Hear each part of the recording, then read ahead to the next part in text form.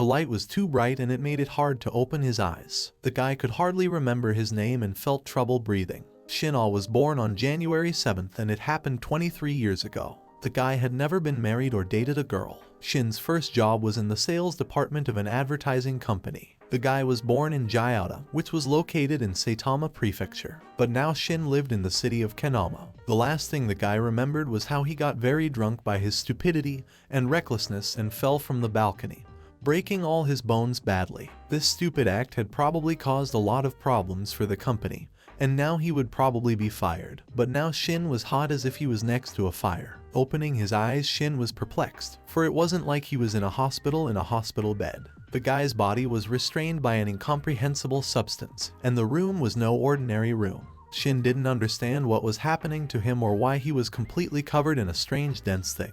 But then he suddenly realized that he could move his arms without any difficulty, and his legs didn't seem broken. It was also unusual to see himself naked. After all, if this was a hospital, why would he be completely undressed? As he continued to wonder, Shin looked around and didn't understand what was happening to him.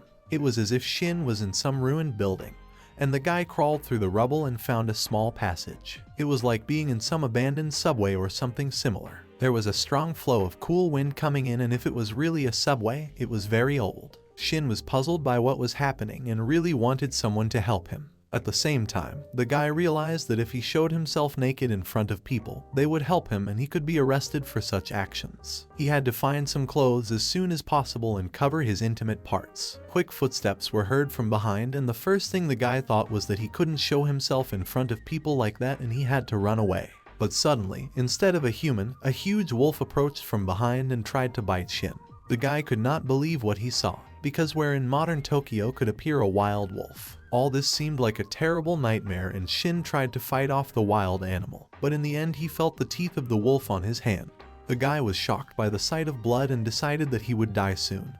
But the wolf meanwhile decided to attack again. Shin closed his eyes in fear and only put his arm forward, not wanting to die from the teeth of the wild beast. But suddenly, during the wolf's attack, the unbelievable happened. The wild beast's head erupted in a fountain of blood from a sharp blade that appeared out of nowhere. Shin was completely sure that the sword appeared from his palm, and it seemed like some kind of fantasy. Tired of the beast's unexpected attack, Shin felt the strongest voice and wanted to eat anything to take away this unpleasant feeling. Shin had absolutely no idea what exactly had happened to him. After all, he had never been such a strong person. It all looked very real, and the only true solution was to eat the wolf, but unfortunately the guy didn't see any way to start a fire. Shin was ready to even eat raw meat to get rid of the damned hunger. But suddenly from behind someone asked if he would be taking the power core. This caused surprise, and the voice continued as if nothing had happened to call the guy closer. Shin was shocked when he saw a small chipmunk in front of him, talking calmly in human language. The little beast asked for some food too, and even waved his paw in a friendly manner. Shin cried out in surprise and fear, for he had never seen a talking rodent before.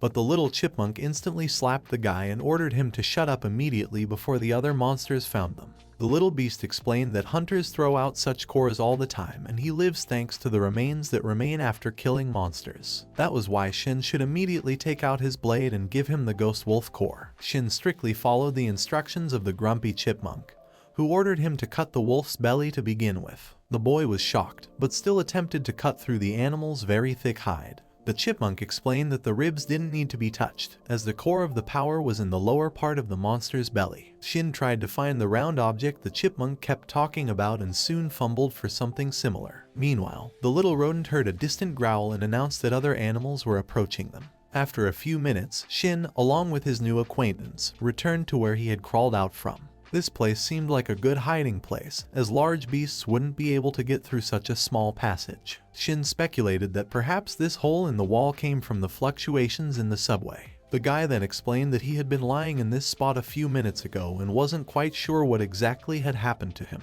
Chipmunk promised to tell everything a little later and suggested that the guy eat the power core as soon as possible. Shin didn't really want to eat an unknown animal organ that smelled disgustingly of fresh blood and looked at the power core with disgust. But the chipmunk continued to yell at the stupid man, demanding that the guy as soon as possible to eat the power core, because it spoils very quickly. Eventually overpowering his disgust, Shin swallowed the vile organ and heard his stomach growling treacherously. After a few minutes, Shin felt something strange and it seemed that his body was being saturated with a huge amount of energy. The noisy chipmunk explained to the frightened boy that he had now increased his level. The little rodent then began to talk about raising various unknown parameters that Shin had never heard of before. Shin excitedly replied that he did not understand anything because he was not a hunter, but an ordinary employee of the office. Chipmunk in turn did not understand the meaning of the word employee, and decided that it was the name of the guy. The noisy and insolent beast said that he too was able to raise his level. Shin was surprised that some squirrel also had a system to raise his level.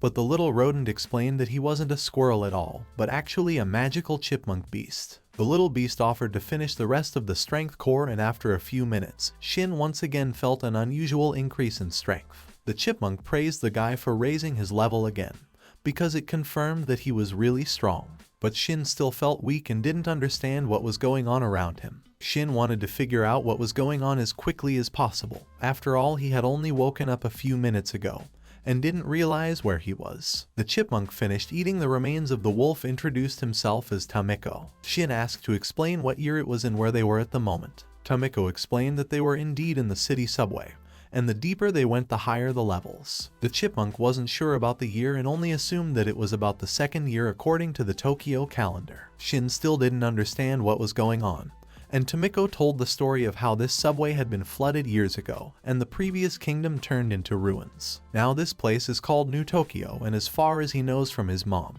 this place has turned into the kingdom of humans. Shin thought that it was all nonsense, because even though the subway often collapses, it seemed that all the tracks had been destroyed. Shin remembered how recently it had become difficult to visit him in the hospital, because the new Otsuka station had broken down and the boy's parents had to walk up the mountain path from Otsuka station to the hospital. At the station there was a very huge line to get on the train, and so it was impossible to even get to the platform. Meanwhile, the TV was reporting on the incredible flooding in the subway. Shin gradually began to remember the events that had happened to him in the past, because he had already heard about the flooding in the subway and apparently it affected many changes in the world. On that day, there was a huge crowd of people near the hospital, who often entered the hospital and talked noisily. Eventually, one of the nurses ordered to leave the hospital immediately and caused many questions for Shin, who could hardly move with his broken limbs. Just then, a massive earthquake struck. The power supply was cut off and everywhere was very dark. The building of the clinic was shaking violently and it seemed like it would collapse any minute.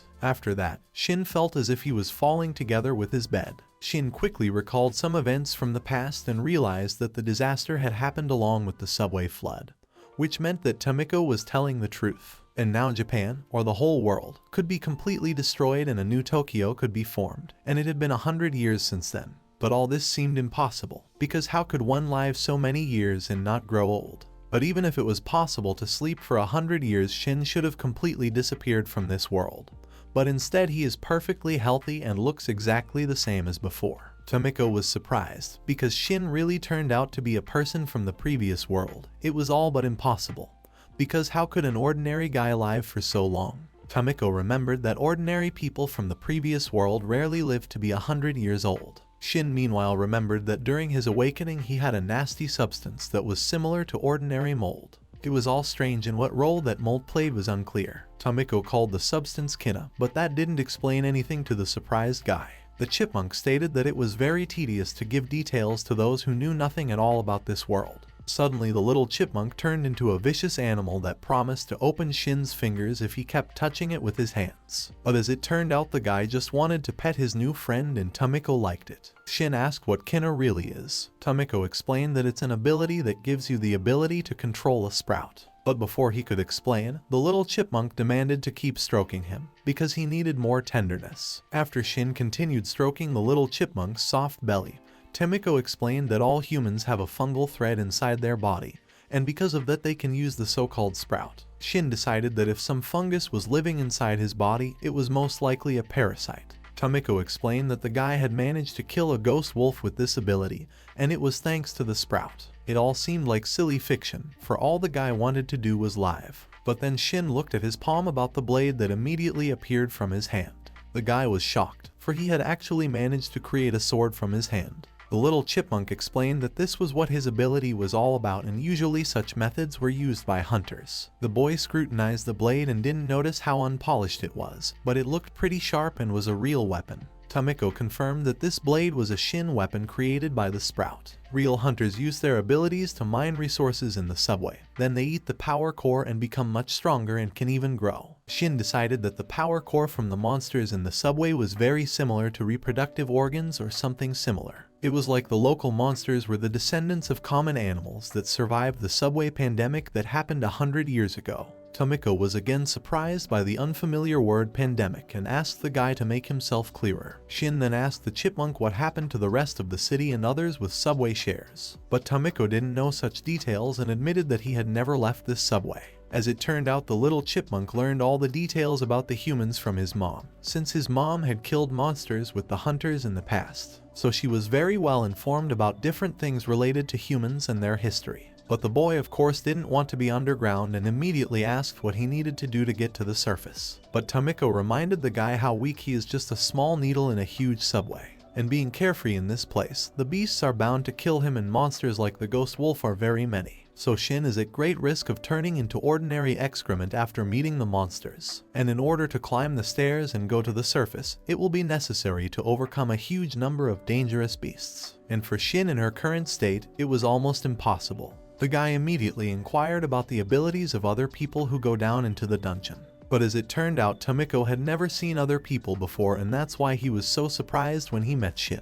The guy realized that the noisy little beast wouldn't be much help in figuring out what had happened and getting to the surface. Shin felt really annoyed at what had happened, because it was the worst thing that had ever happened to him. But Tamiko tried to calm the man down and advised him to increase his level as soon as possible, because if he became strong enough to resist the monsters from the subway, it would allow him to get to the surface. Tamiko explained that Shin should absorb even more of the nuke's power, and then he could become a fierce hunter, just like the one he had with his mom. But Shin to me was confident in his abilities and didn't think he could accomplish this alone, for he had no equipment, much less the knowledge to hunt ferocious animals. But the little noisy chipmunk promised to help, for he had the knowledge he had received from his mother and often used it to fight effectively. Shin thanked the little furry friend and asked why he was going to help him. As it turned out, Tamiko also wanted to leave the subway and be on the surface, because all his life he spent in total darkness, and now he sincerely wants to see the sun and other people. Then the little chipmunk said that his mom stopped traveling this year and now he will never be able to leave the underground alone. So the only chance for him to fulfill his dream is to strengthen Shin,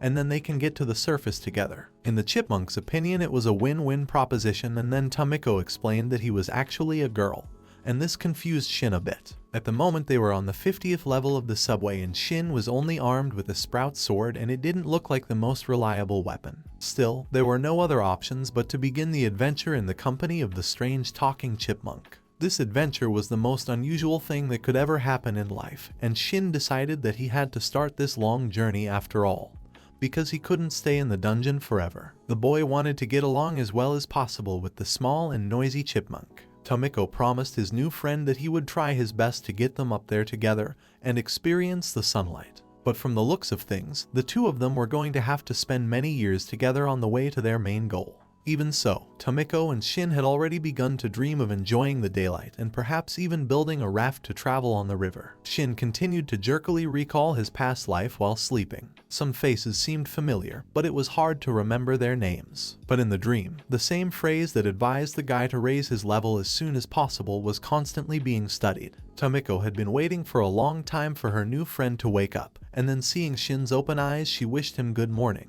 Shin sadly rubbed his face, realizing that this is no ordinary nightmare, and he really is deep underground with the talking chipmunk. All these huge underground labyrinths were under Tokyo, but for some reason it was surprisingly bright here. Tamiko explained that it was all due to the huge number of fireflies, and in the morning they shine bright yellow, and at night they cast a bluish glow. Shin realized that yesterday he had just fallen asleep unnoticed and didn't even realize how it happened. And now he felt very hungry and thirsty, and so he needed to find water. Tamiko immediately suggested to go to the oasis, which the guy heard about for the first time and immediately became interested in the possibility to see this place. Shin then noticed a dead ghost wolf that had already started to turn into something vegetative. Tamiko explained that this was all due to the mushrooms that were abundant here. Shin decided to pull out his sword just in case, and then realized that his unique abilities and incredible healing was also due to mushrooms. Soon friends found themselves in a wonderful place that resembled a real garden with many kinds of plants. The boy was wary in an unfamiliar place, but the talkative chipmunk explained that you cannot worry, because with the help of its fungal ability, it catches the slightest squeaks and movement of other living creatures. So right now there was no one dangerous around and only a few rats and other small animals were nearby. Tamiko then showed a spring with clean water where they could quench their thirst. Shin took the cool, clear water in his palm and drank greedily, feeling pleasantly fresh. The water was incredibly tasty and such a wonderful freshness the guy had never felt before. Tamiko reminded him that squelching the water was unseemly, but Shin he was really happy at this point and doused the chipmunk a little with drops of water. Tamiko was glad, as her six was much cleaner now, and the guy inquired about the strange red stone in the chipmunk's forehead. Tamiko explained that her mom had the exact same stone, can all chipmunks have it. Shin decided to touch the little glowing stone, but Tamiko reacted harshly, explaining that she was too sensitive to that spot.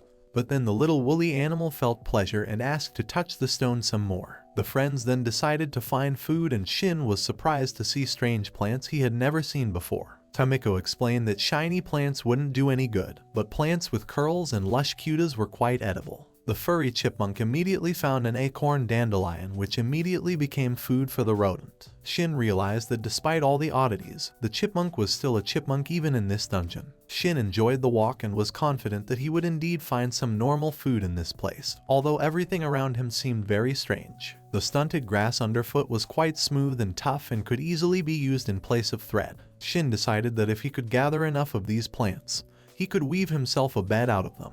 Then he managed to find a very large and smooth leaf, which also interested the guy as a building material. Eventually, this magnificent giant leaf was turned into a loincloth and Shin finally felt dressed. The guy asked the chipmunk if she sensed the presence of any monsters like wolves. Tamiko continued to chew on her acorn and said that it was safe for now, but that such beasts were appearing very quickly. Tamiko explained that her mother had told her that large predators avoided the strong grassy smell of the oasis. Shin immediately considered the possibility of staying to live in this place, though if one encountered enemies here, there would be nowhere to run. Safety was a priority, and a source of fresh and clean water was also appealing. After that, the friends set about building a base in their hideout, gathering improvised materials to create all sorts of structures. Shin was even able to make himself a fine stone knife, as well as procure enough food. Although it was very problematic to make a fire in such damp conditions, because the local humidity was not conducive to dry firewood. Then the guy unexpectedly managed to catch a small rat and marveled at his agility. Tamiko advised him to immediately destroy the pests,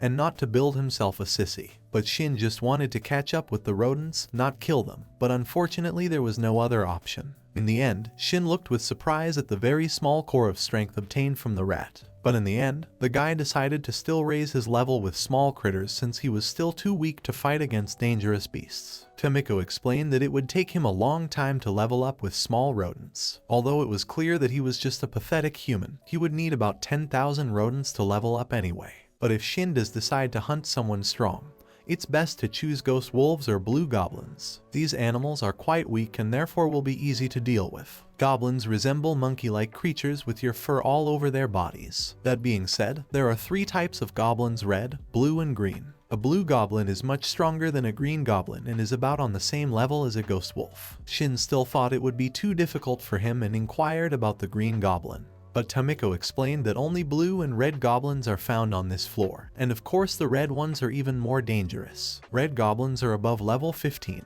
and it's also likely that they can use the fungus ability, so these beasts should be avoided. The peerless goblins can summon fungus weapons and fungus balls. Shin decided that these creatures rush with such balls and asked if Tamiko could do something similar. But the noisy chipmunk reminded him that she was a female, and guards were out of the question.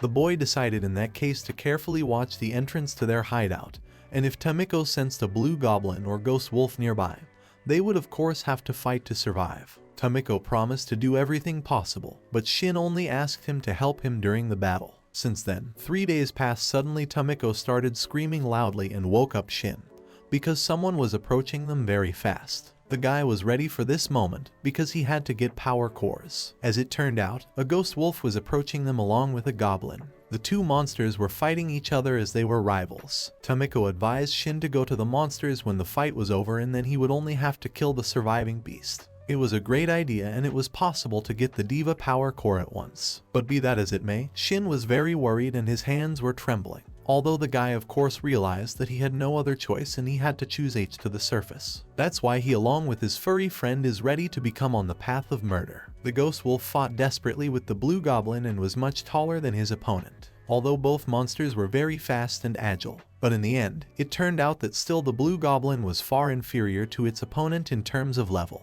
After a few minutes, the ghost wolf gained a well-deserved victory, but then the unexpected happened. The red goblin swiftly entered the battle and began to rapidly release mushroom needles that literally dotted the ghost wolf's body. But such an unexpected attack did not break the ghost wolf, and eventually its mighty jaw closed on the head of the enemy, ending the life of the goblin. After that, there was a victorious howl from the wounded but not broken animal. Shin began to doubt his abilities, for how could he defeat such a strong wolf, especially a cornered one? But Tamiko reminded about their important goal, and the guy still gathered determination to attack the vicious monster. Shin felt like a primitive man in a loincloth and with a weapon in his hands, and if his colleagues saw him, they would definitely faint. The guy boldly rushed at the beast, trying to destroy it with a single blow while encouraging himself with a shout. After a few minutes, the battle was over, and although the ghost wolf was defeated, Shin was also very wounded and bleeding. Tamiko realized what a terrible state the man was in and decided to treat his mortal wounds as soon as possible. Shin realized what a dangerous situation he was in, and if it wasn't for the ghost wolf's wounds, it was unlikely that he would have been able to defeat such a serious opponent.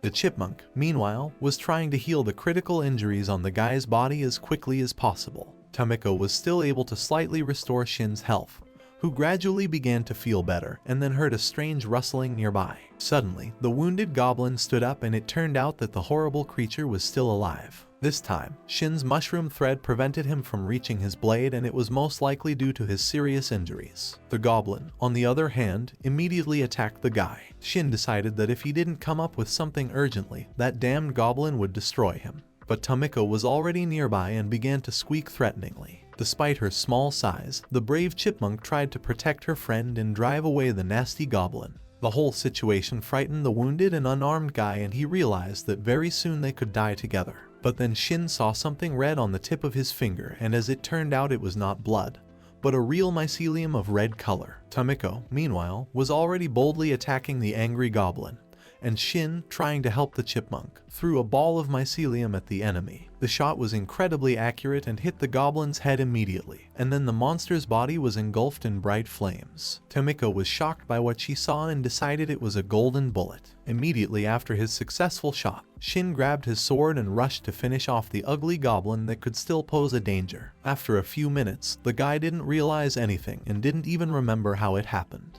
Tamiko tried to open her friend's mouth for him to swallow the power core. The new portion of energy was allowed to recover, and Shin tried to get to his feet. There was another increase in level, which reached now level 4, and the guy was startled by the horrible sight of Tamiko, who was completely covered in blood. But as it turned out, the chipmunk was fine, and there were destroyed monsters lying around. Shin was very surprised from the fact that he managed to survive in this dangerous battle. And before, the guy couldn't imagine that he, an ordinary man from the office, could face such problems. The noisy chipmunk Tamiko rejoiced at such an incredible victory, and now their score had doubled. But Shin still hadn't yet fully calmed down from the battle with the monsters. The whole thing was even a little fun, as Shin felt a new power within him for the first time. Tamiko explained that the golden bullets were divided into 2 types. One of them Shin swallowed, and there are also those that freeze on impact. There are also bullets that completely restore strength, and the golden bullet that Shin used even caught fire during the impact. The guy realized that it was all a manifestation of fire abilities. Tamiko congratulated her friend on such a success. In the end, the fire mycelium was good for survival, though the constant roasting of meat was tedious for Shin.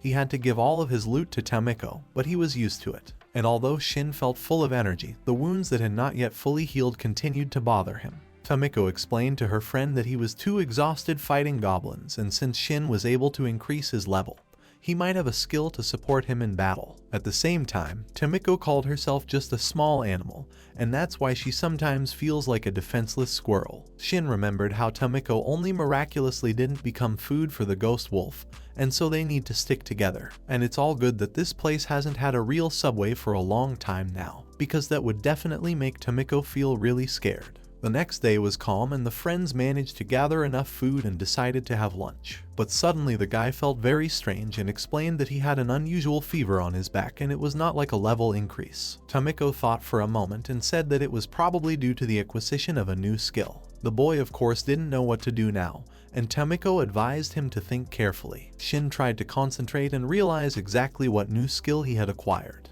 The guy, after careful thought and Tamiko's advice, was still able to manifest something unusual with his inner thread. As a result, Shin was able to create a real shield of rather impressive size. The shield turned out to be very hard and strong, just like a sword. The shield was created using red mycelium. Although it was difficult to deal damage with this shield, it was still a very useful item. Shin immediately decided to test the shield in real combat to repel the attack of the ghost wolf. The tests were so successful that it was the first time the guy didn't take any damage, and that inspired the guy. Tamiko was also very pleased with her friend's success. It was decided to continue to be as effective, and after all, Shin had already managed to reach the 7th level. After 6 months of daily tests, Shin had already destroyed more than 36 monsters and everything around him had changed a lot, although the battles had become commonplace and were already a bit boring. Shin was already proficient with his weapon and a very useful shield that helped block the enemy's attacks. In addition to his sword, Shin also utilized the red mycelium wrecking balls. Despite the experience he had gained, Shin still realized that ghost wolves were dangerous opponents. Tamiko was always happy and now she was just in time to warn of the attack from behind. Shin instantly reacted to the danger began to strengthen with an inner thread. A few seconds later, Shin delivered a series of powerful blows that stunned the ghost wolf. The animal couldn't withstand such an attack and Shin was victorious again, though this time the attack from behind was a complete surprise, and even Tamiko was not immediately able to spot such a cunning wolf. Another defeated deadly monster helped Shin rise to the 17th level and become even stronger. After 6 months, Shin was already very used to the local atmosphere. Tamiko had reached level 14, and Shin had reached level 17. The friends praised each other for their excellent progress and also discussed the useful training they had applied. But even with the significant improvement in abilities, physically, Shin hadn't changed much. Despite the significant growth of his mycelium, his muscles remained at the same level. Another interesting discovery was the tea made from the mycelium, which turned out to be a real delicacy. Shin was even able to make a water flask from a wolf's bladder. More than half a month had passed since the last level increase and the guy realized that he couldn't fight only wolves all the time, because there were other enemies. But Tamiko, despite her friend's desire to fight someone else, still reminded him how dangerous it could be. Shin kept thinking about the fact that the local animals can't reproduce by spores, as they are not mushrooms and they must reproduce in the usual way.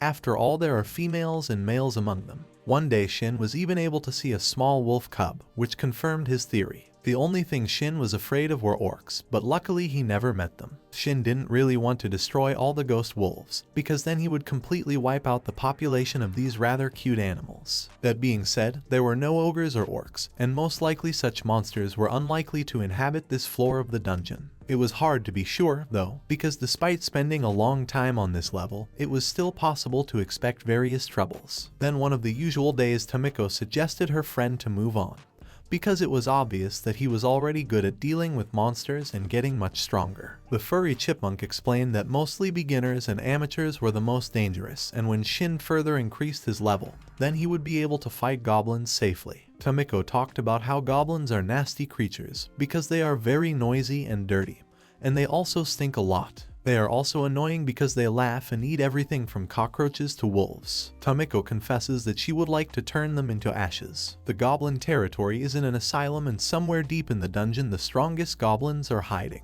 Shin realized how much Tamiko hated those creatures. The furry chipmunk then offered to eat his friend's power core, and after a few seconds, Shin felt a nice increase in his abilities again. Shin explained how his back started to blaze hot again and most likely managed to acquire a new skill that needed to be tested. The guy, just like last time, decided to concentrate as much as possible and try to realize exactly what his inner thread could do and only had to wait a bit. A few minutes later, another mysterious ball of mycelium appeared in his hands. He decided to try to throw it as usual, but this time nothing happened and the guy only noticed a rat running away rapidly. Shin quickly caught the small rat that had grabbed the ball of mycelium and decided to try and eat it. There was nothing suspicious about it, and the little rodent kept squeaking vigorously. Shin asked if Tamiko could communicate with other monsters or various animals, but the chipmunk immediately accused the guy of being stupid and reminded him that she would rather talk to fish. This surprised the guy, even though Tamiko constantly resented it for various reasons. But Shin quickly grabbed the chipmunk and decided to do an experiment, forcing Tamiko to eat a ball of mycelium.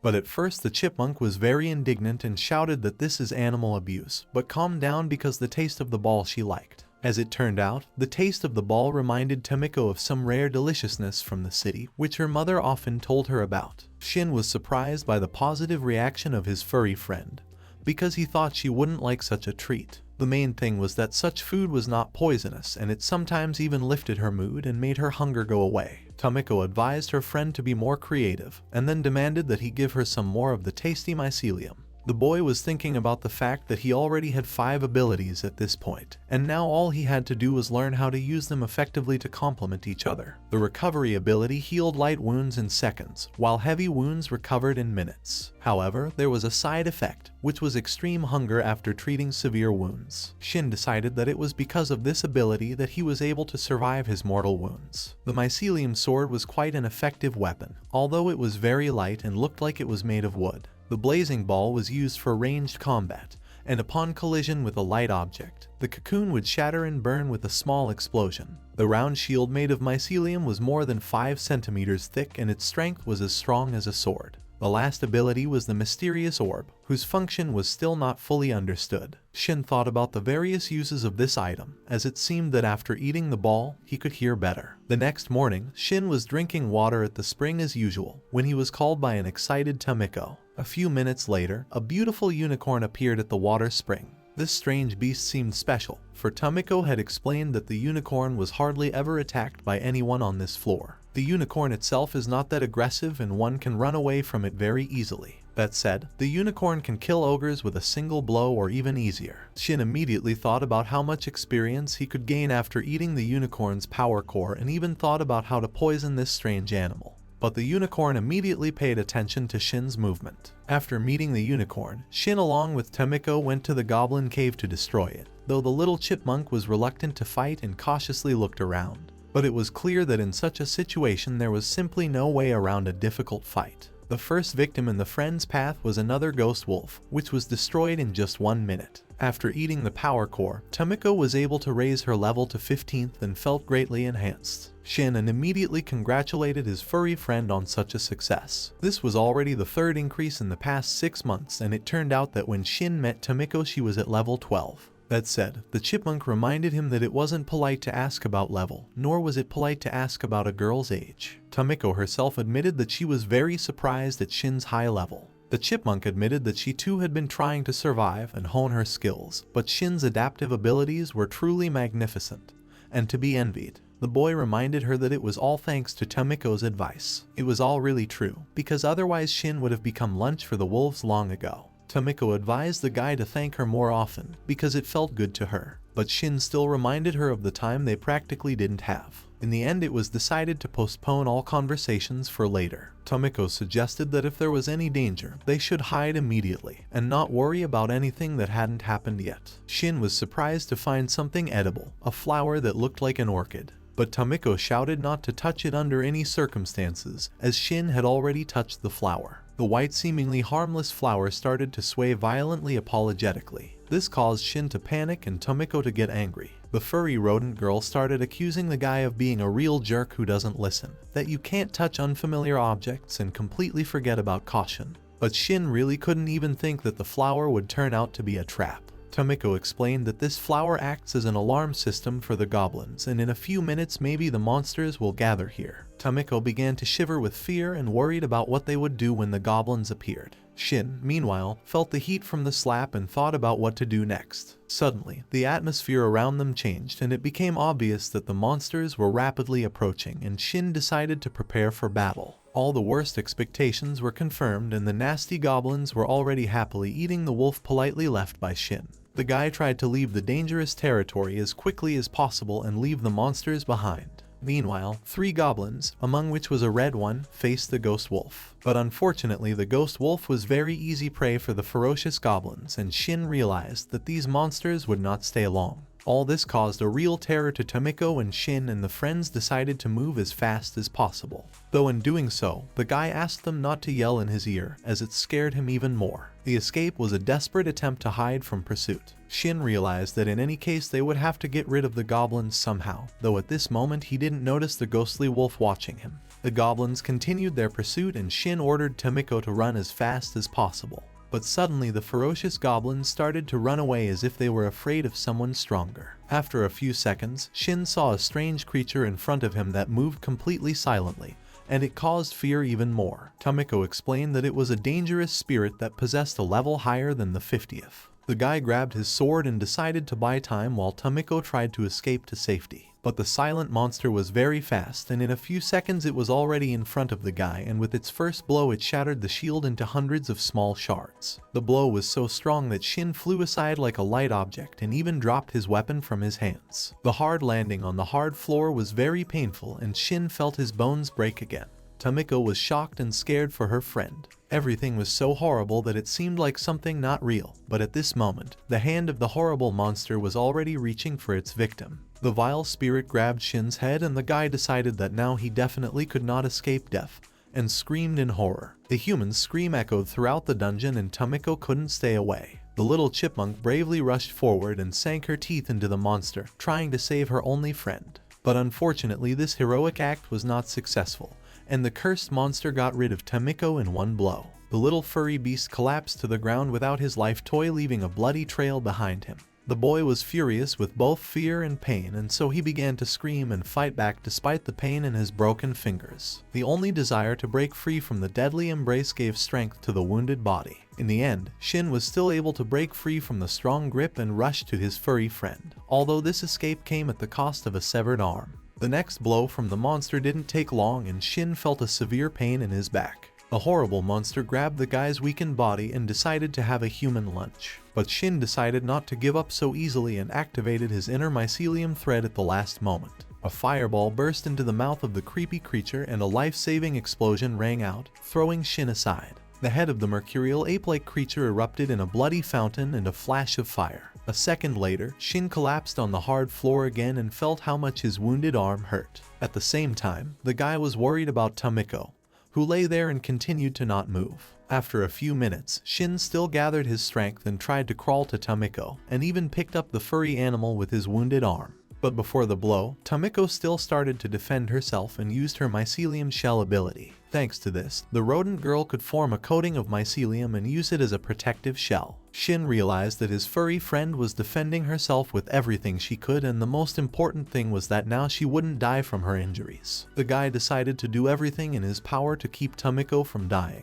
Shin even forgot her own injuries and tried harder to help her loved one. Quickly gathering the necessary healing leaves, Shin applied them to the cuts and scratches, hoping to heal Tamiko as quickly as possible. He also kept wetting the animal's mouth with fresh water and didn't understand how such an unusual chipmunk could be so badly hurt by just one blow from a stupid monkey. Shin was on the verge of despair because he wanted to help his furry friend as soon as possible. He remembered, of course, that Tamiko had saved him from danger and helped him survive in these conditions. Shin realized the moment he was captured by the enemy that he was destined to die this minute, and was ready to die. But if it wasn't for Tamiko, that's what would have happened. Shin began coaxing his furry friend to open her eyes and promised that together they would definitely find a way to the surface and see the city. At the same time, Shin's hands gradually recovered thanks to the healing properties of the mycelium. But all this could not take away the pain of loss, because the guy wanted to help his friend more than himself. Eventually, a distraught Shin began to create a ball of mycelium, and then squeezed the liquid out of it and gave Tamiko a drink. This became what was needed, and the little rodent began coughing and breathing frequently. After a few minutes, Tamiko woke up and began to thank the man who had saved her. Tamiko asked why Shin was crying, but the guy was embarrassed and explained that he had only gotten dust in his eyes. The next day, the furry rodent felt fully recovered and was eating her food supply again. It was all a great experience, and Tamiko decided that they could now heal any wound. Shin was of course happy to help heal his furry companion, but it was a massive waste of magical power. But now Shin fully realized the use of his fifth ability, as the liquid from the mycelium ball healed wounds perfectly. Also, his appetite was greatly increased after his wounds. But the guy decided that in this situation, he couldn't skimp on food, because he needed to recover as soon as possible. It was also still unclear exactly what level was needed to finally advance to the next floors. But then Tamiko suddenly became sad and started apologizing. The little chipmunk explained that there was something she never dared to tell Shin about. Tamiko reminded him that she had already told him about how her mom had a partner a long time ago, and that was something that needed to be told in more detail. Shin decided that that partner was lucky and strong. That being said, Shin remembered that Tamiko had been born 5 years ago and her mom had died last year, but there were no details about the partner. Tamiko explained that her mom's partner died on the 49th floor, and after that, her mom ran away with her trying to survive. That's why it's important to know that there's a dangerous boss on the 49th floor. There are no ogres, ghosts, or devils there, but there is someone much stronger than any ghost. It became known that Tamiko's mom and her partner were fighting on the 49th floor against the boss. Together they were very strong and overcame many difficulties, but coincidentally it ended in tragedy and defeat. The gate of entrance to the floor was closed and they decided to get to the 50th floor. Eager to get free, they of course gradually prepared for the meeting with the terrible boss. But a week later, after he repeatedly met with the boss, the hunter could not withstand the blows and died.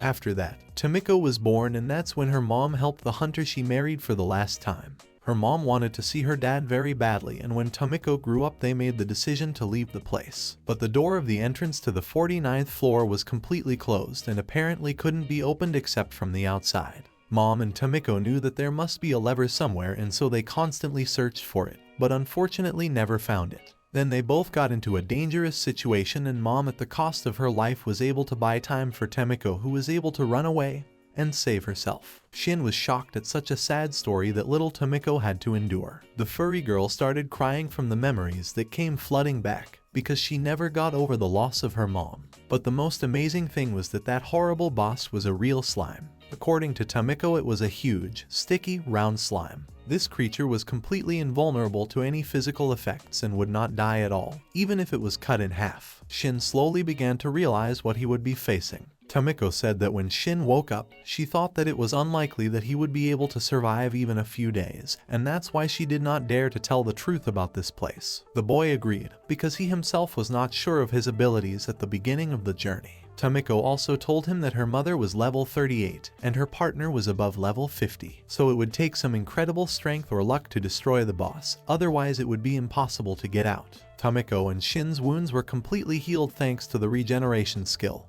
and with that, the food was an added pleasure. Guy asked Tamiko if he understood correctly that she wanted to go to the surface in order to find her father. Tamiko confirmed that, and she also really wanted to learn something new about her mom while hearing how bright it was up there and also the fresh air. Tamiko dreamed of the variety of food on the surface. She wanted to see the bright sun and feel its warmth. And at night there were sparkling stars in the sky, and she really wanted to look up at them and not be afraid of anything. Tamiko also confessed that she was eager to find a mate, for there must be many males on the surface. Tamiko admitted that she was ready to give up because of her helplessness and wanted to get out of the dungeon. But then Shin showed up and she decided that this was her last chance to escape. Tamiko was very slippery and it seemed that he would never be able to level up in order to survive in the dungeon. But in the end, Shin happened expectation and proved his abilities. Tamiko confessed that now she understood what her mother had told her about, because it was much easier and more pleasant to be with partners, especially if it was a good person. Shin was embarrassed by such words and thought that maybe this meeting wasn't such a coincidence. Tamiko asked her friend what he planned to do when he got to the surface. He answered that he wanted to look around and see how much the world had changed on the surface. He would also like, if possible, to eat fried meat and ramen, and then drink beer and sleep in a normal bed. I'd also like to try on normal clothes and watch funny videos, and maybe in the future would have to marry a beautiful girl. But such a thought makes me uncomfortable, because it is a very responsible step. Tamiko asked if the guy will continue to be a hunter, but Shin honestly admitted that he has not thought about it yet. Tamiko advised him to continue in any case, because he would make the best hunter. Although Shin wasn't that confident in his abilities, Tamiko reminded him that she was willing to be a partner. All of this raised the mood and the friends continued to talk laughing. Shin was of course surprised that he, an ordinary guy along with a rodent, had managed to last 6 months in this dangerous and strange place. And although yesterday was really terrible, Shin decided not to repeat such mistakes again and destroy all the wolves and goblins in his path. It was also imperative to take revenge on the nasty monkey that had caused them so much trouble. Shin suggested his furry friend to gain experience and get to the 50th level. Tamiko supported her partner's idea because she wanted to be on the surface and feel the warm rays of the sun more than anything else. Shin was thinking that sooner or later he would get to the surface anyway, although the last encounter with a very dangerous opponent worried him a lot and he had to figure out how to defeat this ugly and strong monkey. Then Tamiko suddenly asked if Shin wanted to marry her. Considering it all a common joke, the guy replied that if he had to, he would think about the proposal. Tamiko explained that Shin is pretty fast for a man and has a good character, and as far as she knows he puts his family first. So if Shin doesn't mind and if she can't find any other males, it would be a great option to eventually get married. Shin was very surprised at his partner's seriousness and reminded her that she is a squirrel. This caused Tamiko to react negatively and the guy immediately felt the strongest blow to his head. Any parasite in this world develops an ego of sorts, and this kind of thing happened to 5 hosts. One of those hosts was a cockroach, but it didn't realize it. Therefore, the cockroach could barely memorize and repeat its movements accurately. The cockroach was afraid of being hunted, so it was driven by instinct rather than thought. And the 5th host was already a wolf. The wolf's brain was bigger, and thanks to it the master could understand the world around him and the creatures surrounding him. The wolf was able to realize the purpose of food, drink, enemies, and associates. It also became aware of its surroundings, which included various children and bird nests, vegetables and caves and hard ground.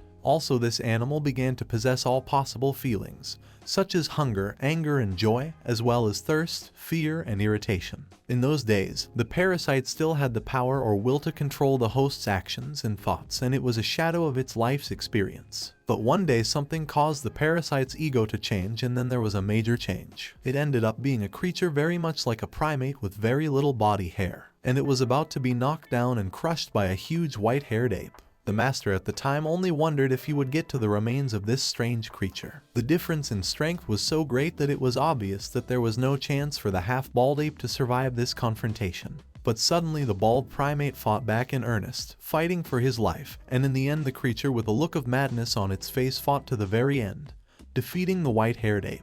After his victory, the creature with bare skin and wounded hands ran away. For the observer it was a real discovery and gave him a lot of pleasant feelings. Soon the white wolf died and the soul of the host passed into another vessel to continue studying this world and learning about different living creatures. But the most impressive memory remained of the Ray primate, which despite its doom fought to the very end and got out alive. In the end, 2 years had passed since the battle with the spirit, and it was the 3rd day without a season of spring in the Otsuka underground. Shin and Tamiko continued to raise their levels and destroy various monsters in their path. After killing another monster, Shin suggested that they return to the oasis to wash themselves, as they smelled too much of the enemy's remains. Returning to the oasis, the friends once again met a beautiful unicorn. The slightly bent horn was a real mystery to Shin, and it took more than a year to get close to this strange animal. The unicorn had the ability to move silently, and perhaps it was also related to the mycelium. Shin remembered that the terrifying spirit also moved silently,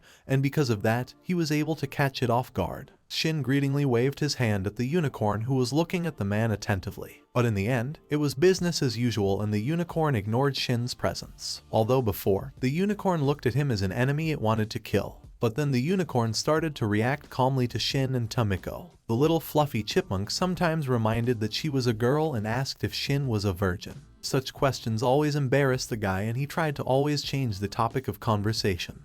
But Tamiko became more and more insistent. Then the friends continued exploring the underground territory and found themselves in the dwelling place of ogres. Ogo is one of the most deadly monsters on the 50th level of the dungeon, and he was much more aggressive and intelligent than the spirit, so it was worth moving with special care and attention. To do this, Shin decided to use his 10th ability called the Spore of the Senses, which greatly enhanced the perception of the world around him. The guy could use this ability to release invisible spores from his body, and then translate the information received into his mind. With this kind of analysis, Shin figured out the location of the ogre that was in the nest. The ogre was the most important target at the moment, and the only thing left to do was to destroy it. Tamiko was very worried about her friend and advised him to be extremely careful. The ogre, meanwhile, sensed the presence of the unexpected guests and climbed out of its nest. The sight of the huge ogre made the boy worried, as it seemed to be a very fierce opponent. But Tamiko encouraged her friend and advised him not to worry. Shin decided to use his 6th ability Mycelium Hammer, because the enemy could not be allowed to attack with impunity. As a result, the guy armed himself with a powerful hammer and his shield. But the ogre turned out to be a really strong opponent, who missed a lot of blows, but at the same time responded with fierce attacks. At the same time, the monster had the ability to heal and recover quickly. Tamiko noticed that the fierce creature had become much stronger and warned Shin of the danger. Just at that moment, the boy used his 9th ability, which greatly increased his jumping skill, and dodged the ogre's crushing blow. Shin continued to deftly move and exhaust his opponent and eventually achieved complete exhaustion of the ogre. This instilled confidence in the boy, for now he had a better chance of victory. But Tamiko advised him to act as quickly as possible, because very soon other predators would come to this place. Shin himself did not want to meet the relatives of this ogre and decided to end this battle. First, he used the 12th ability Smoke Screen, then activated the Sense Spore ability and pinpointed the monster's location. And after that, he used Improved Jump. The sudden attack of the powerful hammer ruled the ogre to howl in pain. The enemy was completely disoriented, and Shin took advantage of it with more and more blows. The ogre continued to stand on its feet, but its condition was critical. Shin mentally apologized to his opponent for his cruelty, but still decided to end this battle in his favor. The area where the ogres lived was very beautiful, and although it was a shame to remove the beautifully created nest, Shin decided that the word of the victor was law, and in any case it was necessary to move on. After another victory, it was time for lunch, during which the guy noticed that Tamiko had grown up. The chipmunk girl found out that she was only 8 years old and she was still growing, and although she wasn't as tall, they were already about the same size as her mom. Shin once again remembered that Tamiko's mom was at level 35, but still she had failed with her partner. Shin decided not to repeat other people's mistakes and thought his level and abilities were fine for now. Shin decided that he and Tamiko were now much stronger and could hunt ogres, as they were already on par with many of the dungeon's inhabitants. The main task was still to destroy the boss,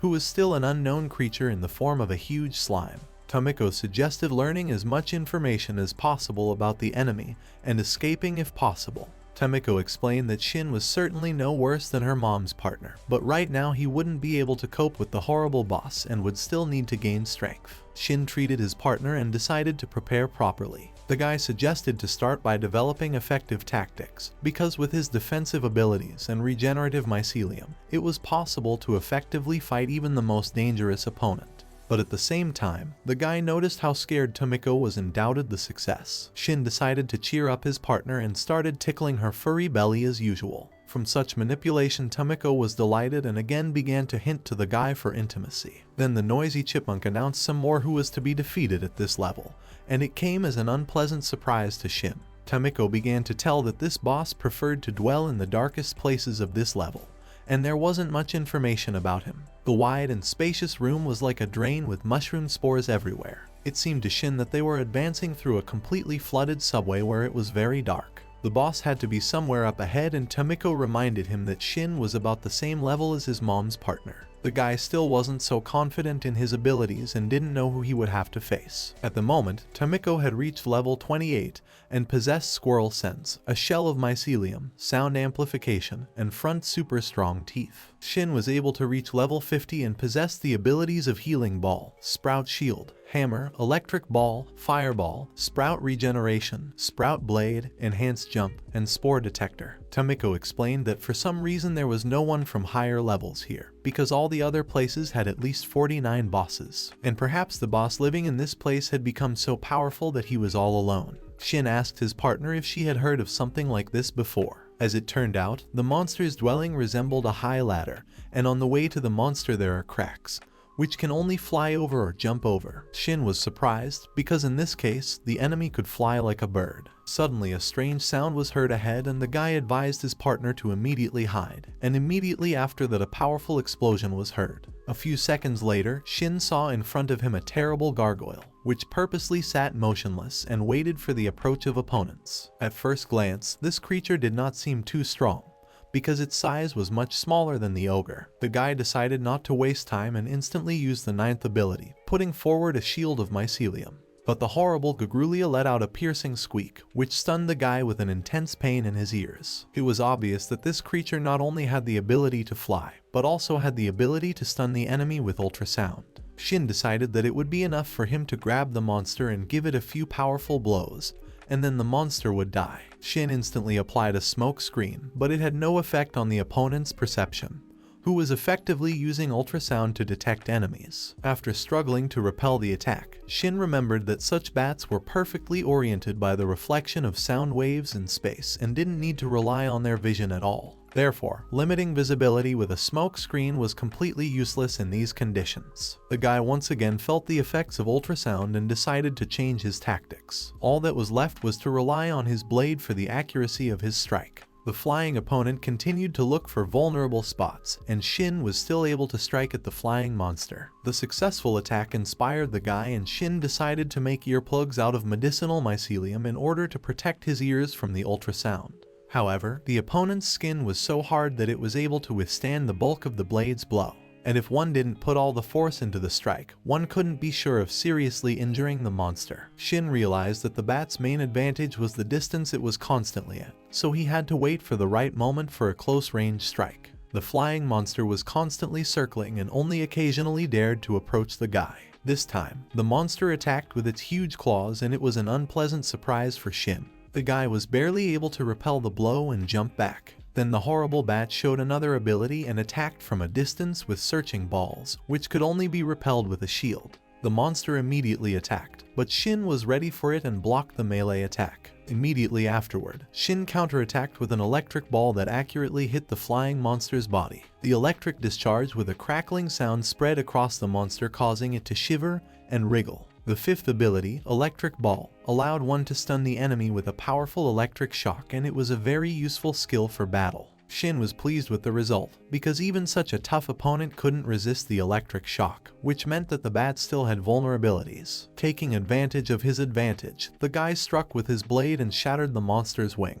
Shin solved the main problem, and now the enemy couldn't fly, which meant it could be destroyed like a normal opponent. But still the bat kept moving even despite the horrible wounds. The enemy began to attack Shin fiercely, and only thanks to a strong bill managed to avoid meeting the sharp claws. Shin was already tired of this confrontation and began to fiercely fight back with his blade. One precise strike cut off the monster's paw, but the bat immediately attacked with ultrasound. But all of this could no longer stop Shin, who was determined to destroy the cursed monster, and delivered a fatal blow to the opponent's torso. After the giant bat collapsed to the ground, the guy exhaled a sigh of relief. Tamiko praised her partner for the wonderful victory, for he had dealt with such a dangerous opponent rather quickly. Shin recognized that the bat turned out to be a really strong creature that constantly attacked without feeling tired and dangerous. This was the reason why there were no other monsters in this place unlike others. Everyone else had simply been destroyed by this flying demon, and that was why the bat appeared so aggressive. Shin only now realized that it was now just the two of them and Tamiko in this place, and contemplated his next move. Tamiko was pleased with the result of this outing and suggested cutting the power core out of the monster as soon as possible. In a few seconds, 2 bloody balls were in the palm of Shin's hand, and it was necessary to eat them as soon as possible before they spoiled. Of course, Shin shared his trophy with his partner. At the same time, the guy realized that they would always have opponents on their way and needed to enjoy every moment. After all, thanks to their victories, they managed to absorb the life of their opponents and strengthen their capabilities. At this moment, the realization came to the guy how selfish he was. But at the same time, Shin managed to realize something else, because the enemies from above are waiting for his appearance, and therefore it is necessary to become stronger no matter what. Shin asked his partner if he was ready to move on. Tamiko answered, not quite confidently, that she was ready. The guy noticed Tamiko's concern, since yesterday she wouldn't even let him scratch her belly. Before continuing their travels, the friends agreed not to do anything stupid and to behave carefully. Tamiko soon sensed the approach of living creatures before they could even be heard. Squirrel Sense was Tamiko's main ability that allowed her to detect an opponent in advance and learn their level of ability. Usually, Tamiko would compare her opponent's level with her mother's, and because of that she could determine the type of target she had chosen. Tamiko was able to quickly determine that the boss was about level 40, and therefore should not be a problem. The friends decided to proceed as they always did, so what was left was to grab the enemy and destroy, and then reinforce with power nukes. Soon another victory was won and useful power balls were in the palm of their hands. The friends decided to prepare to meet the boss as best they could while they had the chance. The mysterious boss was at the end of a long staircase on the 49th floor, and it was the most difficult task for the friends. Shin looked at the huge and scary staircase and decided that it would be better if the boss himself came down to them, because climbing such a dangerous staircase did not want to. But unfortunately there was no other option, and the guy decided to go ahead. This high staircase reminded the guy of those distant days when he was just an ordinary office worker. Then Shin could not imagine what exactly would happen to the world in the future, and that his worries were absolutely useless. Those memories turned out to be pleasant though. Climbing up the stairs, Shin was tired and offered to take a little rest and have some lunch. Tamiko, on the other hand, wasn't the least bit tired and advised not to stop. But Shin offered to switch places because he was always carrying Tamiko in his arms. Friends joked, trying to get rid of anxiety because they realized that ahead of them awaited a dangerous creature. In fact, Shin and Tamiko had almost reached their destination and realized that now they needed to be much more cautious because danger was everywhere. The boy left his little furry friend behind and explained that he would go on alone from here. Tamiko reminded Shin to be careful and not to do anything stupid, and if it got too dangerous, they would just have to run away. Shin promised to do as they agreed and headed forward. Soon the expectations were confirmed and Shin saw a huge slug ahead. Although the enemy's face was completely missing, Shin could feel the gaze of this lucky monster. The huge slug attacked almost silently, but Shin, already having great experience, quickly put forward his shield and felt the monster's strength. The slug's tentacles were so fast that it became difficult for the guy to block new attacks. It was also an unpleasant surprise that the slime acted like acid and began to eat away at the shield. In response to the giant slug's relentless attacks, Shin began throwing fire and electric balls. The effect was certainly there, and the slug even showed a reaction to the damage, but the wound instantly healed, and that didn't please Shin. Such accelerated regeneration was a very unpleasant surprise, and Shin began to doubt his abilities. The opponent didn't have any joints, and so it was impossible to calculate the trajectory of the blows. Though Shin noticed that the huge slug could only attack within the confines of this room, the guy thought about a new tactic. Then there was a huge explosion that startled Tamiko. Shin, while reflecting the blasts, remembered Tamiko's words, who was talking about her mom as usual. Tamiko explained that slimes are water monsters, but they have weak spots that are not covered in slime, and this is the perfect place to attack. Shin began to attack in every possible way, trying to hit the vulnerable spot of the huge slug. But as it turned out, all these attempts only made the huge slug angry, and its next attack ripped off Shin's leg. The guy was shocked by the terrible pain and realized that he had done something wrong again. Shin started to call for help and then explained to Tamiko that the damn monster had ripped his leg off with its acid tentacles. But even feeling the horrible pain, the guy decided not to give up and armed himself with his beautiful hammer. Shin had already learned the speed, strength, and direction of the slug's attacks and decided that it was time for payback. But the guy's swift attack was met with a powerful stream of slime, and it spoiled all of Shin's plans. The guy realized that he was practically trapped, so he had to get away as quickly as possible. But he couldn't do that, because Tamiko was behind him and she wouldn't be able to defend herself. As a result, Shin rushed to meet the powerful stream of slime, trying to cover himself only with his shield of mycelium.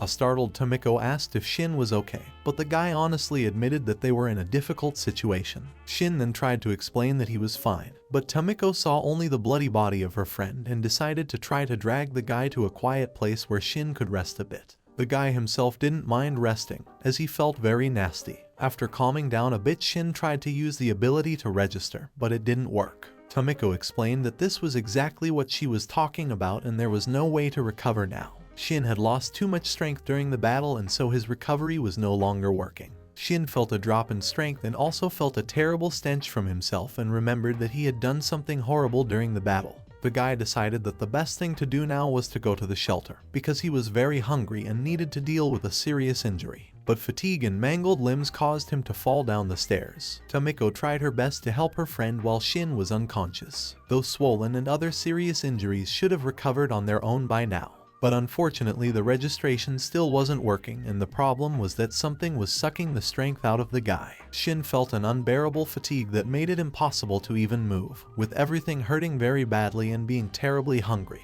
In desperation, Shin almost grabbed Tamiko, but at the last moment he held back and realized that this was not the right thing to do. Though the furry girl offered to eat herself if it would really help Shin feel better, Tamiko reminded him that she was always ready to help her best friend.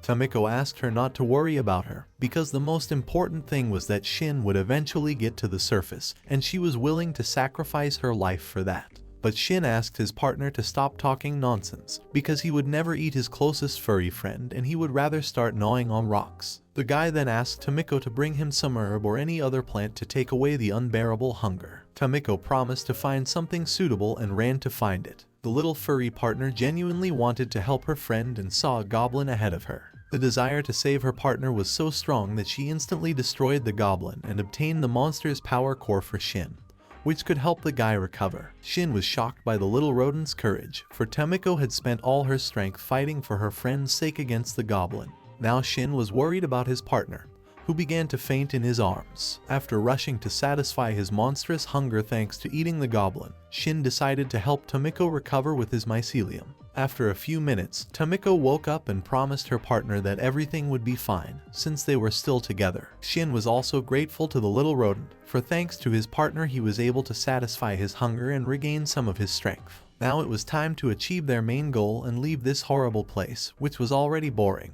Tamiko and Shin decided to thoroughly study the boss, and it turned out that this vile creature had a 70th level. The guy was horrified by such information and decided that it was a mistake.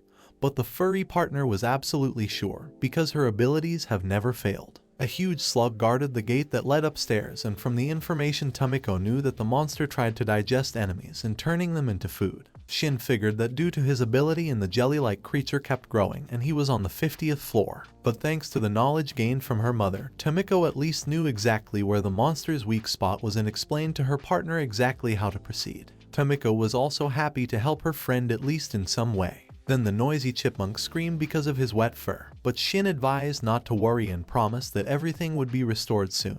To achieve the main goal, Tamiko and Shin carefully studied the environment, destroyed enemies, and tried to maximize their levels. Before the battle with the giant slug, the friends joked with each other and just chatted. Tamiko and Shin were also discussing their levels and abilities. The guy had reached level 65 and had 16 skills. The furry partner had reached level 40 and could use 5 abilities. Tamiko offered to use her sharp teeth to trim her partner and make him really handsome. But Shin called her friend a chatty rodent who would carelessly do irreparable damage to his image. Then the friends met a long familiar unicorn that also inhabited this level. Shin was no longer afraid of this animal and even fed the unicorn with various tasty foods. The guy approached the unicorn and tried to explain that it was time to say goodbye, because he needed to move on to his main goal. Shin explained to the silent unicorn that immediately after defeating the boss, he and his partner would leave this place, and they would never come back. But before that, they could probably see each other at least one more time. Shin was always glad, even if it was such a one-sided communication, because the unicorn never showed any aggression. As usual, the unicorn silently turned around and went about his business, and Shin thought that the animal did not understand anything from his words. But then the unicorn suddenly accelerated and crashed into the rock, leaving impressive cracks on it. This act surprised Tamiko and Shin so much that they didn't even know how to react to it. Then the beautiful animal also silently gave the guy its only horn, and it was the most amazing event. Shin promised to take care of that horn and decided that they would definitely see each other one day. The unicorn reacted violently to the guy's words, then quickly ran away. Shin was inspired by the animal's action, because the unicorn had given him this item for a reason, so he couldn't go backwards. Meanwhile, the huge slug found another victim in the form of a two-headed wolf. The jelly-like creature attacked the enemy and ended its lifespan. Just at that moment, Shin and her partner were getting out of their hiding place. The huge slug was digesting the captured victim, adding to its strength and size, and Shin decided to finally say goodbye to the 49th floor. Tamiko went to reconnoiter and found out that the situation had gotten much worse, as the huge slug was getting even stronger. Shin remembered his previous encounter and he felt scared. Tamiko, of course, noticed the emotions of her partner and promised to fight together with him so that the guy was not so scared. The brave chipmunk showed courage and declared that she would split this boss like an ordinary acorn. From such words of her partner, Shin even became funny and he really stopped being so afraid. At the same time, the guy thanked his little assistant for such courage and asked her not to take offense at his laughter. Shin eventually decided that he really wouldn't be able to cope with such a strong opponent alone and offered his partner to do it together. Tamiko was incredibly determined and Shin armed himself with his blade and shield and offered to begin this great battle. Once again facing the huge slug, Shin realized that he had wasted his time, as the enemy was even stronger and bigger than before. Shin's first attack was so swift that the guy was able to reach what he thought was the monster's vulnerable spot, and his blade quickly sliced through the soft flesh of the enemy. The vile tentacle collapsed to the ground, splashing poisonous liquid in all directions. At this point, everything was in Shin's favor and the guy decided to use his 15th ability, Mycelium Beam. Immediately after the glowing mycelium coats a blade or shield, it greatly increases their strength, sharpness, and flexibility. After the first success, it was time to utilize another effective trump card that had been prepared in advance. The 16th ability allowed one to summon additional hands to help oneself. This allowed one to use the hands created from the mycelium as effectively as one's own. Now Shin looked like a real monster with 4 arms and could fight with 3 blades and defend himself with a mycelium shield at the same time. But still, it should not be forgotten that the opponent's tentacles were incredibly hard. They resembled a pile of strong muscles, but at the same time very flexibly wriggled. To begin with, the guy decided to try to reflect the attacks and counterattack as effectively as possible, gradually approaching the monster itself. The main thing in this dangerous fight was to concentrate as much as possible and try not to miss a single blow,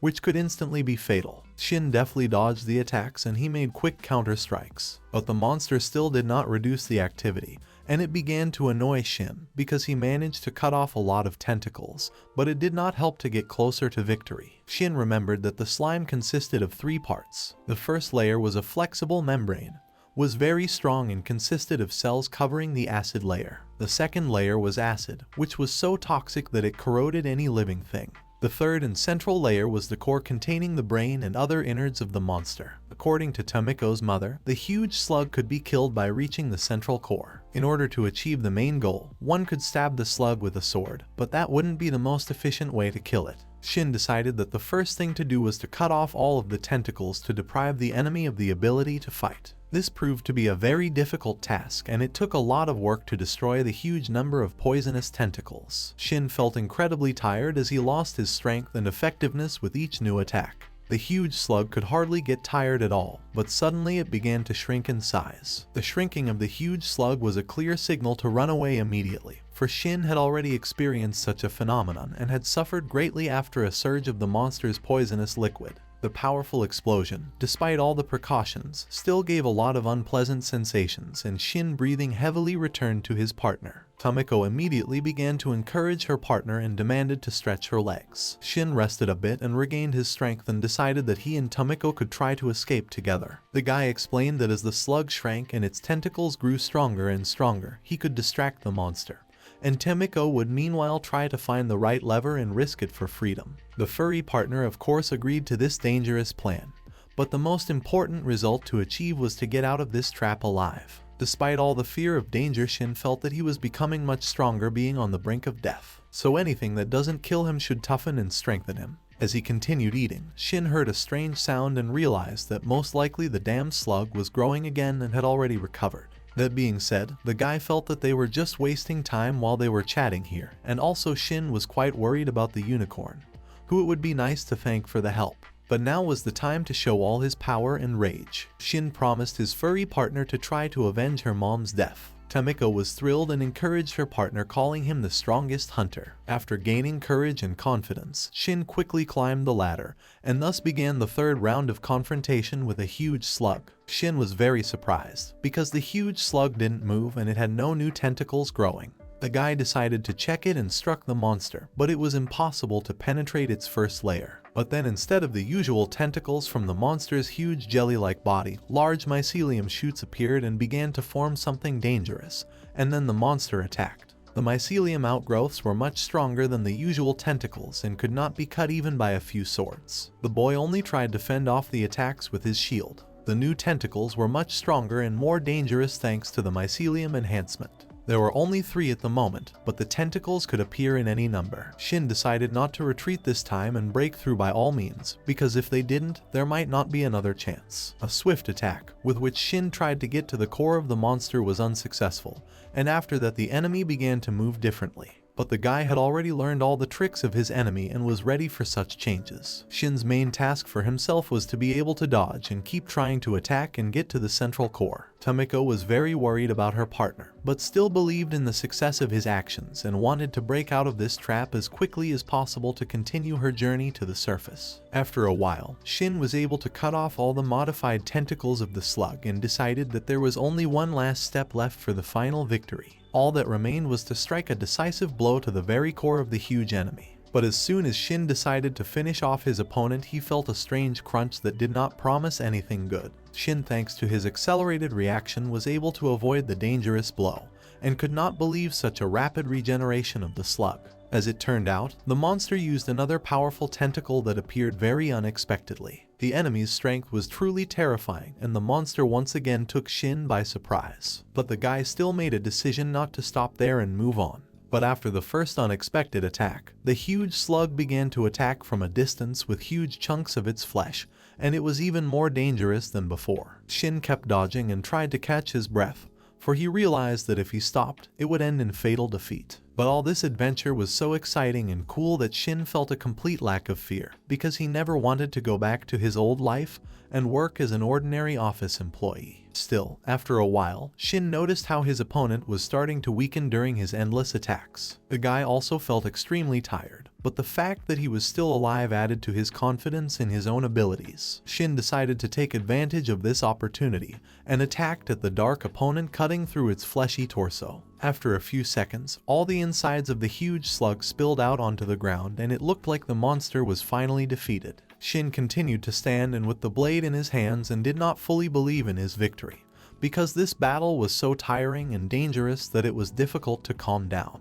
The lad was happy, for he had waited for this moment for a very long time and had expended a great deal of energy. Soon his furry partner joined him and looked at the remains of his nemesis in disgust. Tamiko thanked her best friend for being able to avenge her dead mom and defeating the vile slug. Tamiko was also glad that Shin was alive and not seriously injured. Now all they had to do was move on and cross the passageway ahead, both of them eager to see the real light of the sun. Shin remembered how often he met with a huge slug, and after each meeting the monster became stronger and more dangerous, and it seemed impossible to defeat it. But in the end, in the final battle, Shin was able to find the weaknesses of the enemy and won the long-awaited victory, showing all his abilities. But Shin did not know everything that happened thanks to the destruction of the monster. After all, it had a hidden secret, namely the parasite that controlled the slug. The parasite was fascinated by the man's strength and perseverance, and he ended up wanting to face such a dangerous and brave opponent once more. But now the priority was to get into another organism suitable for moving.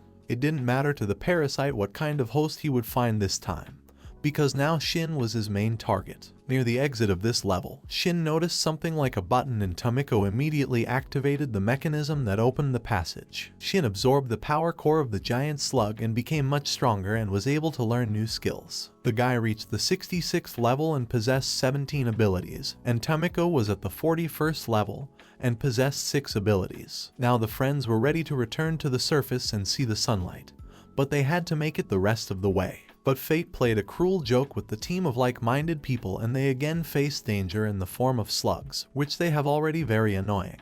On the 41st floor had to fight again with a flying demon in the form of a huge flying mouse, which fiercely attacked, defending its territory. But in the end Shin was able to defeat the monster, and after that together with his furry partner they ate their enemy, again increasing their strength and level. Now Shin and Tamiko decided to take the fur of the destroyed monster with them, because there was an opportunity to sell it on the surface for good money and improve their financial status. Gradually, Shin felt his 13th monster eliminator ability becoming much stronger, and he decided to kill more monsters on his way. Shin even thought about trying to use your ability on his furry partner, but Tamiko immediately resented it and reminded him that she was not a monster to be hunted. As the friends moved forward, they felt as if something was constantly squeezing them and decided to speed up. After 12 days, Tamiko and Shin still managed to make it to the 20th floor. Shin was very nervous because now they were almost there and they had to continue their journey to their goal. The wounds were bothering the guy, but Shin decided not to stop and not to waste time because he wanted to be on the surface as soon as possible. Tamiko constantly encouraged her partner and admired his persistence, which she was eager to learn. Shin was also glad because it was much better to go through such a dangerous journey with her partner than alone.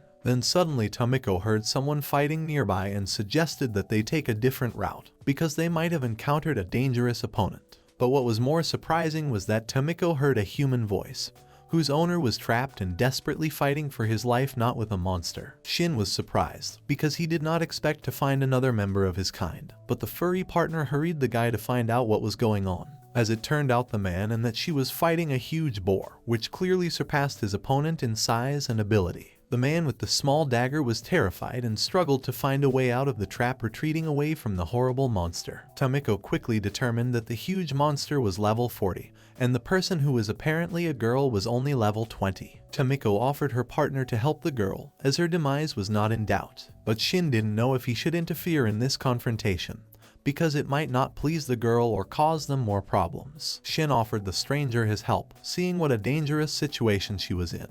But he was unexpectedly refused and advised to get away immediately. Then the strange stranger began to vomit, and it could have been caused by severe poisoning. Shin realized that in such a state, the stranger had no chance of surviving this confrontation. A solution arose instantly, and Shin swiftly attacked the huge boar while asking his furry partner to take care of the injured girl. The huge and ferocious boar was indeed of unbelievable size and was striking with its viciousness, but Shin felt confident because he had to meet many monsters on his way. Even though the ferocious boar was very smooth and flexible in dodging his blows, Shin decided to use a longer weapon and began to create his hammer from mycelium. But the ferocious boar's attacks made it hard to concentrate because its incredible power was barely contained by the shield, and its huge weight could crush the guy instantly. The only thing left to do was to strike the most accurate and strongest blow to somehow seize the initiative. Trying to stay calm and confident, Shin still managed to deliver a few swift blows with his hammer, and it crushed the huge monster and gave the guy another outstanding victory. Breathing out a sigh of relief, Shin decided to find out how things were with the injured girl. But as it turned out, she was in a terrible state and could not even move. The only thing left to do was to decide how to deal with the stranger and find out who she was. Shin decided to help as soon as possible and administer the antidote. Tamiko was also worried about the girl, but the situation was uncertain. The guy decided to use his 11th ability and create a green ball of mycelium. Shin had experimented on poisoned rats before, and they had been saved using this ability. The green ball of mycelium contained Shin's sweat and had the effect of an antidote. But how it worked on humans was not clear. At some point, Shin decided that he wasn't really a girl, but a guy with good looks, and this caused a strange interest. Tamiko noticed her partner's confusion, but Shin assured her that he was fine. But one thing was clear: there was no time to waste in this dangerous situation, as the deadly poison was spreading every second. After the stranger absorbed the green ball of mycelium, she began to breathe heavily, and after a few minutes she woke up and looked at Shin with surprise. The guy advised the stranger to try to calm down and lie down. The weakened girl gradually began to realize that Shin had cured her, but just the sight of the mycelium caused disgust. Despite the disgust, the medicinal effect of the strange substance was obvious, and the girl thanked Shin for his help and for saving her life. After 5 years of wandering in the dark dungeon, Shin was surprised to see a real person, and it caused a lot of emotions, from which the guy cried. Then the girl, who had already recovered, introduced herself as Noa Ikari, a hunter in the subway dungeons. Shin also introduced himself along with his furry partner, who strongly attracted the attention of the rescued girl. Noa revealed that she had heard a lot of things from her grandfather, but had never met an animal like Tamiko. Shin realized at that moment that he wasn't the only one who could communicate freely with animals, and Noa's girlfriend could probably help learn a lot more. Noa admitted that she was very surprised at how quickly Shin had dealt with the huge monster, but she herself was unfortunately too weak and was about to run away, but she couldn't do it. And then Shin and Tamiko came to the rescue just in time. In fact, Shin expected to get the monster as a well-deserved trophy, but Noa wanted to do everything in her own way. and decided not to prolong this conversation. The girl quickly tied up the carcass of the huge boar and then offered to drag it further down the long corridor because there was a suitable place to rest. Noah tried to drag the monster's huge body on her own, but it was too heavy and Shin offered his help. Noah thanked for the help, and Shin at that moment noticed the girl's beautiful melons and once again felt a strange feeling of arousal. The hunter girl quickly buttoned up her outerwear and apologized for making Shin worry looking at her form. The blushing boy tried to calm down and decided it would be best to walk ahead. Shin noticed Tamiko's curious look and was reminded that it wasn't very polite to peek. Moving forward, Shin didn't understand how he could have confused a beautiful girl with a guy in the first place. It was all completely irrelevant though, because the hunters had bigger problems to deal with, and you never know what danger might be around the next corner. Noah very deftly pulled out the power cores from the boar's huge body and offered to take them to Shin as a token of gratitude for his help. Shin explained that one power core would be enough for him, which he would share with Tamiko, while the other one should be eaten by Noah herself. Watching the girl eating the power core, Shin thought that he needed to act as confident as possible, because he couldn't look like a complete jerk in front of the stranger. Then the girl started moaning loudly and tilted her head back seductively, causing another rush of embarrassment and arousal for Shin. Noah explained that now she had reached a new level and it felt good. As it turned out, Noah had reached level 24 and Shin congratulated her on her achievement. Tamiko bragged about her 41st level and it really surprised Noah. But when Shin reported his 66th level, the girl thought that she was an immortal man.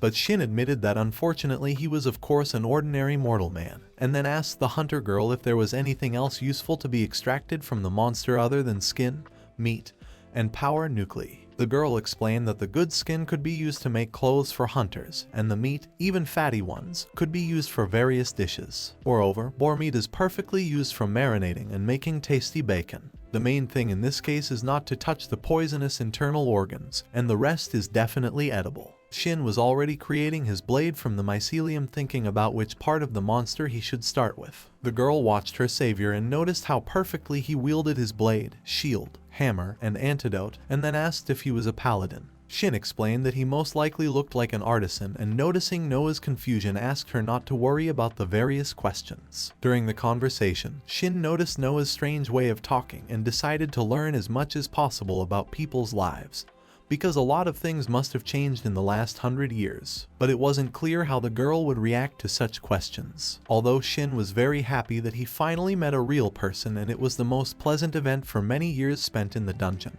In the end, the guy decided that there was no other choice anyway and needed to satisfy his curiosity. Shin explained that some questions might shock Noah and so she should listen to him calmly. The guy stated that he is actually a person from the past, and it so happened that 100 years ago he fell into a coma and somehow managed to survive. This information really struck a chord with the girl. Noah explained that there hadn't been any similar cases for 15 years and the search was complicated by the nasty slime that constantly attacked the hunters during the research. Tamiko reported that she and Shin had been able to destroy the huge slug, and her mom's experience with her partner had helped make it happen. The girl then took Shin's hand and explained that she had something she needed to find out. Noah's touch made the guy feel a great excitement again, because his male body hadn't felt intimacy with girls in ages. But then Noah suddenly pulled out a dagger and made a deep cut on the guy's arm. Shin was shocked and thought that Noah wasn't alright in the head, but the girl offered to take a close look at his wound. The girl explained that black-green mycelium was rare and had strong regeneration, and such ability was almost unheard of. Noah looked at the guy carefully and realized that all his words about the prolonged coma were indeed true. It also turned out that Shin is the 13th Thread Lord and a true hero of Tokyo. Shin was surprised by such a nickname and asked what Lord of Threads even meant. The girl hesitated for an explanation and offered to talk more about it after they got to the surface. Noah stated that an explanation would indeed take a long time and offered to follow her. Shin and Tamiko were happy to get a chance to get to the surface and were willing to postpone the conversation until later. The boy decided to trust the strange huntress, even though her words seemed exaggerated. Noah then stated that it was now quite late to go to the surface. The girl decided to waste no time and get busy making botanabe. This surprise instantly whetted Shin's appetite and made him want to be closer to this beautiful girl. Tamiko asked what the strange name of the food Noah was going to cook, and the boy explained that it was just a bowl of wild boar meat, but it was supposed to be delicious, and now all they had to do was wait and see for themselves. Noah told him that she had actually come here to hunt for it. After all, she had already tasted roasted wild boar once and she always wants it for dinner. The girl admitted that she practically forgets about danger and problems when she enjoys a delicious meal. Shin agreed, but still reminded that the size of this monster is much larger than a regular boar and it is difficult to hunt such a ferocious creature. The meal was indeed excellent, and the wild boar's meat was far superior to the wolf's in terms of flavor. The girl meanwhile sprinkled the meat with salt and spices to then tie it up and put it in a special sack. Also together with the meat, Noah decided to put well-dried and cleaned mushrooms, which will have to give a special flavor to the meat. The girl told about her special shelter located on the 13th floor where there were no animals, so it was decided to get there and have a good rest. As it turned out, on this floor all the animals were ordinary puppies and everything looked safe. And if you compared them to the animals on the 50th level, you could not worry at all, because Shin had already met the most dangerous monsters. Soon the travelers found themselves in the right place, where it was very dark and completely absent fireflies. For illumination, Noah used a specially prepared lamp that helped to find a narrow passage in the wall. After the girl took off her wide robe, Shin was finally able to see the beauty of his new friend. The guy instantly blushed and started fantasizing again, looking at the seductive female body. Shin also noticed Noah's simple knit clothes, which were comfortable and practical for hunters. The girl then asked to draw water and explained that the spring was nearby on the right side. Shin agreed to help, especially since everything around him reminded him of the oasis where he had spent a lot of time with Tamiko. The boy decided that Noah wanted to cook something and show hospitality. Tamiko thought about it for a long time, and then asked her partner if he thought Noah was a good person. He replied that Noah reminded him of a naive child,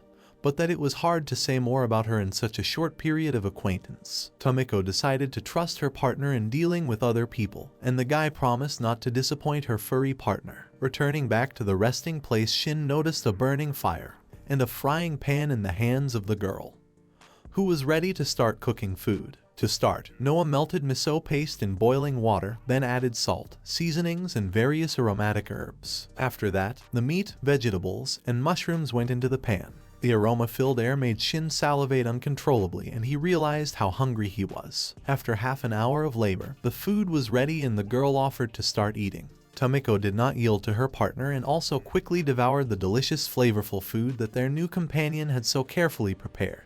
The food was so delicious that Shin simply could not stop and thank the girl for this culinary masterpiece. And from the bright bouquet of the most different seasonings and spices, even Shin had a tongue and had a hard time distinguishing the different flavor nuances. Noah was also quite pleased with the result of her culinary abilities. The girl was especially pleased that this meat they had obtained by hunting together, and it added to her self-confidence in her abilities. The girl hunter reminded about the large amount of meat that was left and offered to cook it more spicy, especially for Tamiko. The furry chipmunk thanked Noah for her concern and called her the best cook. Then the friendly girl offered to drink coffee, and that surprised Shin even more. Their coffee, as it turned out, was fungus coffee from Narim. Roasted and ground into powdered coffee mushrooms diluted in hot water perfectly removed thirst and invigorated. Although this coffee tasted a bit bitter, it was indeed the coffee that Shin remembered from his past life. The girl then asked Shin if he really knew absolutely nothing about this new world, about hunting and what was even happening on the surface. Noah promised to help with some questions, because she knows more about those pastimes than other people. Why, the girl explained that they would set off tomorrow morning and come to the surface when the sun came up. Shin was really excited before this incredible event. He had been striving for years, and now it was better to see everything with his own eyes than to listen endlessly to stories about the new world. Shin thanked the friendly girl for her help, for she had been able to do so much good for them in such a short time. Noah recalled how she had been saved from death, and so she was happy to help her saviors. Shin then inquired about the beautiful girl's age, and it turned out that she had recently turned 18.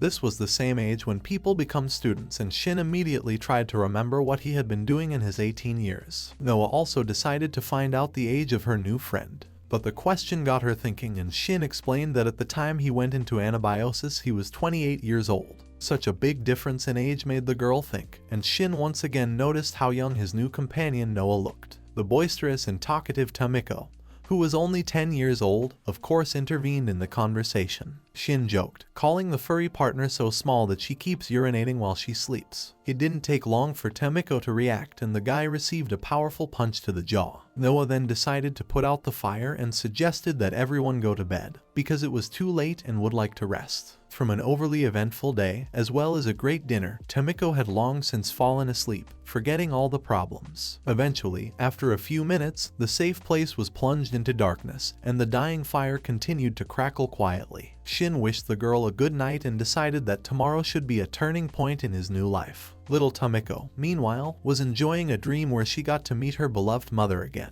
Tamiko's mother was excited about the birth of her first child, but unfortunately her faithful partner, Hunter Katsuo, sacrificed his life for the sake of the child. From the very first days, Tamiko's mother has been caring for her and thinking about her abilities and her mission in life. But even if nothing too outstanding happened, she would still care for and protect her child. Soon little Tamiko opened her eyes for the first time, which were exactly like her mother's, and the pattern on her body resembled her father's coloring.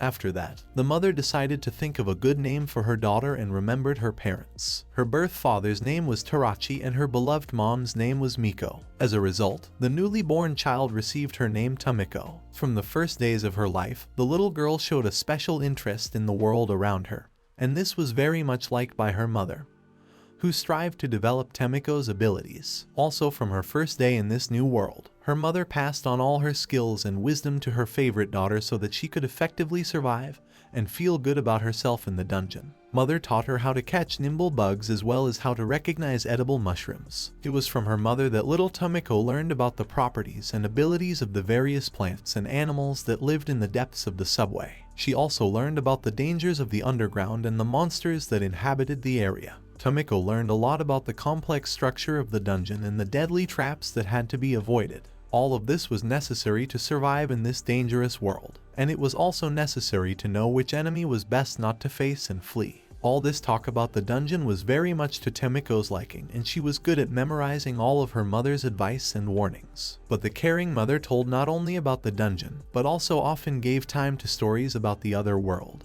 which was located above. Her mother noticed her daughter's incredible ability to learn, and this ability was most likely inherited by her. However, sometimes Tamiko's qualities were not so good, because she had time to learn not only wisdom from her mother, but also absorbed literally all the information that was around. Tamiko easily learned various swear words and often shouted them at her prey. All these foul words helped Tamiko to be stronger in different situations, but it didn't sound too pleasant. But of course her mother decided to fix that a bit and advised her favorite daughter to add more polite words to her phrases that make others happy, because even a word can hurt a lot more than some deed. Tamiko also learned that once upon a time, the Kabunkuli had made a pact of cooperation with people called the People of Thread. Together with such a person, Mom was able to get through the boss of the 49th floor, but unfortunately she and her partner were unable to get back out and were stuck in that dungeon. All they had to do was hope for a new hunter to appear and make their way to the surface. Mom decided that if they met an unfamiliar hunter when Tamiko remained so rude, it would make a bad impression on him, so it was necessary to teach her daughter good manners. Her mother often reminded her young daughter to remember the magical polite words she had taught when they met her father. Tamiko had promised her mom to do the right thing and was already making significant strides in polite communication. Even the smallest achievement of Tamiko was always a joy to her mother, and she of course praised her daughter's successes. Tamiko's favorite amusement was when her mother stroked her soft belly pleasantly. Chipmunks Kabunkuli were not warlike creatures. Well, still they slowly hunted and shared amongst themselves the power cores they obtained. Eventually they get serious wounds. Tamiko continued to grow and become stronger, waiting for a hunter to come along to help her get to the surface. But one day her beloved mother started coughing heavily, and then explained that she only had a cold, she needed to rest. Tamiko saw her mother sick for the first time and it scared her daughter. But even though she was eating healing herbs, her mother was getting worse every day, and she realized that she didn't really have much time left. Just then Tamiko reached her 4th birthday, and it was a momentous occasion. For her birthday, her mom was able to gather many different delicious fruits and plants that made Tamiko incredibly happy. Mom let her daughter eat as much as she wanted and enjoyed the celebration, as her child had already grown up. Mom explained to Tamiko that she had already become strong enough, and if she didn't stray too far, she would be able to survive on her own. Although Tamiko didn't have any mycelium abilities yet, but that was all temporary. After all, when Tamiko reaches the 10th level, she would be able to effectively help out during the hunt. The worried mom then suggested to her daughter there to try to make her way upstairs and leave the place. Mom explained that lately there had been too many critters breeding on this level and it was becoming very dangerous to be here. Mom actually wanted to teach her beloved daughter many more important things, but she also realized that when she died, it would be a difficult time for Tamiko. Mom of course knew that in order to get to the top she would have to go through a room with a horrible boss, but it was still necessary to do so in order to get to the surface. Her mother explained to her daughter that they still had to meet her father, because unfortunately time was not limited in this life, so she had to hurry to get to the surface. Tamiko already knew that they were on the 49th level, and everything above that was unknown to her, because they had never attempted to break through the dangerous boss. At the same time, the little girl of course remembered that terrible story of her mother about the death of her partner. It was really scary, because if an experienced man could not overpower this opponent,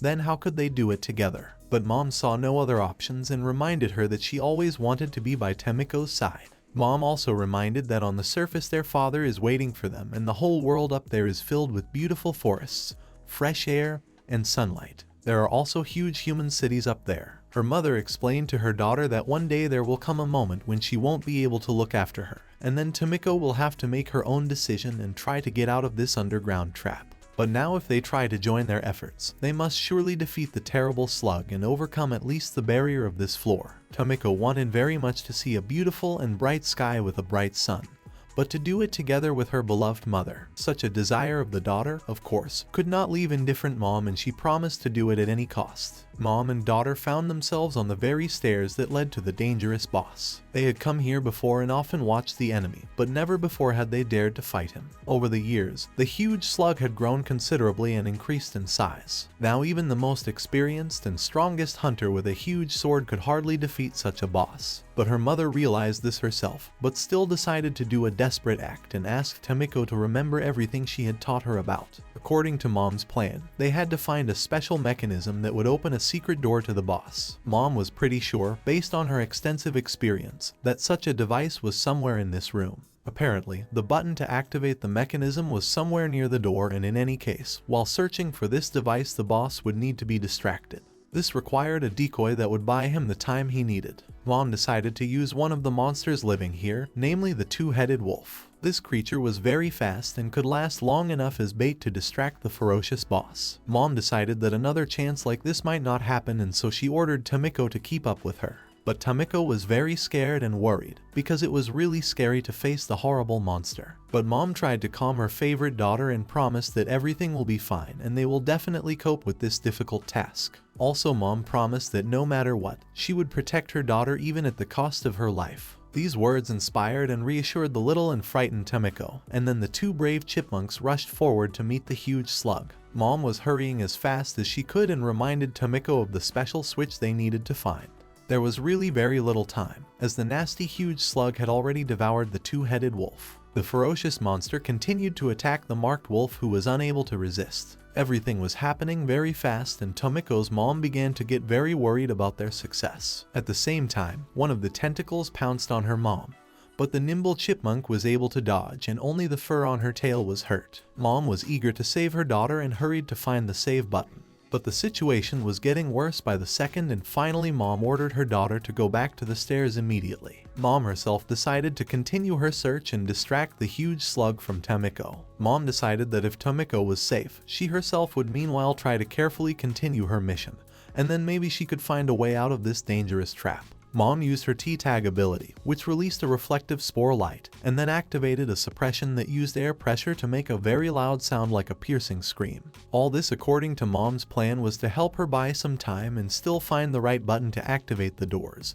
But to do so she had to move very fast and avoid the monster's next attacks. At the same time, Mom was constantly thinking about her daughter, because she couldn't let Tamiko get hurt by this boss. Mom yelled for her daughter to run away and promised to join her soon. But unfortunately, the huge slug had long since dispatched the two-headed wolf and was now fully activating its attention on the little rodent. The next attack of the tentacles caught Mom by surprise and a strong blow rang out. The only regret Mom had before she died was that she hadn't had time to say goodbye to her beloved daughter and hadn't been able to open Tamiko's path to the surface to the other world. But the most important thing was that Tamiko would run away from here as fast as she could and not turn back, because she would never be able to fix anything. Mom remembered those beautiful moments of life that she spent with her daughter, but now it was all over and Tamiko was alone with this dangerous world. Mom was only happy because she still had the opportunity to give her love to her daughter. Of course, she would have liked to spend more time with Tamiko, but unfortunately fate had decreed otherwise, and now she was destined to be nothing more than fodder for a giant slug.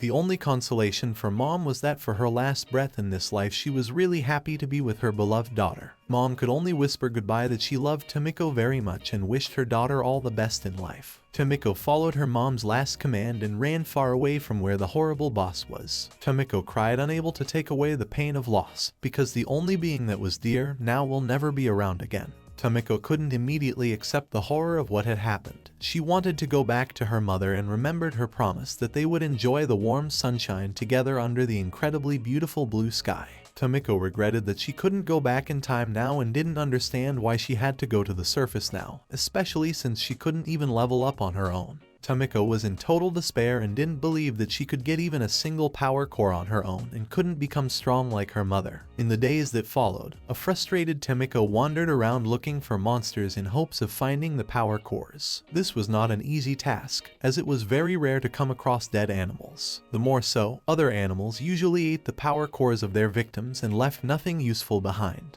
At the same time, Tamiko soberly assessed her capabilities and realized that it was unlikely that she would be able to defeat at least one monster. One day, while searching for a monster, Tamiko discovered a small passage in the wall, which attracted her with a strange sound. She decided to explore the place and find out what was there. But as it turned out, she found a dead wolf with a small cub, who was also suffering from loss. But the world around her was a cruel place and Tamiko still decided to take this opportunity, even though it was unpleasant for her. Tamiko looked very hard for opportunities to level up and constantly hoped for luck. Half a year passed in this way, and sometimes luck did help the little rodent during her quest. In the end, Tamiko was still able to level up and gain the sonic amplification ability. She could hear much better now, and could spot the enemy before they saw her. But Tamiko kept thinking about her dead mother, as she would have loved to see her daughter succeed. Pretty soon a whole year had already passed since the tragic separation from her mother. Tamiko gradually got used to the loneliness and constantly cheered herself up, because it was impossible to fall apart and despair, and even more so to stop. Tamiko decided to become as strong as her mom and make their dream come true. Then one day Tamiko discovered a monster she had never seen before, and this creature looked very weak, though somehow it was able to defeat the ghost wolf. This strange creature only had hair on its head and its skin seemed completely useless as it was very soft. Tamiko's attention was also drawn to the very strange long legs, the likes of which she had never seen before. Remembering her mother's stories, Tamiko decided that perhaps this creature was a representative of the Thread people, a true hunter and a great dungeon explorer. Though the man's appearance did not inspire confidence, as he had no protective skin, fur, or mycelium. The man's behavior was also very strange, because he had a victim in front of him, but he was not going to eat the power core at all, and he looked very weak. The realization that it was indeed a human made the little rodent think about her actions. If she didn't hurry up to do something, the strong smell of blood would cause other monsters to fly here. Tamiko really wanted to be near her mother at this moment, and then she remembered how she had advised to be polite when meeting her father or a hunter, because that was the only way she would be able to make the right contact. Now in this situation, she needed to take the chance she had and try to have a good encounter with this strange hunter who could help her get to the surface in the future. Tamiko quickly calmed down and pulled herself together and decided to show all the courtesy her mother had taught her. After all, her future fate and perhaps even her very life depended on her actions now. After a few minutes, little Tamiko began to communicate with the man and offered him something to eat to regain her strength. Thus began a new chapter in little Tamiko's life. Shin couldn't sleep despite his efforts and didn't understand why he was so anxious. He lay there for a few hours, but he couldn't calm down, so he got up and washed his face. Then Shin noticed that it was already morning and the time had passed too quickly. An interesting find was the abandoned old rusty rails, which by some incredible coincidence created a right angle. There was no way that wagons could move along such a route, and it all looked very strange. And there was a hole in the wall that hadn't been there before. Everything indicated that people had tried to escape from this place a long time ago, most likely several hundred years ago. Shin was determined to get answers to his questions today and finally find out exactly what was on the surface. Soon the girl hunter Noah also woke up. She immediately promised to prepare a simple breakfast, and after that she suggested to get ready to go out. It was this event that Shin was most looking forward to, because he could not imagine what exactly awaited him on the surface. Then the guy tried to wake up his furry partner and immediately heard angry words in his address, because Tamiko really wanted to sleep on. As it turned out, all attempts to wake up the little furry animal were in vain, and Tamiko again fell into a deep sleep.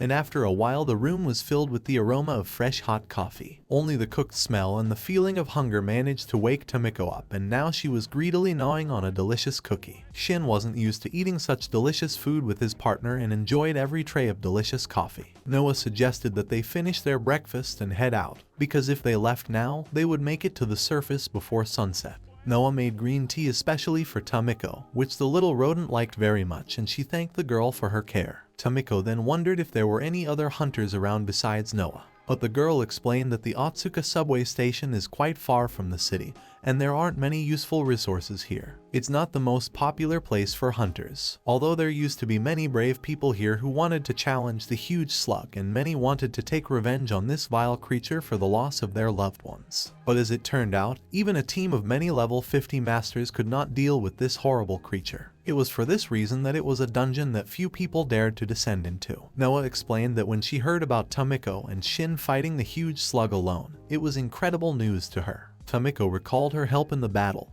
and Shin thanked his furry partner as always. Noah was sure that if there were at least a couple more level 50 people with her, the odds of victory would be much higher, and maybe they would meet someone along the way. Just at this moment, a beastly roar was heard nearby from the approaching ghost wolves. Shin instantly reacted to the danger and destroyed the beasts with his mycelium hammer. This victory pleased Noah, and the girl after a few minutes was happily eating the power core obtained from the monsters. The taste of fresh and nourishing flesh brought satiation and joy to the girl hunter. Shin at this moment was surprised, such behavior of Noah, because he himself had never felt such a thing. Why travelers went further up the stairs and found themselves on a level covered completely with vegetation. They had to get through the narrow passage without much difficulty, and only thanks to the lantern they could do it not by touch. Tamiko and Shin were already poorly oriented and didn't quite understand what level they were on, so they looked around frequently. Noah explained that at this point they had already reached the 9th level and were only a little ways away from the surface. Shin realized how much he had lost touch with reality, for it really seemed to him that they had only gone one level up,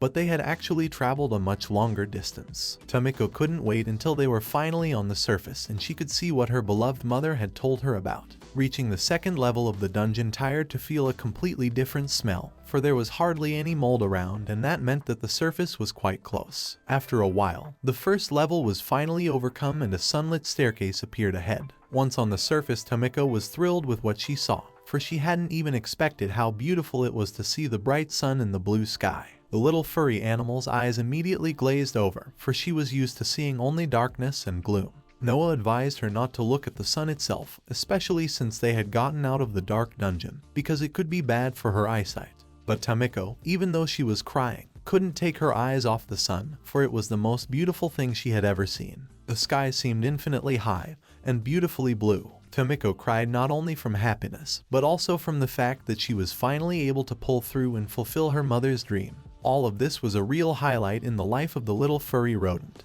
who showed resilience and the ability to handle the toughest of tasks. Shin was also impressed by the scenery he saw, because at first glance the surface of the earth was really beautiful, which meant that Tamiko's mom was telling the truth. And although the guy didn't know all the details, but he was sure that Tamiko's mom wished only good things for her daughter, and was really telling about the benefits of the surface. Shin in turn was a bit disappointed and surprised, because he expected to see ruins of cities or even a lifeless desert on the surface. It seemed that because of some terrible events Tokyo would be completely destroyed and turned into a lifeless place.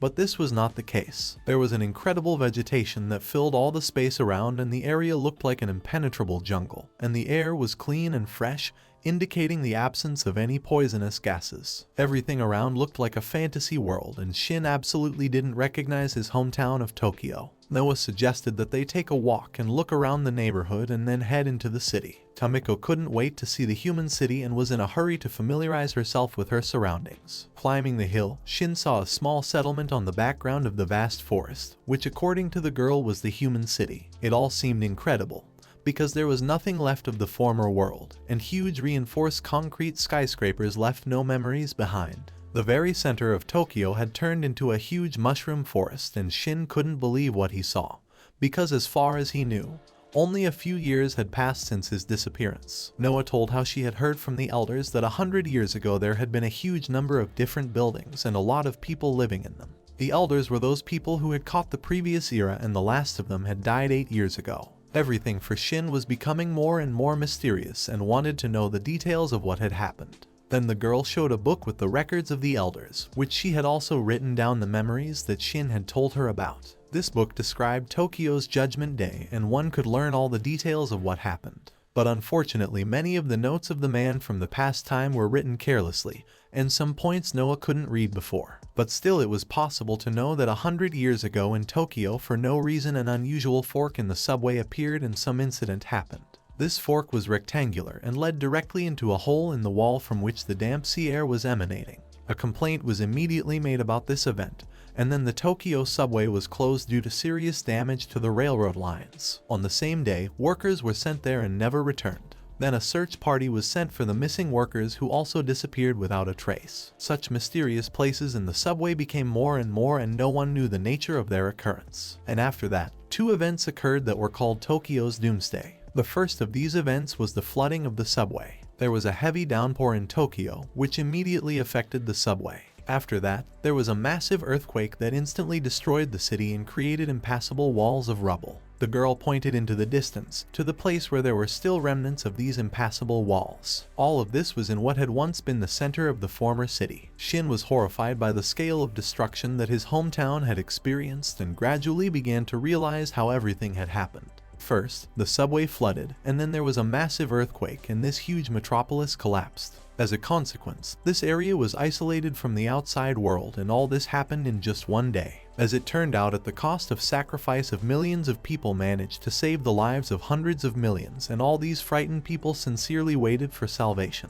But then the second doomsday sign occurred, and an incredible spraying of fungal spores began. Spores of unknown fungi burst out of the subway tunnels and destroyed whatever was left after the earthquake. The girl explained that these were the very mushrooms they could see now, and they were later called super fungi. All this information stunned the young guy, because no achievements of mankind could not resist the destructive power of mushrooms. Everything created by man for hundreds of years of development turned out to be meaningless and destroyed under the influence of nature. As it turned out, infected with spores of supergrebs, a lot of people lost their lives, not being able to somehow protect themselves from the negative impact of spores. The remaining people, who were later called elders, went to the subway in search of a place to live, and it became their refuge. But it turned out that in the subway were also super fungi, and in this regard, people who lived in close proximity to mushrooms over time became one with them. Those people are the ancestors of modern humans, and they were the first of the thread people. These people built their settlement in the subway, and the city on the surface was finally destroyed over the next 10 years. The huge Tokyo was subsequently turned into an incredible mushroom forest and completely lost its former appearance. After some time, humans began to recultivate the surface, and now their possible life on the surface depended entirely on their abilities. People realized that they needed to start hunting beasts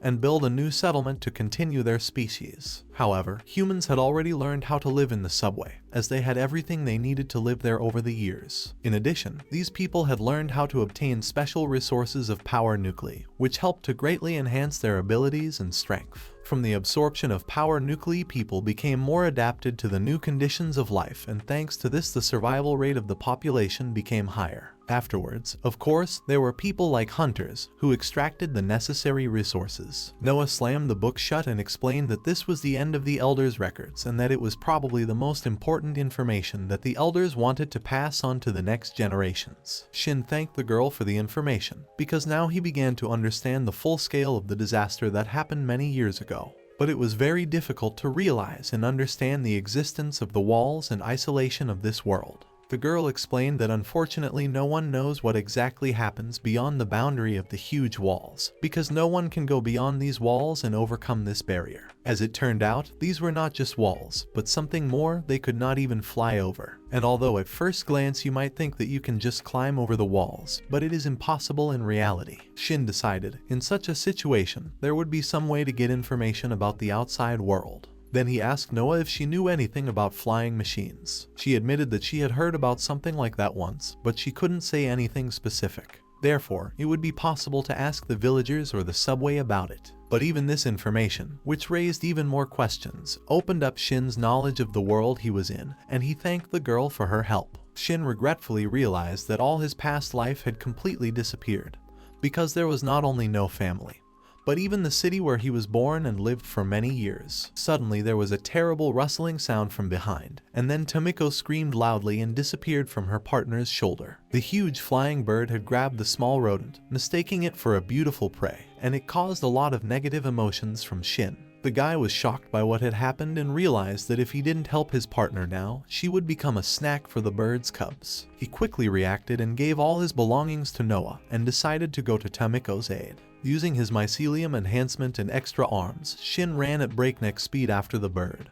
which continued to take Tamiko farther and farther away. Using his ability to jump, Shin covered a huge distance in a matter of seconds and eventually managed to catch up to the insolent bird. Jumping as high as he could, Shin attacked the bird, and all that was left was to save his furry partner. Tamiko was rapidly falling down, but Shin showed miracles of agility and caught the small furry creature, and then collapsed on his back. The landing was quite painful, but most importantly the task was accomplished and Shin was glad to be near his friend again. Tamiko cried and rejoiced and then admitted that she was very scared to be in the clutches of a flying monster. Tamiko then suggested that her boyfriend look up, but that was hard to do with the rodent in her face. As it turned out, it wasn't Shin's attack that was decisive, but Tamiko's ability to use ultra hardening. Thanks to this ability, Tamiko could cover parts of her body with hard metallic mycelium, and that was why Tamiko was able to tear the bird with her front teeth. Soon, the girl hunter Noah was nearby, who was happy to see her companions safe and sound. Shin then looked ahead and saw very near the settlement the girl had told him about. Noah explained that the town of Sugamo could be seen in the distance, and the large tower was the territory of the Ikebukuro tribe. This was Noah's home tribe, where she lived most of her time. There was also a branch of the guild in this town that could be visited. But first, the girl suggested going to Sugo City and then to her home in the tribe. Shin didn't quite understand why he should go to the city that was farther away, but according to the girl it would be better to get acquainted with the world and the city. Noah explained that in fact the distance was about the same and they would get there before dark. Shin eventually realized that in fact his appearance might actually be negatively received in Noah's home tribe. And first it would be better to visit the city, find normal clothes and get acquainted with the customs of this world, and then visit the girl's home tribe. Shin thanked the huntress for her concern and decided to follow Noah's advice. Meanwhile, little Tamiko was trying to figure out how edible the destroyed bird that had so brazenly attacked her was. Noah was in awe of the little rodent's abilities, for this flying monster was considered a very dangerous beast in this world. Tamiko proudly declared that such a level 5 bird was absolutely no opponent for her. But Shin recalled how easily Tamiko had been caught by that flying monster. Noah said that unfortunately the meat of birds of prey was not very tasty, but it was possible to take the beak, claws, and feathers that were highly valued as jewelry. But at this moment no one was listening to the huntress, as the partners were generously exchanging insults and threats. Tamiko called the guy an impertinent person and demanded not to call her a useless rodent. Shin, in turn, called her partner a useless squirrel, who does not listen to anyone. But in the end the friends made up and Noah advised to take the long way to avoid dangers. As it turned out, all that noise could attract bandits and they shouldn't take any chances. Shin apologized for his and his partner's behavior, and then they thanked the girl hunter for her help and decided to move on. According to the guy's calculations, the upcoming road to the town took only 1 hour of walking. That they would have to wade through a huge number of plants. But Noah explained that it would actually take them at least 3 hours to reach the town, and that upset Shin a bit. She showed him a map and explained the route, which showed that they would have to get to the city road first and then head towards the city. It was very different from the distance Shin had thought, but Noah remembered that she had read about it in the Elder's notebook. The book had indicated that after the Tokyo Doomsday, the subway continued to change and expand. And when people returned to the surface after the super fungus infestation, the area inside the wall was estimated to have increased more than 100 times, so the distance between the past and present was very different. Shin was shocked at the vast area around him, for it was now much larger than the city of Tokyo, and was more like the Kanto region. Therefore, there was a very long route to be traveled. Shortly after starting their journey, the travelers came across a signpost. Shin examined the map and noticed that there were a lot of familiar names on it, but he didn't understand the strange symbols on the map at all.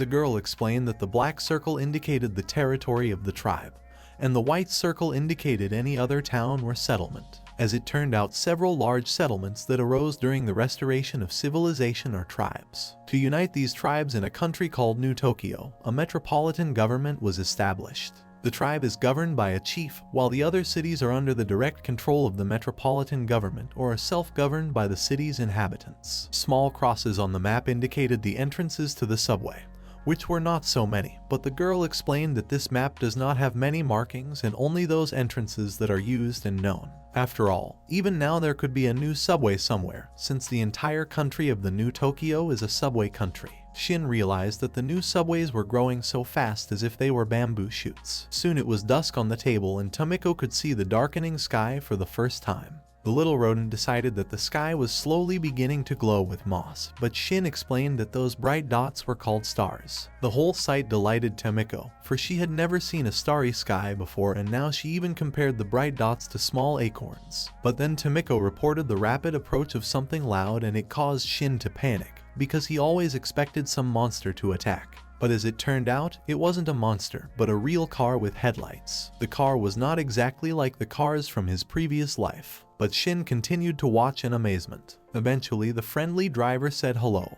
and assumed the strange guy was a hunter. The man introduced himself as a merchant from Sugo City named Kano Akio, and then asked the people he met to explain their affiliation. Then all the travelers introduced themselves, and Noah revealed that she was escorting her friends to Sugo City and was herself from the free city of Isekai'd. Shin figured that the girl's tribe had some independence in that case. The affable merchant then offered to give the wanderers a ride in his automobile. Kano told of how he had blown a tire on the way back from Kagurazaka and that was why he had spent so much time and had not made it back before dark. That being said, he was afraid of running into bandits, and if he had the hunters with him, he would feel safer. Noah had agreed to this cooperation, as driving was much better than walking. Shin and Tamiko also agreed to continue their journey by car, and Tamiko promised that if someone attacked them, she would be able to protect her partners. The little rodent liked the car ride very much, and Tamiko even promised to give the merchant an acorn as a token of her gratitude in the future. Shin asked the girl how widespread cars are in this world.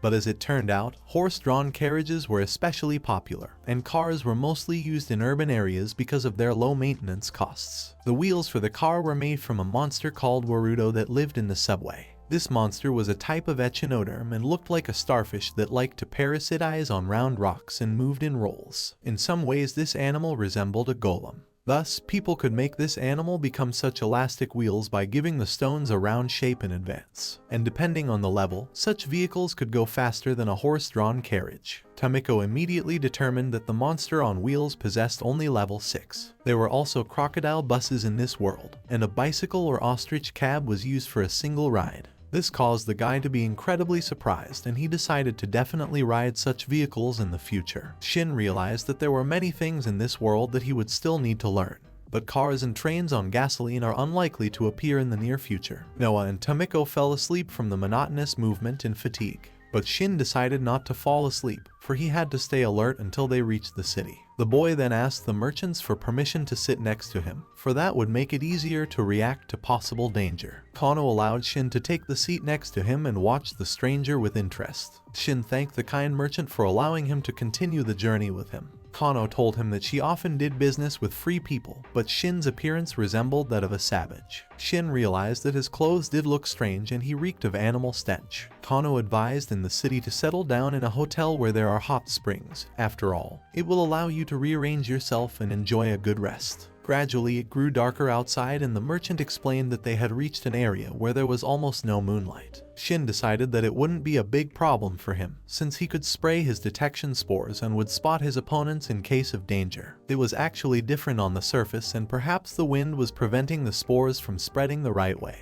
distorting the detection range of living creatures. Shin realized that he had not yet had time to adapt to the new conditions and tried his best to concentrate. Suddenly, he managed to spot a man in an ambush armed with a bow. Shin instantly reacted to the threat and saved the merchant's life thanks to his shield. The guy ordered Kano to take a seat inside the car and then asked his companions to take care of the merchant. Guy realized that the ambush of the brigands he was really afraid of. Humans were much more dangerous than monsters, for they were characterized by unpredictability and cruelty. Shin armed himself with his blade of mycelium and decided to fight for his life and for the lives of his friends. Thanks to his intense concentration, he was able to determine that one enemy was in front and 3 on the right, while 2 were approaching from the left and one of the bandits was advancing from behind the car. Arrows then rained down on the shield, which were easily repelled. Shin instantly counterattacked with a fireball and a bright flash of fire appeared in the distance. After that, the guy attacked the bandits who were approaching from the right, and it came as a complete surprise to the well-trained bandits. The powerful blows with his blade and shield seriously injured the bandits and robbed them of their ability to resist. But there were still some who continued to attack vigorously. After a few minutes, one group of bandits was lying unconscious and Shin turned his attention to a bandit who was already climbing into the car. Shin rushed to help, but at that moment a fountain of blood erupted around the bandit's neck and he fell to the ground. Noah showed courage and managed to kill the man with her dagger and then warned Shin of the danger behind him.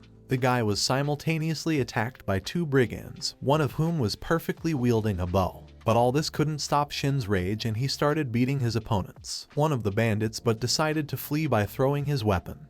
But Shin used his long jumping ability and in a few seconds blocked the bandit's path. The battle was over and the bodies of the defeated bandits were lying around the car. It was an easy victory for Shin in terms of strength, but still he had to fight humans and it brought up different emotions. Kano marveled at the young lad's ability, for he had single-handedly dealt with an entire gang. Tamiko explained that it was all due to her masterful leadership and training. Noah suggested tying up all the surviving bandits first, so they wouldn't scatter. At the same time, the girl continued to be impressed by the killing of the man. But the friends did not realize that at that moment they were still being watched from the high ground, which meant that the danger was not completely over. The leader of the gang became interested in the strange man with high fighting abilities. The girl hunter thought about the best way to deal with the bandits. After all, there were 2 options: take them to the city or kill them on the spot. But killing them was much safer. The merchant Kano was in favor of killing the brigands, but Shin asked if it would be right to kill unarmed brigands. Noah explained that as a hunter she could kill or capture the bandits, but usually killing is the surest way to get rid of an enemy, because the corpses will never resist or attack again and won't hurt anyone. But Shin couldn't understand, because such brutal killing was like a crime and it was different from self-defense. Noah explained that in the law of the New Tokyo set by the government, there was a special provision for murder, but the rights were reserved for the chiefs of all tribes and registered citizens and free people. Mostly, though, everything was at the discretion of the government. Shin decided that it wasn't the fairest of laws and such cruelty didn't even please Tamiko, for she could also be a target for assassination. But the girl hunter explained that tribes of magical beasts who sign treaties of friendship with human society are considered good neighbors and they have almost the same rights as humans. Tamiko calmed down a bit, though she continued to look at the girl incredulously. But in this society, criminals like outlaws and bad free men were completely unprotected in their rights and could be killed.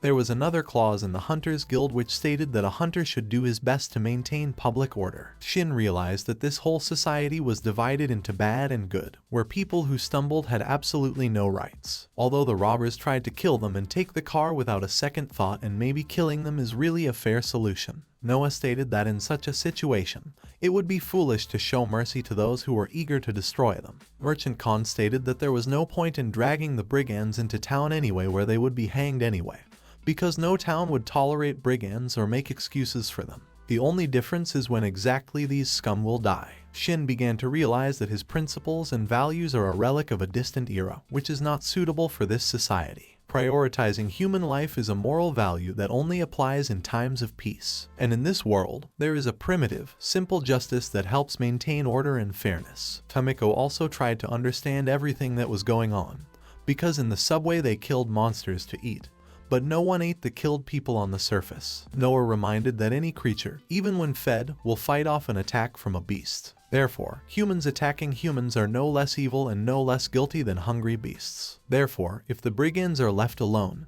they will definitely find their prey elsewhere. Shin and Tamiko finally realized that Noah was absolutely right and there was no other proper way out of this situation. The merchant decided not to interfere with the hunters and let them deal with the brigands and went to check their wheels. Still, the merchant reminded that Shin was the one who had neutralized the brigands and so he had the right to decide their fate. Therefore, any decision he makes will be the right one, because the brigands will die anyway. The boy reflected on the fact that Tamiko was indeed right and they were killing beasts to survive. constantly fighting for their lives and were willing to lose them. And so killing these people who came here with the intent to kill is absolutely no different. So Noah is absolutely right in his decision to get rid of his enemies, but still the upbringing of the past world did not give rest to the guy, because he needed to kill unconscious people who could not defend themselves. After a few minutes, the excited merchant asked if the hunters were able to make any decision about the brigands, because it was time for them to continue their journey. Shin stated that they would hand over the brigands to the city and that was his final decision.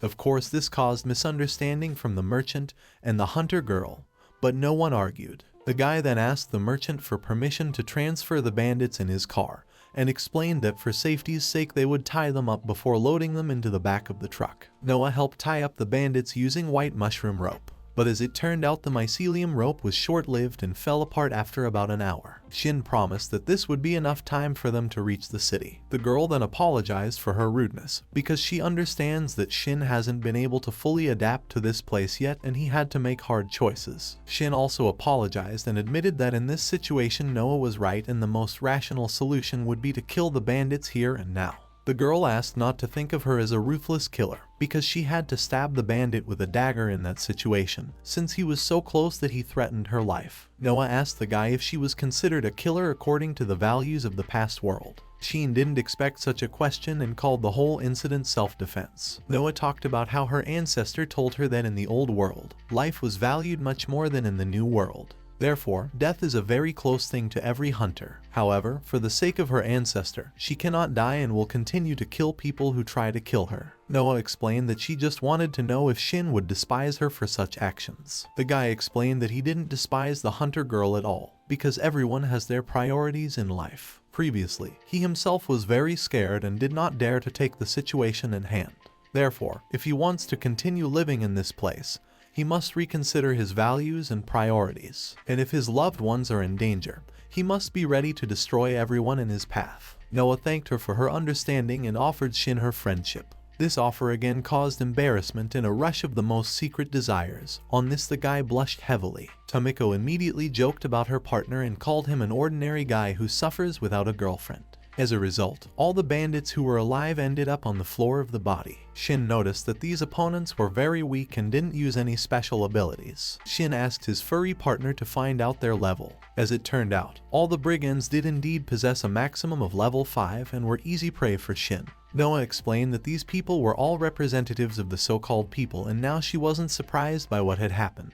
The girl explained that these were people who couldn't learn mushroom abilities and could only rely on cunning, sneakiness, and physicality. The agitated merchant reminded that they shouldn't stay in this place any longer, and it was better to go to the city as soon as possible. But suddenly at this moment, Shin sensed danger and the approach of something strange. The vicious gang leader was able to swiftly approach and grab Noah. In doing so, the gangster appreciated Shin's ability to handle his guys so easily. In the next second, the gang leader used a smoke screen and tried to escape with his trophy. As it turned out, this smoke was poisonous and caused pain in his eyes and nose. In farewell, the gang leader advised to look for him in the shelter, where he would be happy to receive guests and give them a decent welcome. The gang leader explained that if Shin wanted to see the girl alive, he would have to come alone. The bandit fled in an unknown direction. Shin was furious and decided to save the hunter's girl by all means. It became clear that this world was full of dangers and now a new chapter in the life of a man from the past was beginning. The bandit leader was delighted and rushed to take refuge in his hideout with the kidnapped girl. Meanwhile, Merchant Khan was able to breathe normally thanks to Shin's help. The guy applied a ball of neutralizing poison and explained that it was one of the mushroom abilities. Shin then decided to say goodbye to the merchant and go in search of the kidnapped Noah. Khan asked to stick around and decided to tell him something. Khan recalled the strange hands that were missing from the bandit and suggested that he was most likely a former hunter, and if he is the leader of a serious gang, going up against him alone is very dangerous. In this world, sometimes a hunter's hands were chopped off for various misdemeanors, and most of the mushroom abilities become unavailable after that. There is also a method of execution where such hunters are subwayed, but this person somehow managed to survive. The merchant suggested that the ringleader might have subordinates and then Shin would be trapped. While it was certainly too bad for the girl, perhaps she could no longer be helped. Shin stated that there was no other option for him but to save the girl, and there was no time to wait for reinforcements. Khan realized that he would not be able to change the brave guy's mind and only wished him luck. The merchant promised to hand over the bandits to the military police and report everything that had happened, but still the backup was unlikely to leave before morning. Shin thanked the merchant and asked him not to worry. The merchant promised to repay him for his rescue when they saw each other in the city, because without Shin he would have died at the hands of the bandits. Kon bid Shin goodbye and asked him to be careful. As they set off in pursuit, Shin discovered a clear path that the bandit leader had deliberately traced to make him easier to find in the lair. Shin was angry at himself for being careless and overconfident. After all, his short-sightedness had caused the girl to be kidnapped.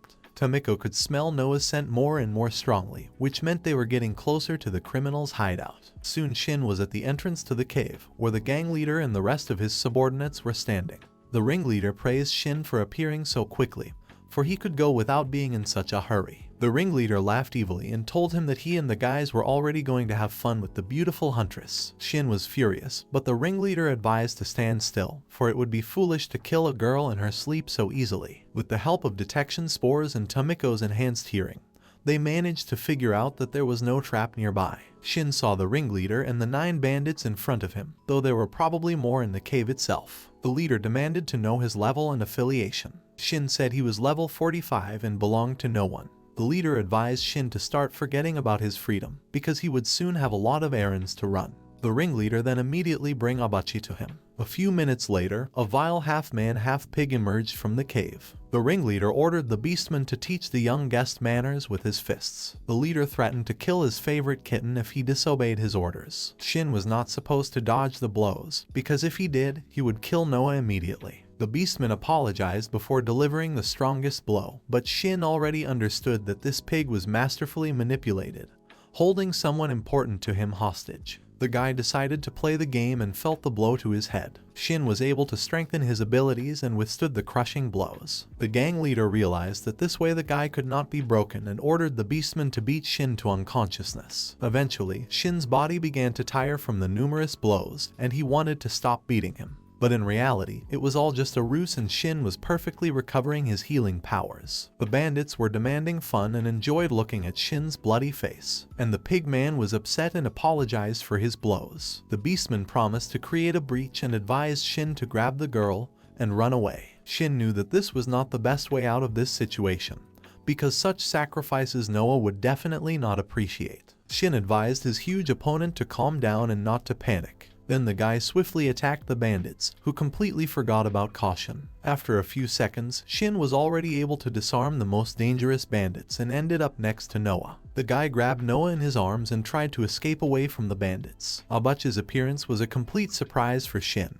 but the main thing was that it was possible to save the girl. Before entering the area with the bandits, Shin and Tamiko were able to assess the situation thanks to their squirrel sense. The ringleader was at least level 50, the guy with the spear and cleaver possessed spots, and the rest of the brigands were weak. Shin was confident in his strength and feared the enemies, but the top priority was of course Noah's safety. That was why Shin decided to get the ringleader's attention. The original plan was for Tamiko to save Noah. Tamiko's ability to camouflage and blend in with the landscape allowed her to get close to her enemies undetected. The fact that most of the brigands were weak added to the confidence. But in the end the events happened a little differently and still managed to Noah. The gang leader was furious, for he had truly underestimated the abilities of his young opponent. The ringleader ordered to catch up with Shin and return the prisoner, but the guy had already managed to be at quite a distance from the bandits. Tamiko asked why they had stopped and if they would continue to run away, but Shin still decided to go back to the bandits and asked his furry partner to take care of Noah. The guy decided that if he kept running away, he would ruin the name of the Otsuka underground group, and that would probably bring trouble in the future. Especially Shin felt he wasn't as good a person as Noah made him out to be. Shin decided that these brigands couldn't be allowed to attack defenseless people anymore. The rage and anger completely took over the guy's mind and he decided to destroy the gang along with the leader. After a while Noah woke up and asked where she was and what was going on. Tamiko explained that the girl was captured by bandits and was in danger, but she was saved and now Shin went to kill the bandits in their camp. Meanwhile, the guy had already used his abilities and attacked the bandits with fire mycelium. Some bandits flared up like candles and tried to put out the fire. Those bandits who tried to attack Shin received powerful blows and lost any desire to fight. Shin had no problem defeating the common bandits and quickly moved forward, trying to locate the leader. But unexpectedly, the leader of the gang killed a whole group of his own underlings, thinking that they were completely useless. The leader confessed his mistake and said that he was ready to take back his words, because he was sure that Shin would be a great slave for him. The leader said that he lives only to enjoy killing people, and now it is time for Shin to show his skills. Murasugi, the leader of the bandits, took office only a year ago. This dangerous and vicious man was born into a farming family in a small settlement in the Kamado tribe. The boy grew up surrounded by a good-natured family and inhabitants, without any difficulties in life. But unfortunately, since childhood, Murasugi liked to torture animals the most. The boy liked the screams and the color of blood, and he enjoyed ripping out the insides of animals. And one day, when the boy was 15 years old, something terrible happened. Murasugi accidentally developed mushroom powers because he ate the power core of a slain wolf. The fact that the boy awakened in himself mushroom abilities born from ordinary people, he took as a revelation of a god and began to consider himself special. After growing up a little more, Murasugi became a hunter of the Kamado tribe and looked forward to hunting animals. The first partner for Murasugi was a nice young man. The first month of hunting together was a good one. But brutality is not something that can be hidden for long, and even small animals without much experience were actively aggressed by Murasugi. It became creepy for the young and kind partner to watch this cruelty. After all, Murasugi took pleasure and enjoyed killing and butchering animals. Eventually, major quarrels became more and more frequent, and one day Murasugi had an outburst of anger. Killing a man was the most exciting event in the life of a violent guy and felt a real pleasure. Murasugi hid the evidence that his partner had died in the subway and continued to hunt after that. As a result, he managed to reach level 55 by the age of 40. In doing so, Murasugi also continued to kill hunters. He was eventually captured by other hunters when he was about to attack a defenseless young boy, an aspiring hunter. Murasugi was seriously injured during his capture, and his legs were even broken.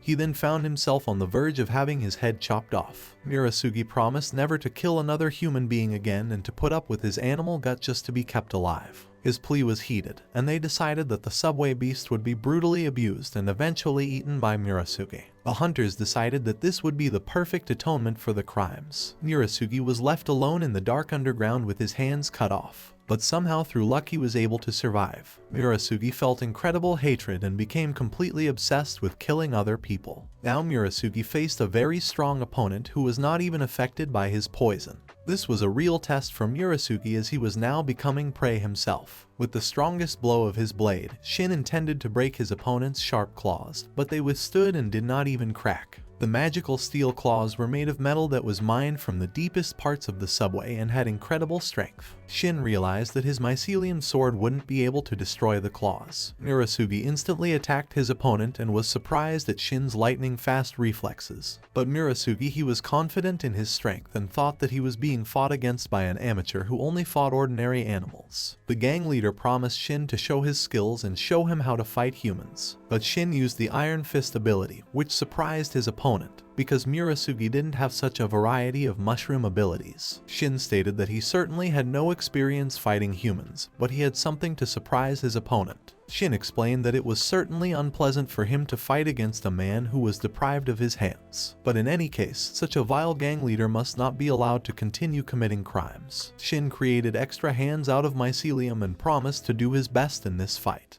Abachi watched the battle and decided that Shin had killed all the bandits with his incredible mushroom powers. The Beastman Pig hurried to the cave, for there was an important creature in the cave. Meanwhile, Shin continued to amaze the gang leader with his abilities, for he had already managed to use his sword and shield made of mycelium, as well as fireballs and even an iron fist. Such abilities and rare things scared Murasugi, and he didn't realize who this guy really was. Shin decided to deal with the gang leader as quickly as possible and use spirit enhancement. A powerful blow shook Murasugi. Even the smoke screen didn't help defend himself, as Shin could see through the smoke. But the rage came back to Murasugi and he launched another attack. More than anything else in his life, he wanted to destroy Shin, for he was strong and dangerous. But Shin countered with a punch that knocked the gang leader back many meters. Murasugi was stunned and felt great pain. But Murasugi could not accept his defeat, and his hatred added to his strength to continue the fight. Murasugi stated that he had single-handedly traversed the subway and reached level 55, and his skills allowed him to be a master. And in general, he is the chosen one of a god, so he is a chosen being. Murasugi longed to tear his rival apart and rip out all of his insides, for the true pleasure was in causing others pain and suffering. But in a matter of seconds, something happened that Murasugi did not expect at all. His magical steel claws shattered like bamboo sticks. All of this happened thanks to the light blade that Shin had used. Then the guy started beating his opponent with all four arms and decided that he wouldn't stop hitting Murasugi until he fell down or stopped breathing. For the first time in his life, Shin felt the hatred and desire to kill another human being. His punches were swift and brutal and caused irreparable damage to his opponent. Even while in a terrible state in which he was unable to resist and repel the attacks, Murasugi continued to not understand how he could lose to the young lad. After Murasugi collapsed to the ground, his inner parasite occupying his body became interested in Shin. Murasugi didn't realize whose voice he was hearing, but the inner parasite explained that their cooperation was mutually beneficial, as he was even able to learn the human language. And now it was really wonderful to be able to express his thoughts in words. And the most important thing is that it was able to learn the name of the hairless ape, whose name is Shin. Murasugi didn't understand what exactly was going on. The inner spirit parasite explained that he would now like to make direct contact with the young opponent. It then thanked Murasugi for his help, which was short-lived, and promised to take his body. Murasugi felt terror and fear, feeling his body change for the first time in his life, and asked for it to stop.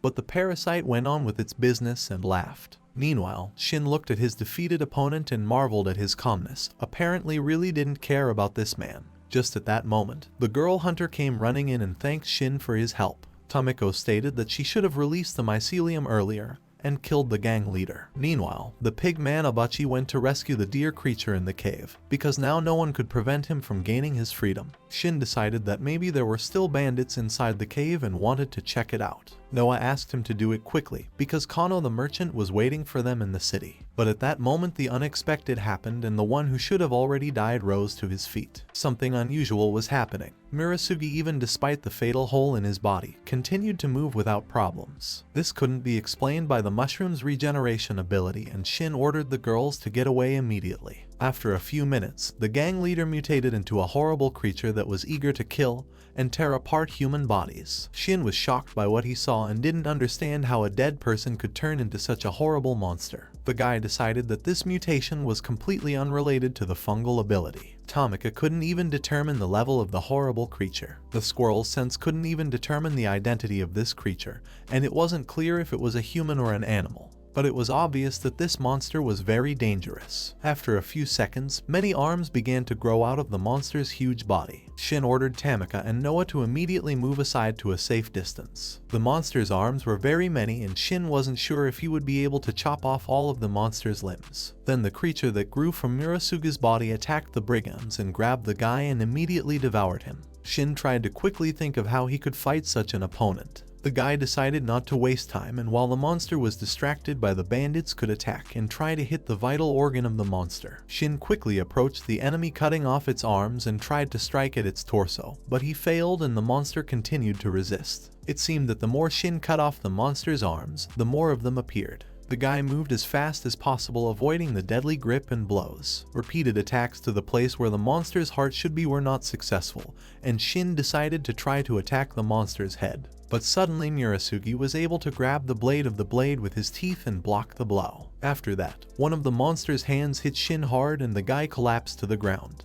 Instantly, the opponent's limbs rushed towards him.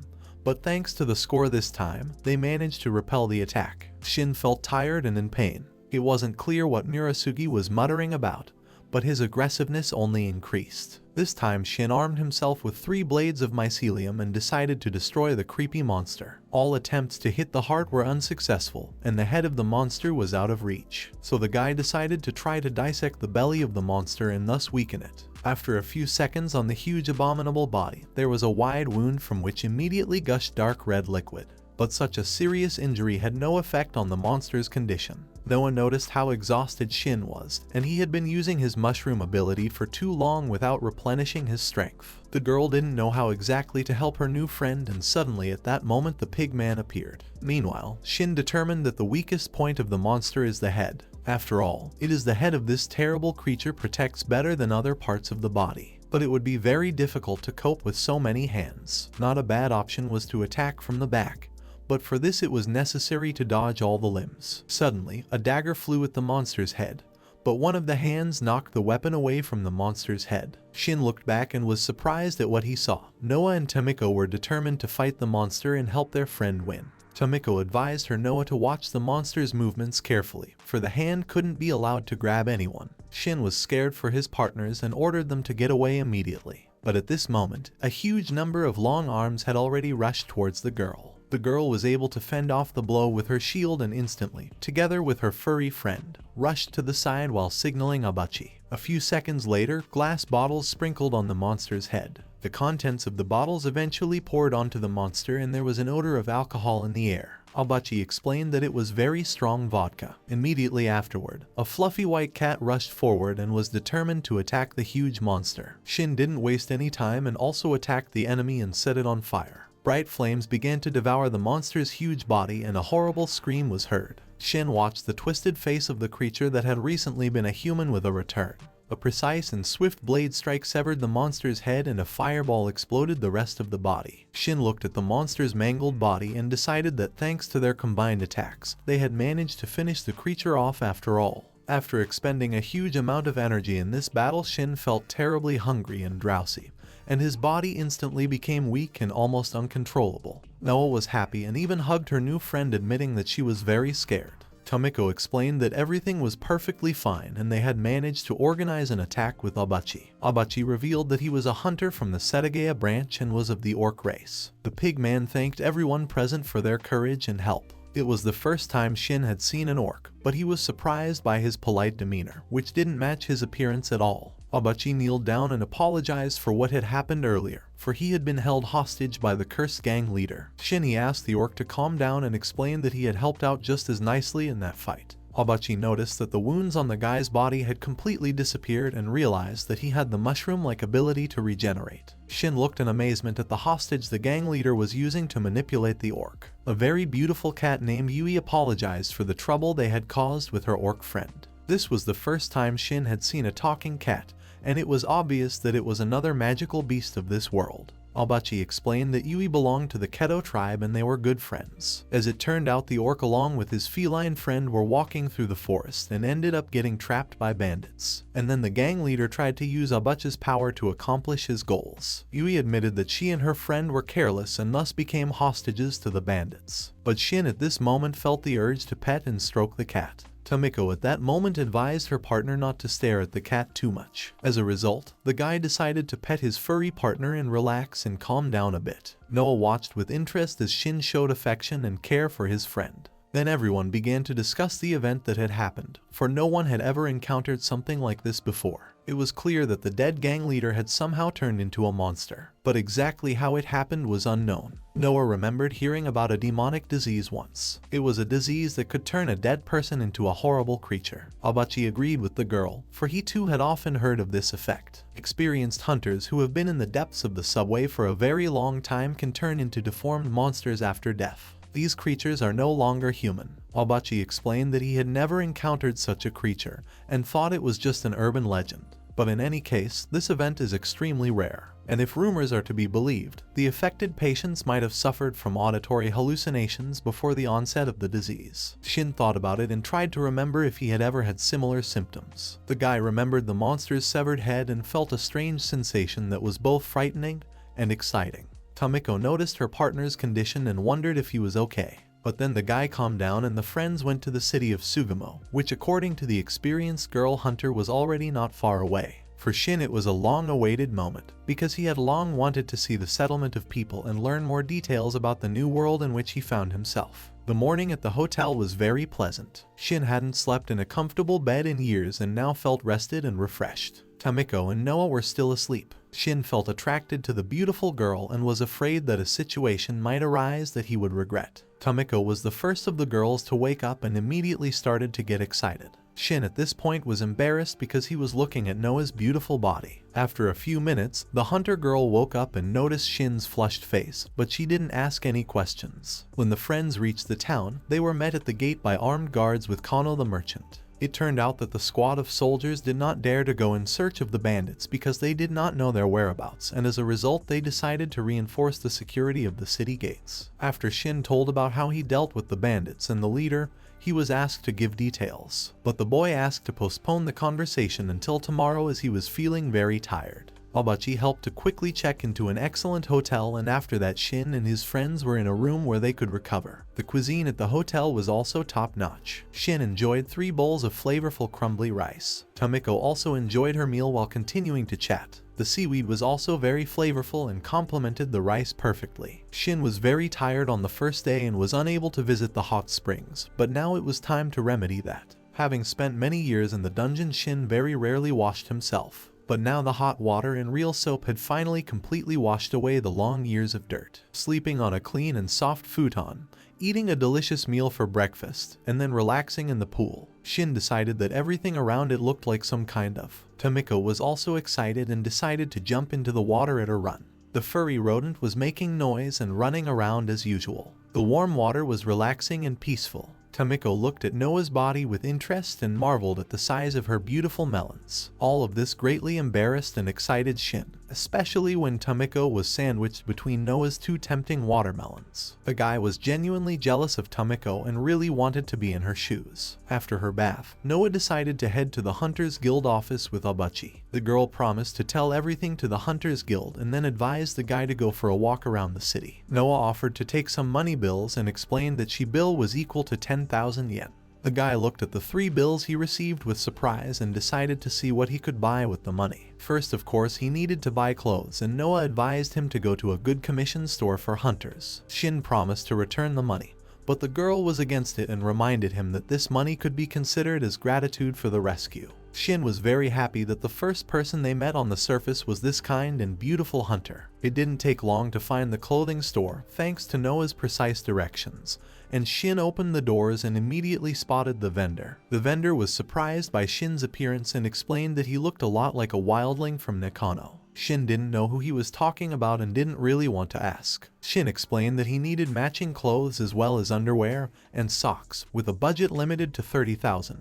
The merchant was happy for the opportunity to earn money and promised to pick the best clothes. Shin quickly picked up comfortable and practical clothes and then was surprised by his appearance, because he had not changed much over the years spent in the dungeon. Tamiko praised his partner for his new look and wanted to buy some clothes too. But the merchant explained that there was a specialized store nearby that sold clothes for magical animals. The total purchase amounted to nearly 28,000 yen. The jersey clothes were quite expensive, and it remained to be seen if they were suitable for a hunter who risked his life. The shopping district of Sugo City was a busy place. Shin, who had spent many years in almost complete isolation, was shocked by the sheer number of people. Walking down the wide street ahead, Shin was surprised to see a completely whole Jizo. One of the vendors asked why Shin was so excited and if this was the first time he was seeing this stone talisman. The guy didn't expect it to be a talisman now. The merchant told him that when Sugo City was built, this stone was buried deep in the ground. And when it was put out on the streets, there were noticeably fewer harmful animals, and eventually there was peace. So people began to thank the stone and it became a talisman for everyone. This stone talisman later became a landmark of the town, and it is believed that if it is stroked on the street, the stone will bring good luck in hunting, safety, and success. The merchant then offered to buy some fine candied apples, which are much favored by the inhabitants and excellent for hunters. Shin bought a couple of apples for himself and Tamiko and continued on his way through the streets of the city. The cityscape resembled a mixture of medieval and something modern. The buildings were made of stone, wood, brick, and were well plastered. There were also glass windows everywhere. Agriculture, including animal husbandry, was well developed. There were no problems with clean water sources in the city, and many houses had hot water systems on their roofs. Also, some residents used a device that was a washing machine. This kind of handheld device Shin had once seen on the internet. So it became obvious that the process from decay to recovery did not necessarily follow the same path as the development of civilization in the past. But much of what Shin saw still utilized modern concepts of mechanics. But the one thing that confused the man from the past was the complete lack of electricity. Even at this level of development of these people, all the lights in the city were either oil or mushroom. Though restoring electricity in itself shouldn't have been difficult for such advanced city dwellers. After all, if this civilization was so advanced, there should have been a small power plant in this world. While meeting with Noah, the girl had praised Shin for the fine clothes he now looked simply gorgeous in. Noah and Abachi had just returned from the Hunters Guild, where they had informed the guild's military police about their encounter with the bandits. Abachi offered to have lunch together and discuss important business. The benevolent orc suggested going to the nearest good restaurant and promised to pay the bill. Tamiko gladly accepted the offer of a free lunch and reminded him that it was usually the bosses who made such offers. Noah, meanwhile, continued to watch Shin with interest and felt attracted to him. The main surprise for Shin was that the restaurant was Chinese and authentic Chinese food. Abachi suggested not to be shy and help himself to the delicious food. A benevolent body, he ordered the best that the restaurant had at the moment. The Chinese-style fried fragrant rice was a real treat, and the gyoza was also amazing with its crispy crust. Shin was happily enjoying the meal along with his furry partner. Then Abachi decided to return to the talk of brigands after all.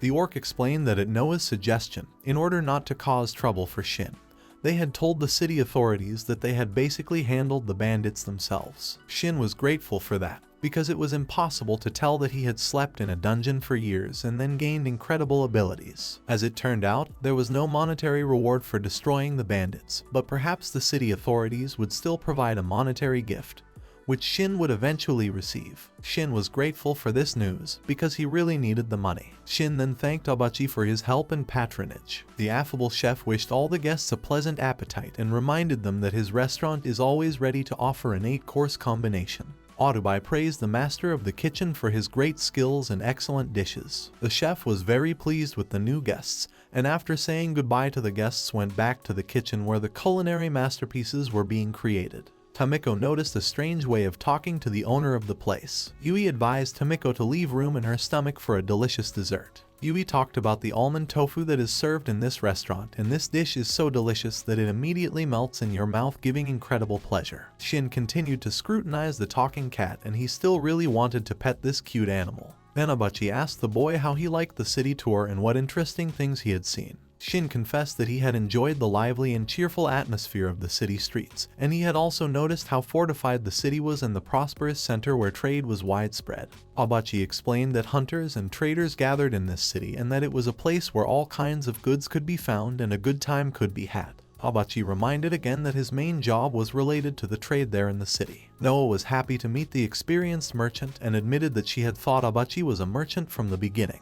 She had also heard that Abachi was famous for his achievements and that he mainly trades in various quality alcoholic beverages. Abachi praised the girl for her insight, for she had almost accurately indicated his specialization. Abachi talked about how he travels to different cities collecting good things and then sells them, and this business he has devoted his whole life to. He then decided to become a hunter in order to make supplies in the subway and protect himself in case of danger. But Yui immediately recalled how Abachi failed to protect her from being attacked by bandits and then was taken hostage himself and followed all the orders of the bandits, so he shouldn't call himself a good hunter. Yui explained that instead of the two of them being taken hostage, Abachi should have left her behind and fled alone. The huge orc was outraged and reminded that he couldn't live without Yui and wouldn't forgive himself for a cowardly escape. Yui instantly slapped Abachi across the face and called him a weak-willed big pig.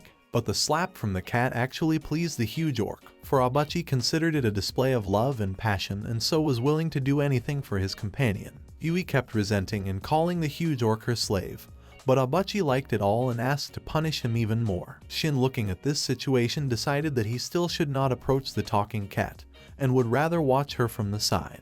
The friendly chef invited the guests to visit his Chinese restaurant again, and they promised to come back. The almond tofu turned out to be incredibly delicious and sweet. Then Noah asked her companions if they had any free time, and it was obvious that the girl wanted to suggest an activity. Everyone was in fact free and had no important plans, and then looked curiously at Noah and waited for her suggestion. The hunter girl suggested that they head to the inn and continue the conversation in a more relaxed environment. Soon everyone was seated at the table, and Noah explained that what she was going to tell Abachi, and Yui must remain secret and not leave this room. Abachi promised not to blab and to keep the secret even under pain of death. Shin had already guessed what the conversation would be about and looked at Noah suspiciously, because he wasn't sure if he should reveal the secret at all. The girl asked to swear by the god Idokuri, but Abachi apologized and explained that he didn't like the teachings of the religious organization. but he was ready to swear on his life that he would never betray his good friends. Yui also swore on her life and the life of her fat friend. Noah thanked her for her honesty and then explained that she wasn't really interested in the teachings of the religious organization either and offered to listen to her very carefully. To begin with, the girl stated that she would now like to check Shin's level and mushroom specialties, because after that, it would be much easier to believe her words. Shin was surprised by the suggestion, and Abachi asked that did Shin not know his mushroom specialty. After all, he had many abilities. This was actually the first time the guy had heard of mushroom specialties. Noah asked the guy before that to tell about the 5 years he spent in the depths of the subway. Shin detailed his incredible awakening after a long hibernation, and then how he and Tamiko had to survive and fight in the underground. Abachi was stunned by the story, though he realized that there was no need for Shin to lie. Yui thought about the boy's words and explained that if we talk about people who have lived for 100 years, there are only 3 of them in this country now. Shin was surprised to accept that maybe he wasn't the only person who was in a similar situation. Abachi was now beginning to understand the whole point of the conversation Noah had offered, and he was becoming even more interested in learning the details. Shin didn't really understand why Noah decided to reveal all the secrets during the conversation, and the girl promised to explain everything. But first of all, Shin's level should be checked. Noah suggested using special tests that would help determine the level of the hunter. In the inhabitants of the country, every cell of the body is covered with mycelium resistant to superfungi, and the level is an indicator of the strength, adaptability, and growth of the mycelium. When such people hunt the strength cores of other species of living things, their own strength cores respond and increase the level. The result is increased mycelium productivity and the ability to manipulate it. But cannibalizing the same species does not result in a level increase and the acquisition of mushroom abilities. Shin recalled that he really had never seen any cannibalism among the beasts in the subway. The girl said that the level of control and mycelium index is very important for every hunter, and it can be measured thanks to this table. Noah decided to demonstrate exactly how to measure her level and pierced her fingertip with the point of her dagger. She pressed her finger on a special circle on the paper chart, and after a few seconds her level was displayed on the scale. Noah's level had reached 24, and the girl boasted that she had been able to rise 1 position thanks to the last battle. This method of measuring level impressed Shin, and Tamiko immediately wanted to use the chart. Little Tamiko's level had reached level 40, and it was a perfect score for her age. Shin explained that his furry partner was able to get power cores from very dangerous opponents. Tamiko rejoiced at this success, although her level was actually 41st, and the table gave a slight margin of error. Tamiko complained about a cut on her small finger that was too deep, and Shin suggested using a healing ball. Tamiko quickly absorbed the healing ball and surprised Abachi with it. Excited Abachi received this ball, then couldn't see it well in the dark and didn't think that this healing was related to mycelium. But now he absolutely understands how exactly Shin was able to recover so quickly. Shin explained that he just didn't know the correct name for it and called it a healing ball. Abachi corrected the guy and explained that it was actually called Holy Healing. Shin was very surprised at the existence of official names for mushroom abilities. After that, the guy measured his level, and it turned out that he had reached 68th level. That was twice as much as Abachi had expected. Noah said, usually people start around level 1 to level 5 to measure their performance. Tamiko remembered her mother telling her about something similar, and now the principle of measuring and acquiring levels became clear. Abachi's level was level 40, and he was about average in the hunting industry, and the level of the talking cat was reaching the 37th level. And Shin's very high level, this achievement was only available to a small number of people, and they are called experts or masters. Then Noah mushroomed abilities with the help of a special card. It was also necessary to know that the mushroom ability could not be mastered by everyone in this country. It was known that the mushroom ability was only available to 10% of the population, and those who are not able to learn mushroom abilities are categorized as ordinary people. Such people can't be hunters and find other things to do. Noah decided before talking about mushroom specialties to talk about the strains of mushroom abilities. Hard mycelium allowed for the creation of hard objects, such as powerful offensive and defensive weapons. Soft mycelium was able to create things that were adjustable in size and could be manipulated. Bodily manipulation allowed the mycelium in the body to be manipulated to strengthen and alter physical abilities. The ability to slug mycelium allowed for the creation of specialized slugs of mycelium. The spore atomization ability dispersed different spores, creating a variety of effects. The last ability was to create mycelium balls with different effects. Shin realized that all of his weapons belonged to the first ability, and creating white rope was the second specialty. Noah explained that depending on which mushroom specialty a person was born with depended on which strain of mushroom ability could be learned. Noah had the mushroom ability of a craftsman and is mostly learning second-level specialties. Abachi is a fighter and his specialty is the third category. At the same time, magical beasts have a golden color and are not always divided into ability levels just like humans. Different tribes might have their own interpretation of the mushroom specialty classification. Yui revealed that her mom called herself Kunoichi. It is also known that the chipmunk tribe is not meant for fighting, and her cat race learned amazing mushroom abilities. Yui stated that her cat tribe is excellent at human and level 6 specialties, and they can spit out a ball of mycelium like a ball of wool. Shin didn't immediately believe in such an ability and decided it was probably a joke. The girl then suggested to go back to talking about mushroom specialties, which are divided into 6 classifications. Among these classifications were the knight, who mainly masters hard mycelium, the artisan who prefers the use of soft mycelium, the fighter mainly masters bodily manipulation and relies on physical strength. The sniper utilizes the ability to create bullets from mycelium, while the illusionist combines the abilities to atomize spores and create mycelium balls. The last category of healer mainly learns mushroom abilities that give recovery and positive effects from spore spraying and mycelium balls. Shin asked if it was possible to learn mushroom strain abilities outside of mushroom specialties. Noah replied that it is possible, and in addition to knowing your mushroom specialty, you can find out what other enhancement options are available. All of this could be checked with a card. The checking procedure was exactly the same as the level check. Noah explained that besides being an artisan, she has a knight quality that allows her to use a short dagger. This dagger is made of hard mycelium and is enhanced by the knight skill. Guy asked if it was possible to find out her range of talents and predispositions to other abilities thanks to this card. Noah admitted that she was a pretty mediocre craftsman and probably didn't have the ability to learn a rarer skill. Tamiko noticed the girl's frustration and tried to cheer her up by offering to pet her belly. But then the girl explained that there were actually higher mushroom specialties. This immediately piqued Shin's interest, as he wanted to achieve something unique. The guy assumed that most likely unique abilities are born with or they are acquired when you level up. Noah explained that in very rare cases, some people could acquire a higher mushroom specialty through immense experience. And if you study Shin's mushroom strain in detail, he quite reaches the pinnacle of knight, artisan, and mechanic abilities. That said, the other staff lines are also longer. Such people are called talented. Shin noticed that there was some envy in the girl's voice, but decided not to aggravate it. Noah said that every specialty can grow into a higher specialty, the exception being the sniper, which is already a unique specialty. Thus a knight can become a holy knight, a craftsman will evolve into a mechanic, and a fighter into a beast warrior. A healer, on the other hand, would turn into a priest. Shin tried to realize the amount of information he had received, and Noah offered to take a test on a special card.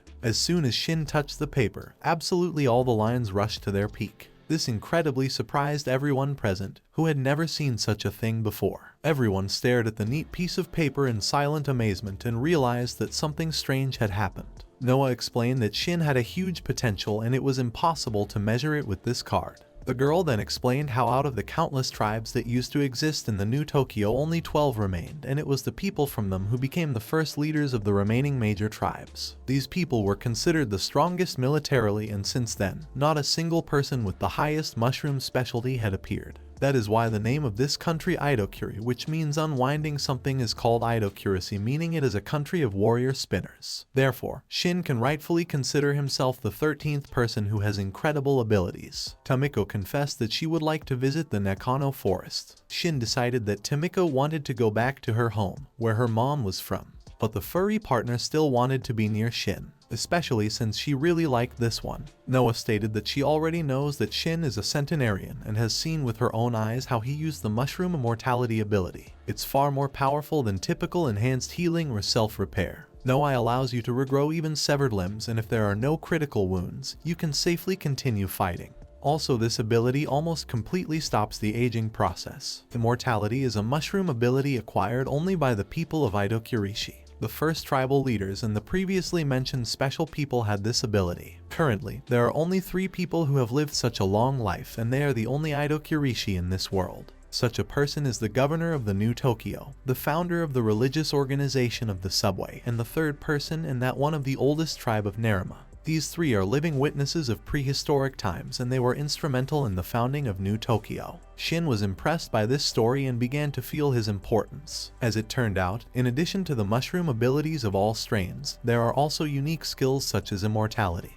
But only Ido Kurishi people can acquire them. Noah asked how many mushroom abilities the guy had at the moment. Shin named all 17 of his abilities, and it caused surprise and envy. Abachi explained that the basic mushroom specialties acquire 4 to 6 mushroom abilities in their lifetime, and the higher mushroom specialties can acquire more than 10 abilities. Abachi had 3 skills, while Noah only had 2. The girl explained that according to an ancestor's diary, a certain Ido Kurishi had 28 abilities at the 98th level. Arubai was impressed and could not believe it, because to get to such a high level was almost impossible, and the limit was always considered the 80th level. And now it was clear that Shin was also an Ido Kurishi, as he had managed to become so strong in 5 years. This was largely due to the daily battles against high-level monsters. Shin agreed, because his life in the dungeon was very difficult and dangerous. The guy also explained that he didn't really feel any special powers and had always considered himself an ordinary person. But thanks to the Elder's notes, it was now possible to learn much more information about himself and the world around him. Noah was glad that she was able to help, and then offered to move on to the most important part of the conversation. The girl advised Shin to hide information about who he really was for as long as possible, and if anyone found out about it, it would cause a huge public outcry. The mushroom ability is inherited by the offspring to a certain extent, but Ido Kurishi is not inherited, and after the birth of the first 12 chiefs, they never appeared again. All this is the symbol that laid the foundations of this country, and for all the people, Ido Kurishi is considered sacred. Therefore, the emergence of the 13th such person no one expects. At the same time, this person has an extremely rare talent and at the same time the highest degree of political existence. Shin thought that this was all too exaggerated, but Abachi explained that once everyone knew of Shin's secret, every tribe would want to pull him under their banner, and whoever couldn't do so would consider liquidation. Shin stopped short of scaring him, but Abachi stated that it was just his guess, but he was still confident that the discovery would cause a big stir among the locals. Abachi decided that Noah had foreseen all these events, and that's why she brought Shin to this town. Sugamo Town is a town run by the residents themselves, and even if these people find out the whole truth about Shin, it will have less influence than in the tribe. Shin was already happy about everything that was happening, because too many problems and worries were now related to his rare abilities. Abachi explained that they had all gathered in one place to discuss this problem, and Shin definitely needed silent allies in the future. Abachi and Yui promised to keep the secret and to help their savior in any way they could. Noah suggested to talk about the future. After all, we need to figure out what path Shin will take. After talking about important topics, Shin decided to climb onto the roof with his furry and partner. They enjoyed the view of the evening city. Lots of oil lamps lit up the streets and various stores, and the scenery was mesmerizing. Shin looked at the strolling locals and asked what Tamiko wanted to do next living on the surface. The guy explained that they would have a completely different life now, because in this world you can choose a different path. The city, because it has a lot of interesting things to do and delicious food. Tamiko reminded her partner of the possible trouble he would cause, and that was why they needed to be together. Tamiko called her best friend the master she would follow, and the guy responded with a joke about a stupid apprentice who is not needed to amuse his master. Just at that moment, Noah climbed up on the roof and asked the guy if he was thinking about the recent conversation. There were actually 2 opposing paths, one of which was calm and carefree. Nobody's free people or ordinary people unable to use mushroom abilities followed that path. But if one chose the path of Ido Kurishi, one would need to go to a place or organization that accepted people with such abilities and also guaranteed his personal safety. Shin thought about the options and asked the girl why she decided to become a hunter. After all, it was not a very easy path in life. The girl spoke of the great influence that her great-grandfather had had on her life. This man was originally a hunter and achieved excellent results. Noah lost her parents when she was still a young child, and so she was raised by her great-grandfather. Then at the age of 8, Noah went to the Underground Railroad with him for the first time. Great-grandfather was a very experienced hunter and tried to pass on all his knowledge and skills. This clever man assumed that when he would be gone, then thanks to the knowledge received, Noah would be able to provide a decent life for herself. In the end, when the girl was 10 years old, the great-grandfather died, and then 5 years later Noah became a hunter.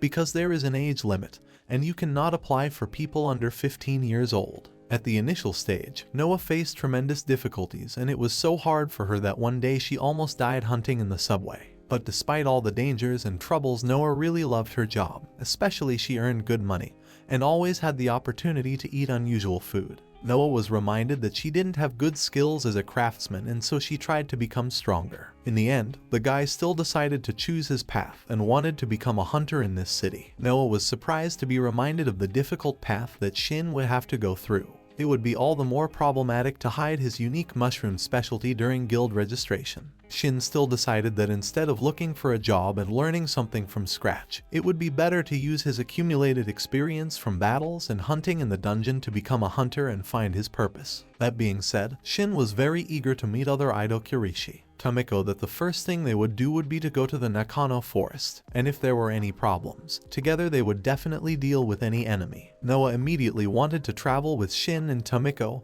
and asked permission to join them. Shin was surprised by the girl's determination and reminded her that he and his furry partner were just newcomers to the world. But Noah explained that this was not true at all, and if someone really attacked them, she would help defend herself. Shin was very happy to be in a group with an experienced hunter, especially a person who had grown up on the surface would be very useful during the journey. Then he asked Tamiko how she felt about joining a group. Tamiko was also very happy and called Noah her little sister. Noah was happy to be accepted into the group and thanked her for her trust. Tamiko offered the girl to share the sister's bowl, and now they would be best friends. Noah was genuinely happy and Shin felt his emotions intensify. The guy rejoiced at the fact that he would now be much closer to the beautiful girl he really liked. But still, Shin realized how difficult his path as a hunter would be. But despite all the fears, there was a strong confidence that the two humans and the little chipmunk would surely cope with any problems and difficulties. Noah immediately offered to confer and decide how it would be best to hide the fact that Shin was an Idokurishi.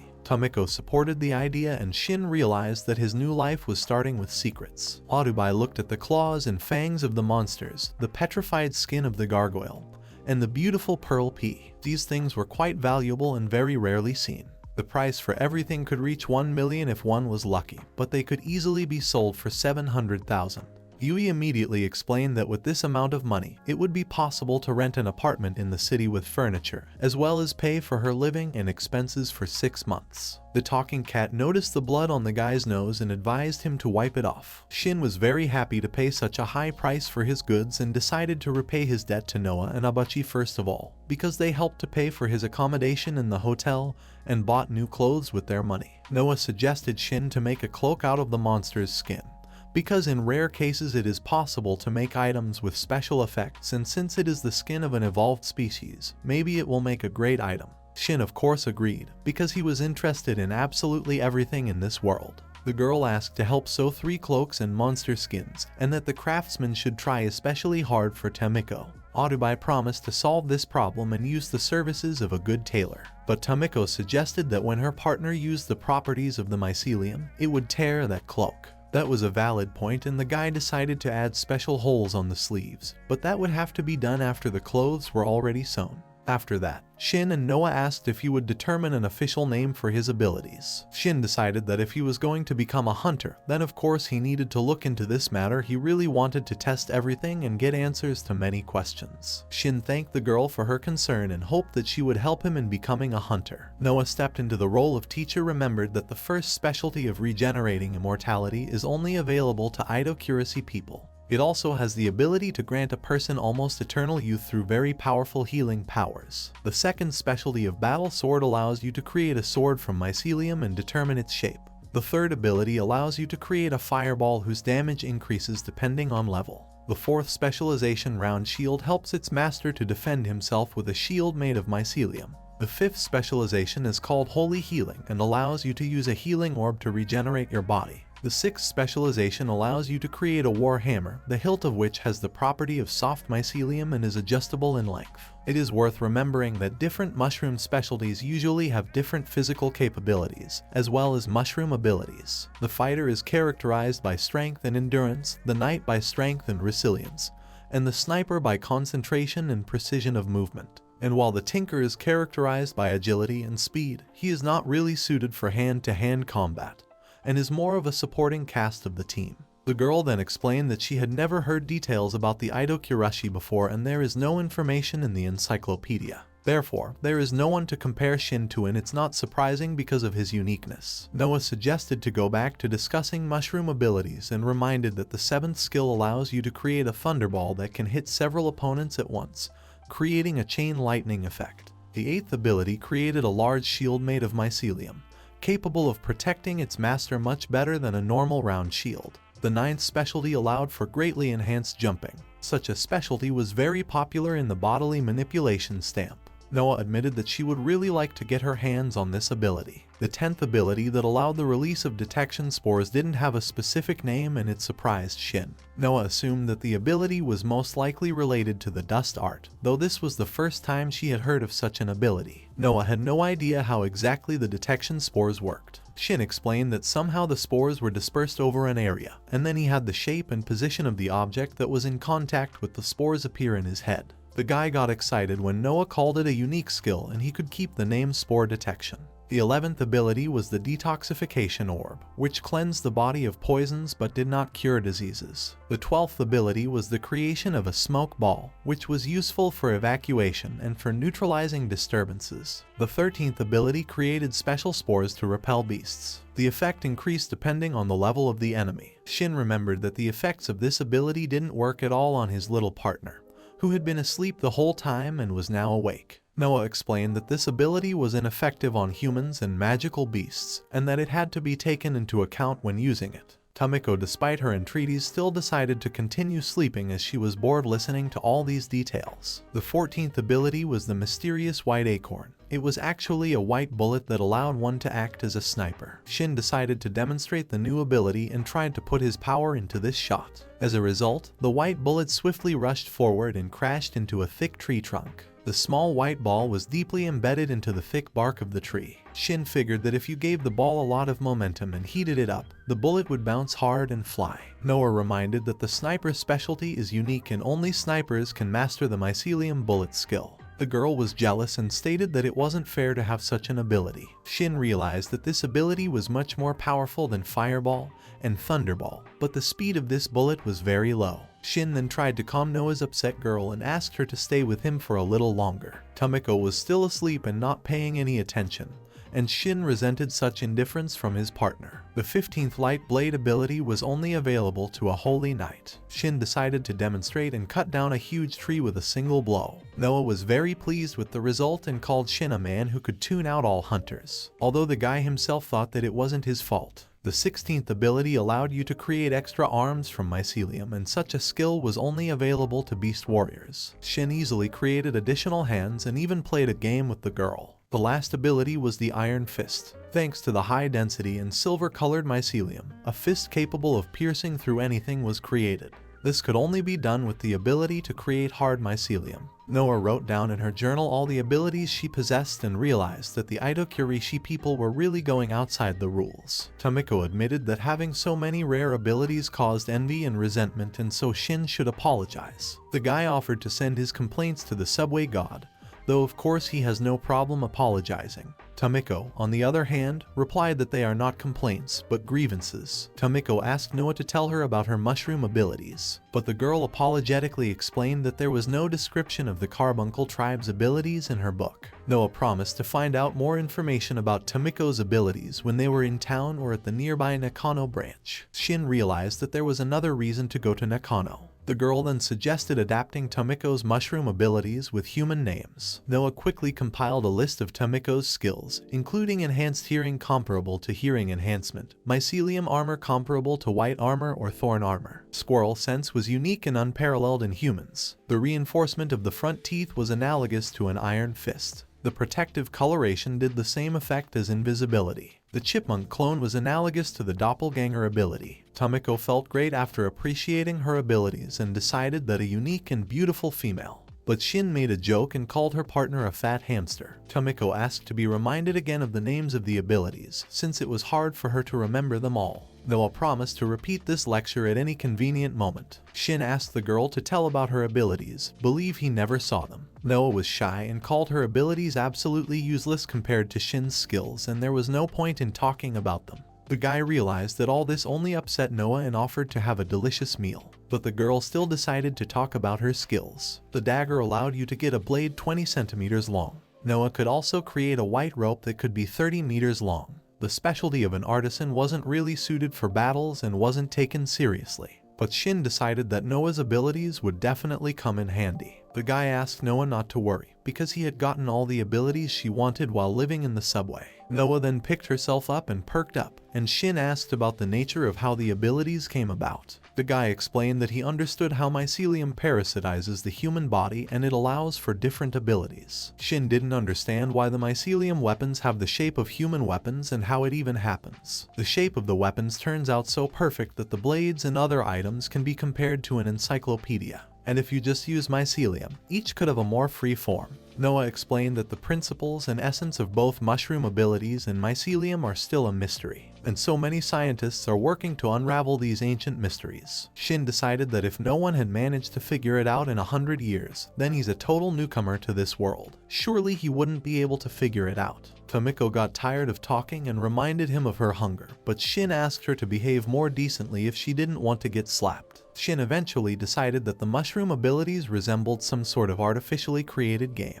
Shin speculated that a number of phenomena that happened 100 years ago were not actually natural disasters. The Sugamo branch building of the Hunters Guild turned out to be the only Western-style building in Sugamo. It was the location where the organization supporting hunters was located. In this country, a hunter was someone who was officially recognized as a member of the guild and had to pass a special exam to join. With the test paper, one could check the level and mushroom specialty with just a single drop of blood. Therefore, if one took the exam without any precautions, there could be trouble. Shin realized that he wouldn't be able to keep his secret and the guild members would definitely discover who he really was. All of this worried the guy and there was no certainty. Although this situation had been anticipated beforehand during the discussion with Noah and Abachi. In the end, a solution was worked out in case of such an exam. Shin wasn't confident in his abilities because he was very bad at various interviews. The guy even recalled his past life, where he had once had 27 failed job interviews. Shin still pulled himself together and opened the doors of the Hunters Guild as confidently as possible, and immediately found himself in a noisy environment. Passing by the tables with resting people, Shin decided that this was probably the place where hunters like to socialize between missions. Walking up to the counter, the guy asked the receptionist to process the exam for 2. The polite girl asked him to wait in the waiting room on the 2nd floor and pointed in the direction of the stairs. The waiting room was completely empty and the chairs creaked strangely in the empty room. Shin was surprised at the complete absence of others wishing to join the Hunters Guild. But after a few minutes, a rowdy guy joined in, jumping on a chair so hard that it made little Tamiko's face fly into the air. The jolly fellow apologized for his behavior and explained that he too would be taking part in the exam. Soon the town clock informed everyone that it was noon. A few minutes later, the admin girl appeared and explained that it was time to start the meeting to review the registration of new members of the Hunters Guild. The conditions required for registration are that those wishing to join the guild must be over 15 years of age and have no criminal record. One must also master the mushroom ability and have a mushroom specialty above level 10. The rowdy boy was pleased with his stats, which allowed him to participate in the exam. Tamiko regretfully reported her age of 10, but the girl explained that for magical beasts, the age limit varies from race to race. Therefore, members of the Carbuncle tribe could participate in the exam if they were over 6 years old. The girl decided that there was no problem and promised to call all the participants one by one to take the exam. Shin asked for permission to participate in the exam with his partner Tamiko since they always participate in everything together. The admin girl hesitated for a moment, then asked to wait a bit while she clarified about this possibility. Shin calmed down a bit and decided that the first step had gone well. The rowdy guy started calling Shin uncle and tried to strike up a conversation. This kind of treatment made Shin a little confused, because he was completely confused about his age. He looked like he was only 20 years old, and even at 28 years old, one couldn't feel old. But in reality, the guy was actually 130 years old, which was really the age of an old man.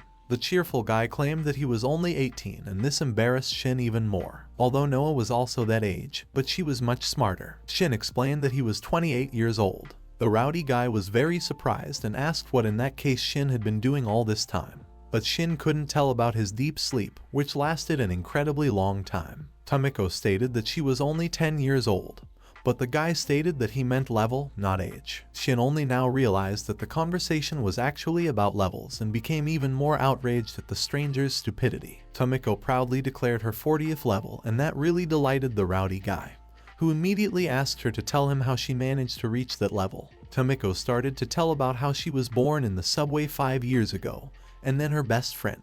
But Shin immediately tried to silence his partner, because you couldn't tell all the secrets. Tamiko resented a little, but still stopped telling what couldn't be known to outsiders. Just at that moment, the receptionist girl returned. Shin and Tamiko were the first to be invited to take the exam, and the boisterous young guy wished his new acquaintances good luck. Shin started to get worried and tried to calm himself down, and then the guy opened the classroom doors and decided to go in.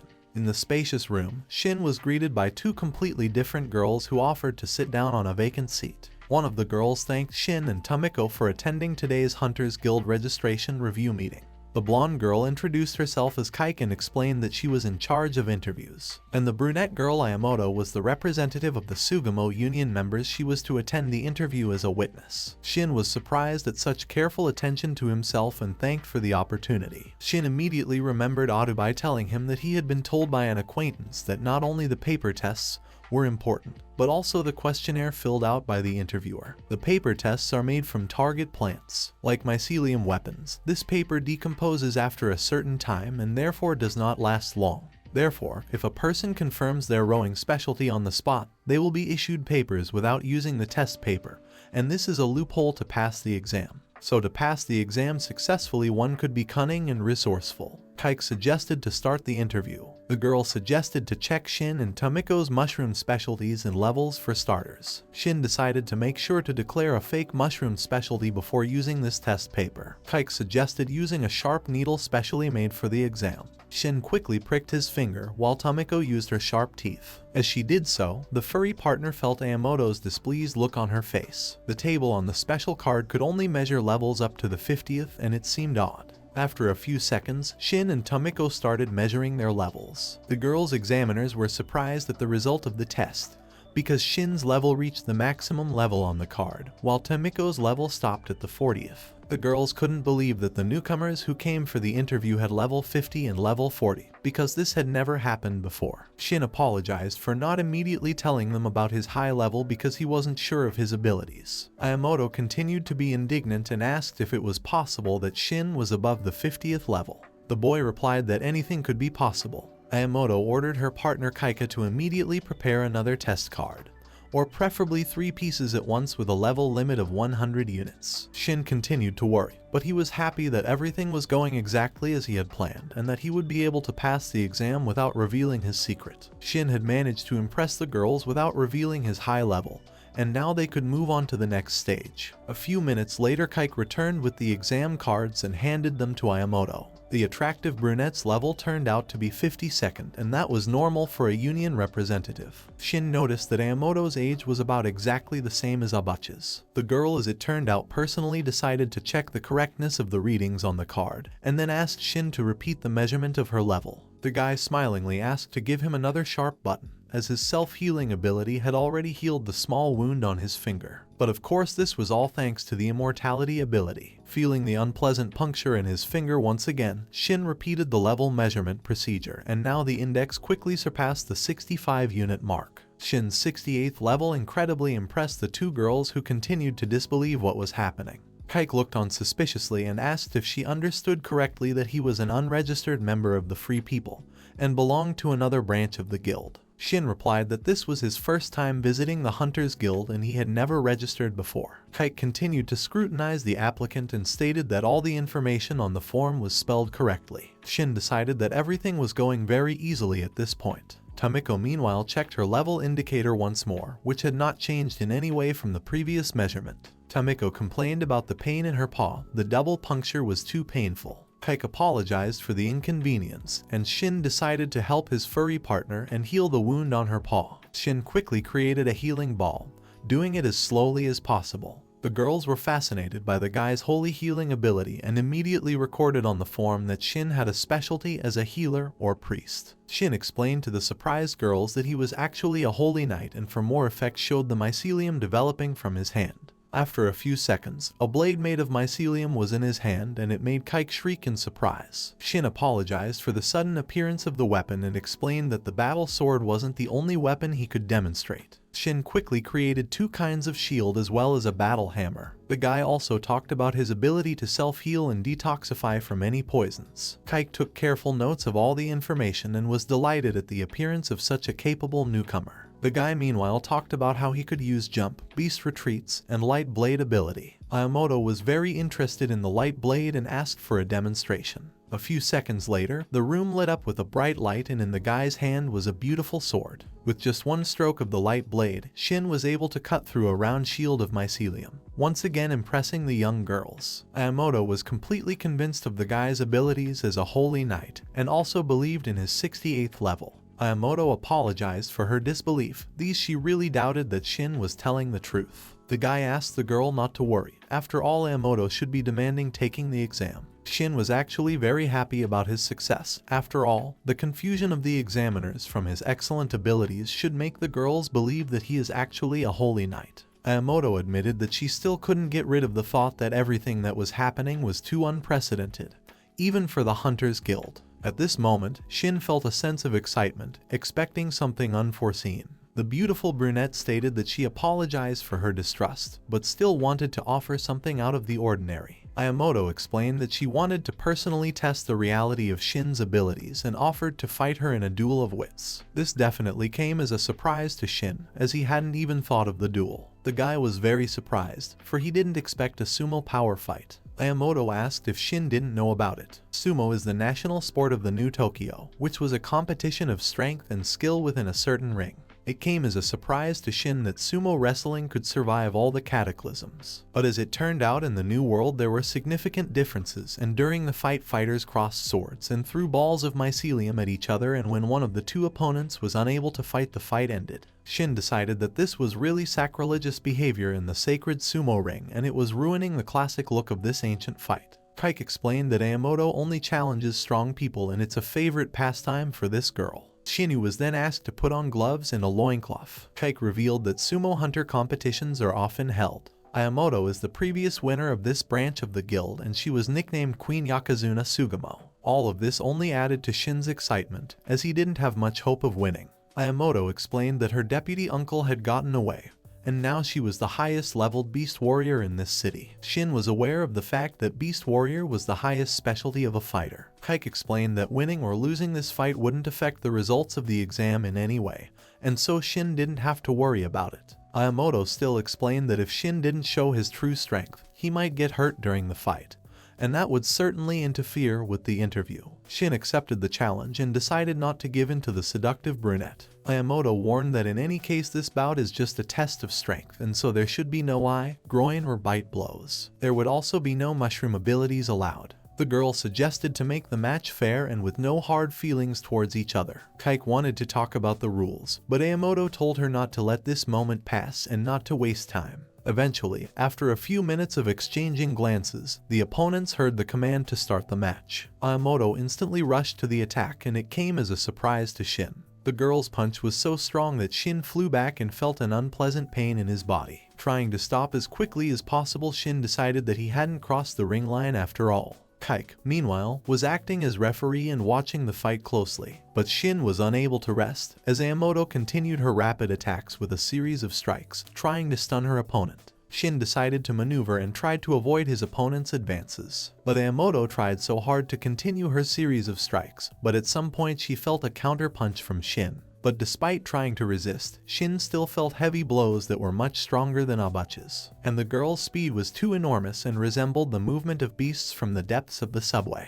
Also, Ayamoto's power was far superior to the bandit gang leader, but despite this, Shin still decided that he could defeat the strong opponent. After all, he only needed to throw the interviewer girl to the ground. Kaik meanwhile had fully immersed herself in her role as the judge of the fight and was shouting loudly. Ayamoto did not expect Shin to be able to withstand a series of hand strikes, because such an attack could break any opponent. The girl decided that this way they wouldn't find out anything and something else should be used. The belligerent brunette declared that she was lifting the ban on using mushroom abilities in this fight. Immediately, Ayamoto attacked her opponent and Shin felt a blow of incredible strength and flew far back. It became obvious that the girl had used the mushroom muscle enhancement ability, as her punches became even faster and heavier. Shin realized that for the opponent, winning even this fight was the main goal. For Ayamoto, the sumo ring was a battlefield, and strength was justice. The girl tried to deliver another crushing blow, but this time Shin was able to block her opponent's arm. Shin decided to make a difference in this fight. After all, he had come to become a hunter and was not going to fight in sumo. The beating made him angry and wanted revenge, and he was also annoyed by Kike's constant yelling. Shin decided that before becoming a hunter, he would definitely defeat the strongest girl in sumo and become a yokozuna. Shin realized that this ring is the very interview he must pass with success. The guy started to fight back furiously and gave a strong kick to his opponent, from which Ayamoto roared. Shin called the opponent not a real yokozuna, and the girl praised Shin for his serious intentions. Ayamoto accepted the challenge and rushed in for another attack. In fact, Shin had never really fought in this new world until he woke up and felt a strong rage. As a kid, the guy admired fighting manga because it had nothing to do with superhuman strength. A lot of special techniques were very much liked by the kid, and he realized, and that it was impossible to repeat such a thing in reality. Ayamoto was able to grab her opponent and decided that now the victory will go to her, because it was only necessary to put Shin on the floor. But the guy was on his feet and resisted. Then, unexpectedly, Ayamoto felt her feet lift off the ground. This was due to a perfectly executed shoulder throw that Shin had often seen in her favorite manga. The guild staff on the first floor heard a strange noise coming from the second floor, because Ayamoto's fall was very strong. Kike announced Shin's victory, while Ayamoto was admitting her defeat and recovering from the heavy impact on the floor. Shin thanked the girl for a great fight and called her a very strong opponent. Shin politely offered his hand to the girl, showing respect to his opponent. Ayamoto was no longer angry at her opponent and shook the guy's hand firmly. Shin decided that it was a very intense fight, and now it was time to go to the hotel where his friends were waiting for him. The guy felt satisfied, decided that after such a grueling fight, today's food would be even tastier. Tamiko asked what they would do about the interview now. Shin agreed with his furry partner and still turned back to continue the interview.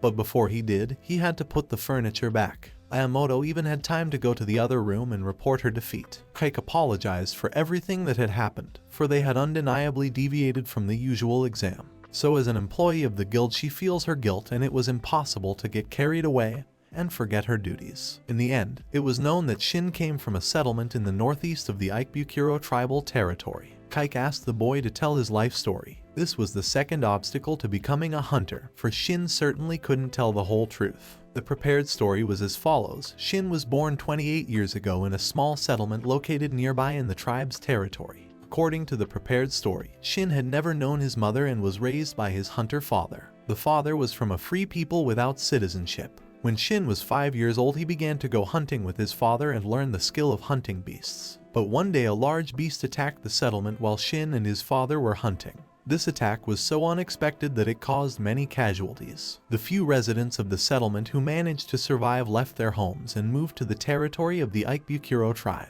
As a result, Shin and his father were the only people who did not leave for the new lands. Shin continued to learn the skill of the hunter from his father and reached level 15 at the age of 13. His father advised him to join the Hunters Guild at the age of 15, for that was the only way he could live as a true citizen. His father tried to pass on to his only heir all his knowledge and skills, and always said that he himself does not like crowds, and that is why he did not join the Guild of Hunters. But Shin must choose his own path and not look back on the past. A few days later, Shin and his father went into the depths of the subway again. His father didn't have much difficulty and progressed further and further to the deeper levels of the dungeon. At the very bottom of the dungeon was a very dangerous and powerful boss. Father wanted to destroy such an enemy and explained that if Shin was afraid, they could turn back to the exit. But Shin had full confidence in his beloved father's strength and abilities, and believed that there was no monster in this world that his father could not defeat. Especially, there was still a lot to hunt ahead, and a strong monster could be a great trophy. The father thanked Shin for his words and said that he would rely on his faith, and would always protect his son even at the cost of his own life. The father then kept his word and died protecting Shin from a horrible huge slug. The monster turned out to be incredibly strong, and the father had no chance of defeating or escaping. His death allowed Shin to leave the room with the monster and travel to the lower levels. In the end, Shin somehow managed to survive on his own, gradually increasing his level by hunting all the animals he encountered. Ayamoto was horrified by this cruel story, as being in such a situation was a real test of courage and strength. Shin admitted that he was desperate and constantly remembered his dead father, and if his father gave him life, he had to survive in the dungeon alone. Shin felt like a real liar after telling this made-up story. This whole artificially created biography was a true masterpiece that had been worked on by 3 people and 2 magical animals. The whole story consisted of Noah's adventures, Tamiko's adventures, and Shin's own memories. Shin then talked about how as soon as he mastered the skill of self-repair and creating a large shield, he started acting recklessly and spent all his days fighting beasts in the subway for the sake of his survival and level up. Thus, after many years in the underground, Shin managed to meet a conversation partner for the first time, and it was a momentous occasion. Tamiko gave the gift of being able to communicate and feel human again. Ayamoto continued to look at the furry partner strangely, and there was some negativity in that look. Shin began to tell Tamiko's story, which consisted of more than 80% truth. Online, events eventually led to them managing to meet 5 years ago. They had subsequently worked together and survived by combining their strengths and abilities. Isekai'd was fascinated by such a sad and touching story, for few people could survive such situations. Tamiko herself didn't understand much of what was said, but the boy nervously reminded his partner that it was better for her to keep quiet and not spoil anything. As a result, for many years the 2 of them had fought monsters together and thus reached a high level. Shin stated that it all helped avenge his father.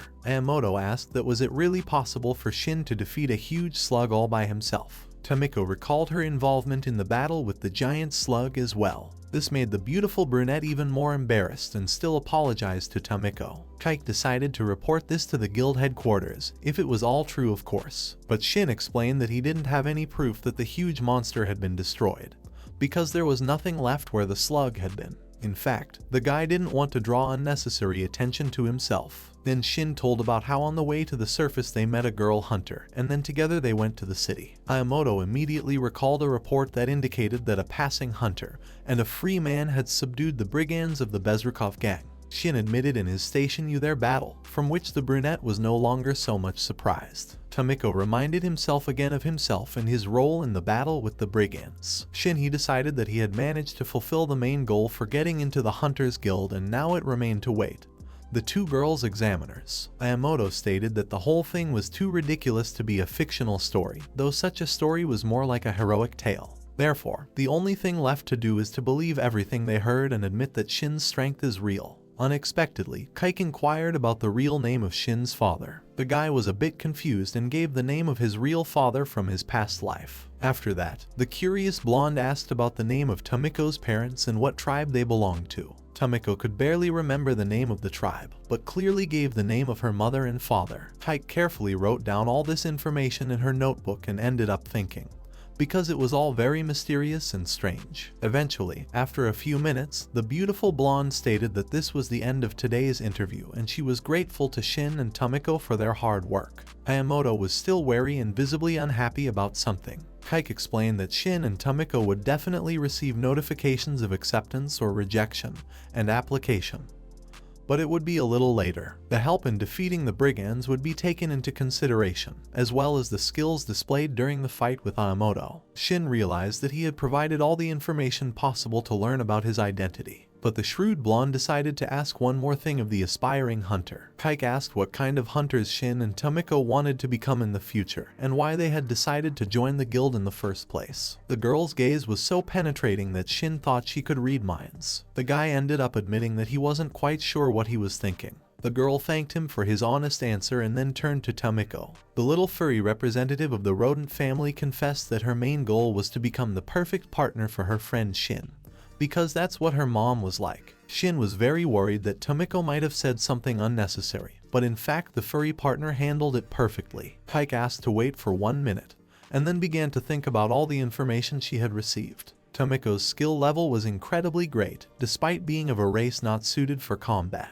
Isekai'd realized that as an employee of the guild, she should check how real Tamiko's abilities were. Suddenly, the beautiful brunette Ayamoto pounced on Tamiko like a ravenous beast and demanded to see her abilities. But as soon as the girl's hands touched Tamiko's soft fur, she felt a pleasant sensation and started stroking and caressing the small furry animal. Tamiko was delighted by such treatment and laughed. Tamiko, tired of the tenderness, asked her to stop stroking her belly. Shin watched in amazement as his furry partner completely surrendered to the woman's hands and was completely defenseless. Eventually, Shin and Tamiko headed towards the guild exit while the girls discussed the applicants to join the guild and decided that they didn't seem bad and could very well become hunters. Isekai'd explained that the way she sees it, Shin is actually a very kind person, which is very rare to find in this world, and his aura is pure white in color without any dark shades. But at the same time, the shrewd blonde sensed the color of lies that are connected to this guy's life story. It means that there are some secrets that Shin is trying to keep. The girls were trying to figure out if Shin really belonged to the free people and had no criminal record.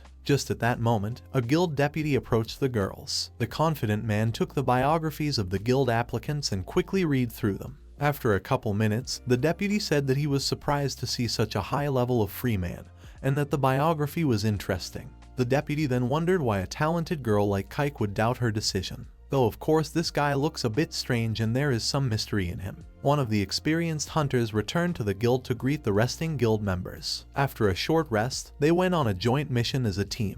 The guy wasn't too used to his new job as a hunter and hadn't had time to raise his level yet. The more experienced hunters explained that by exploring the territory you can quickly move to a new level, and if possible you should use your abilities. As it turned out, there was a secret hunting ground nearby, where you could go to increase your level and get valuable trophies. The team members were happy about this opportunity, and took the guy with them. Everyone wanted to earn money and eat good food after the job was done. Hunters liked to relax in the guild after the trip, discussing their successes and bragging about their trophies. Meanwhile, it had been 3 days since the interview at the Hunters Guild and Shin was disappointed. It seemed to the guy that he wasn't being contacted because his whole story turned out to be implausible. Shin regretted that at the end of the conversation he couldn't answer the main question of why become a hunter. Tamiko tried her best to calm her partner down and advised him to keep his cool. Just then there was a knock on the door and the maid announced that a guest from the Hunters Guild had arrived. A few minutes later, a grown man announced that he had finally found a miracle duo of newcomers with excellent level stats. The man introduced himself as Shimoyanagi and explained that he was the deputy head of the Sugo City branch of the Hunters Guild and he was pleased to meet him.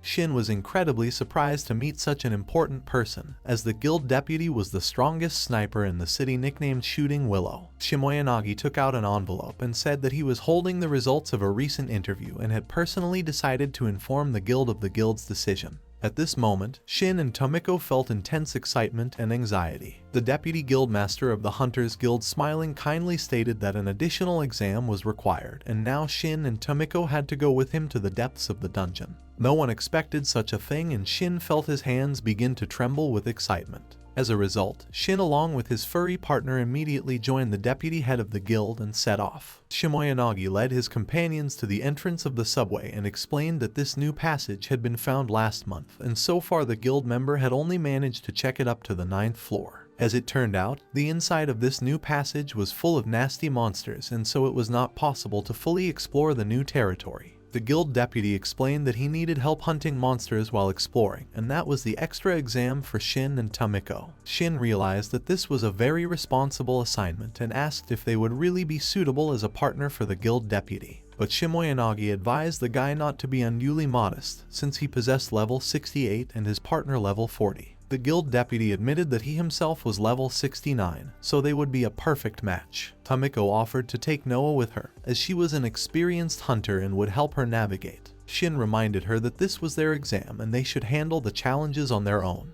Tamiko agreed and decided to eat the shiny nuts the girl had given her for the journey. After descending into the deep dungeon, the guild deputy explained that this area was quite voluminous and so they needed to be extremely careful here. Shin noticed that the space was too dark and so the path could only be illuminated with an oil lantern. Tamiko once again smelled the same dungeon they had spent so many years together in. Shimoyanagi said that now it was time to use brute force, which meant that the applicants to join the guild had to show all their abilities. Shimoyanagi remembered the beast retreat ability Shin possessed and suggested that it might be better not to use it during the exam. But Shin still decided to rely on all of his abilities, and if something didn't work on the opponent, they would help each other in a dangerous situation. finding themselves on the second floor of the dungeon, managed to destroy the first monsters because of the received power core. Shin and Tamiko hadn't eaten this kind of food in a long time and decided to take the opportunity to increase their experience. After all, no matter how delicious the food on the surface was, these power cores couldn't compare to anything. Shimoyanagi asked if Shin could really use the light blade ability, and if so, he would like to see it. Shin instantly showed proof of his unique ability, which made the guild deputy excited and even clapped his hands. Shin remembered how he had talked about all of his mushroom abilities during the interview and generally showed his strength during the duel with Ayamoto. That's why the guild deputy knows what to ask about and is trying to make sure to personally verify the reality of his abilities and powers. Although there was a strange feeling that Shimoyanagi was not telling the truth, and perhaps this journey was not just an additional test for a normal guild member. After reaching the stairs leading to the 6th floor of the dungeon, the guild deputy suggested that they take a short break to rest and eat some food. Very quickly, Shimoyanagi caught a rather large horned rabbit and offered to dine on the fresh meat. Then suddenly the guild deputy called out to someone and offered to join them for lunch. A few minutes later, Noah appeared and surprised everyone present. Shin didn't understand how the girl even ended up in this dungeon, since he hadn't even talked about his additional exam. Shimoyanagi explained that the girl had been following them for a long time, and the scattered golden glitter from Tamiko's food served as a guide for the search. The little furry partner confessed that her older sister had made her do it and she had scattered the glowing nutshells on purpose. Noah apologized for her act and explained that she didn't mean to get in the way, and just wanted to help in case of danger, because she couldn't leave her friends behind. Shin was actually glad that Noah was behind them and realized how much the girl wanted to be with her friends. The guild deputy advised flirting after the exam and called Shin a true catcher. Shimoyanagi joked that it was understandable after years spent in the subway, and now Shin was ready to be around any woman. This was partially true, and Shin instantly blushed with embarrassment. Thanks to the campfire, they managed to cook the horned rabbit very quickly, and soon the wonderful aroma of roasted meat spread throughout the dungeon. Everyone enjoyed the delicious and tender rabbit meat and felt a certain joy from such a vacation. Then the guild deputy reminded about those nasty creatures he had talked about at the entrance of the dungeon. Shimoyanagi explained that they would have to face a cockatrice and a basilisk. A cockatrice is actually a chicken with scales and a lizard-like tail. Basilisks, on the contrary, are lizards with the crest and feathers of a chicken. Both of these creatures are quite large, reaching up to 3 meters. Although these monsters look different, they still belong to the same species. The males are usually basilisks and the females become cockatrices. Neither of these types of creatures are particularly threatening, but unfortunately they have some very nasty skills that they possess. Both of these creatures are capable of attacking the enemy with poisonous spores, and so some hunters become an victim before they even get close to the monsters. Each of these creatures spits out different toxic spores.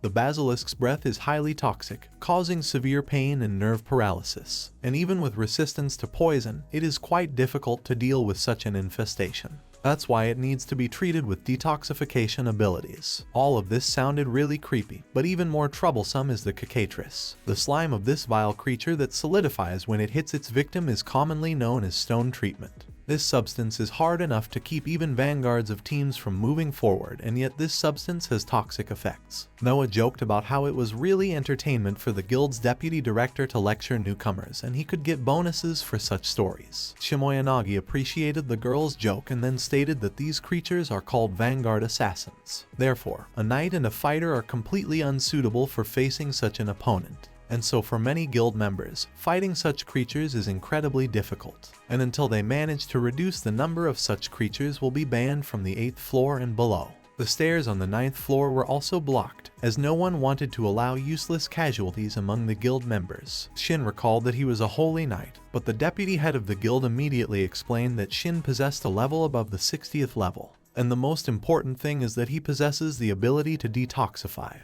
and that's why he chose Shin as a partner for this dangerous task. The mushroom specialty of a sniper is not good in hand-to-hand combat. Shimoyanagi admitted that even to Ayamoto's representative, he is not a serious opponent in close combat. Much less can he compete with Shin, who defeated Ayamoto in a fair fight. Shin did hear about the guild deputy skipping the sumo tournament. Shimoyanagi stated that winning and escaping is what a sniper uses, and all those punches and close-range attacks are not for him. The deputy guild leader talked about how he can use white bullets, pointed bullets, and explosive bullets. He also has auxiliary skills such as telephoto lens. But for a branch head, it's a shamefully mediocre skill set, and that's why he can't defeat dangerous monsters on his own. Shimoyanagi demonstrated his distance shooting ability and frightened little Tamiko as a white bullet flew right over her head. The deputy guild leader explained that if Shin could hold off the monsters, he wouldn't miss his target, and so it was safe to stand with his back to him. Shin was delighted with Shimoyanagi's ability and felt his left shoulder become strangely warm. Tamiko replied that it wasn't her fault and she hadn't peed herself at all, though she shifted to her other shoulder in the process. On the way to the 8th floor, a nasty goblin attacked and immediately died from the collision with Shin's blade. Once on the 8th floor, the travelers noticed that the firefly moss had changed its color, which meant that it was night, and suggested they spend the night in front of the 9th floor and enjoy a night hunt. Shin wondered how many monsters they would have to face on the 9th floor in general. Shimoyanagi wasn't sure of the number, but explained that those hunters who faced the enemy on the 9th floor were sure of a huge number of monsters. Suddenly, Tamiko sensed the approach of someone unknown and immediately alerted her partner. As it turned out, from the depths of the dungeon to meet the travelers broke out one of the monsters about which the deputy head of the guild. Shin instantly reacted to the danger and decided that it was necessary to get there before the creature shot out its poisonous breath. Shin swiftly approached the monster and attacked it with his blade before delivering a powerful kick with his foot and throwing the enemy aside. To top it all off, the monster's torso was pierced by a white bullet. Shin was surprised at the ability of the deputy guild leader, for he had heard that even an experienced hunter was limited to a distance of 15 meters to the target for such an accurate shot. But in this case, the shot was accurate from a distance of at least 30 meters. All of this was once again proof of the sniper's effectiveness as well as Shimoyanagi's power at a distance. Shin realized that something completely different was more important right now, and stated that he could sense the presence of people on the 8th level, and how such a thing could even happen. The deputy head of the guild was shocked by this news and suggested to hurry to the stairs, because he had a very bad feeling about the foolish hunters who dared to violate his ban.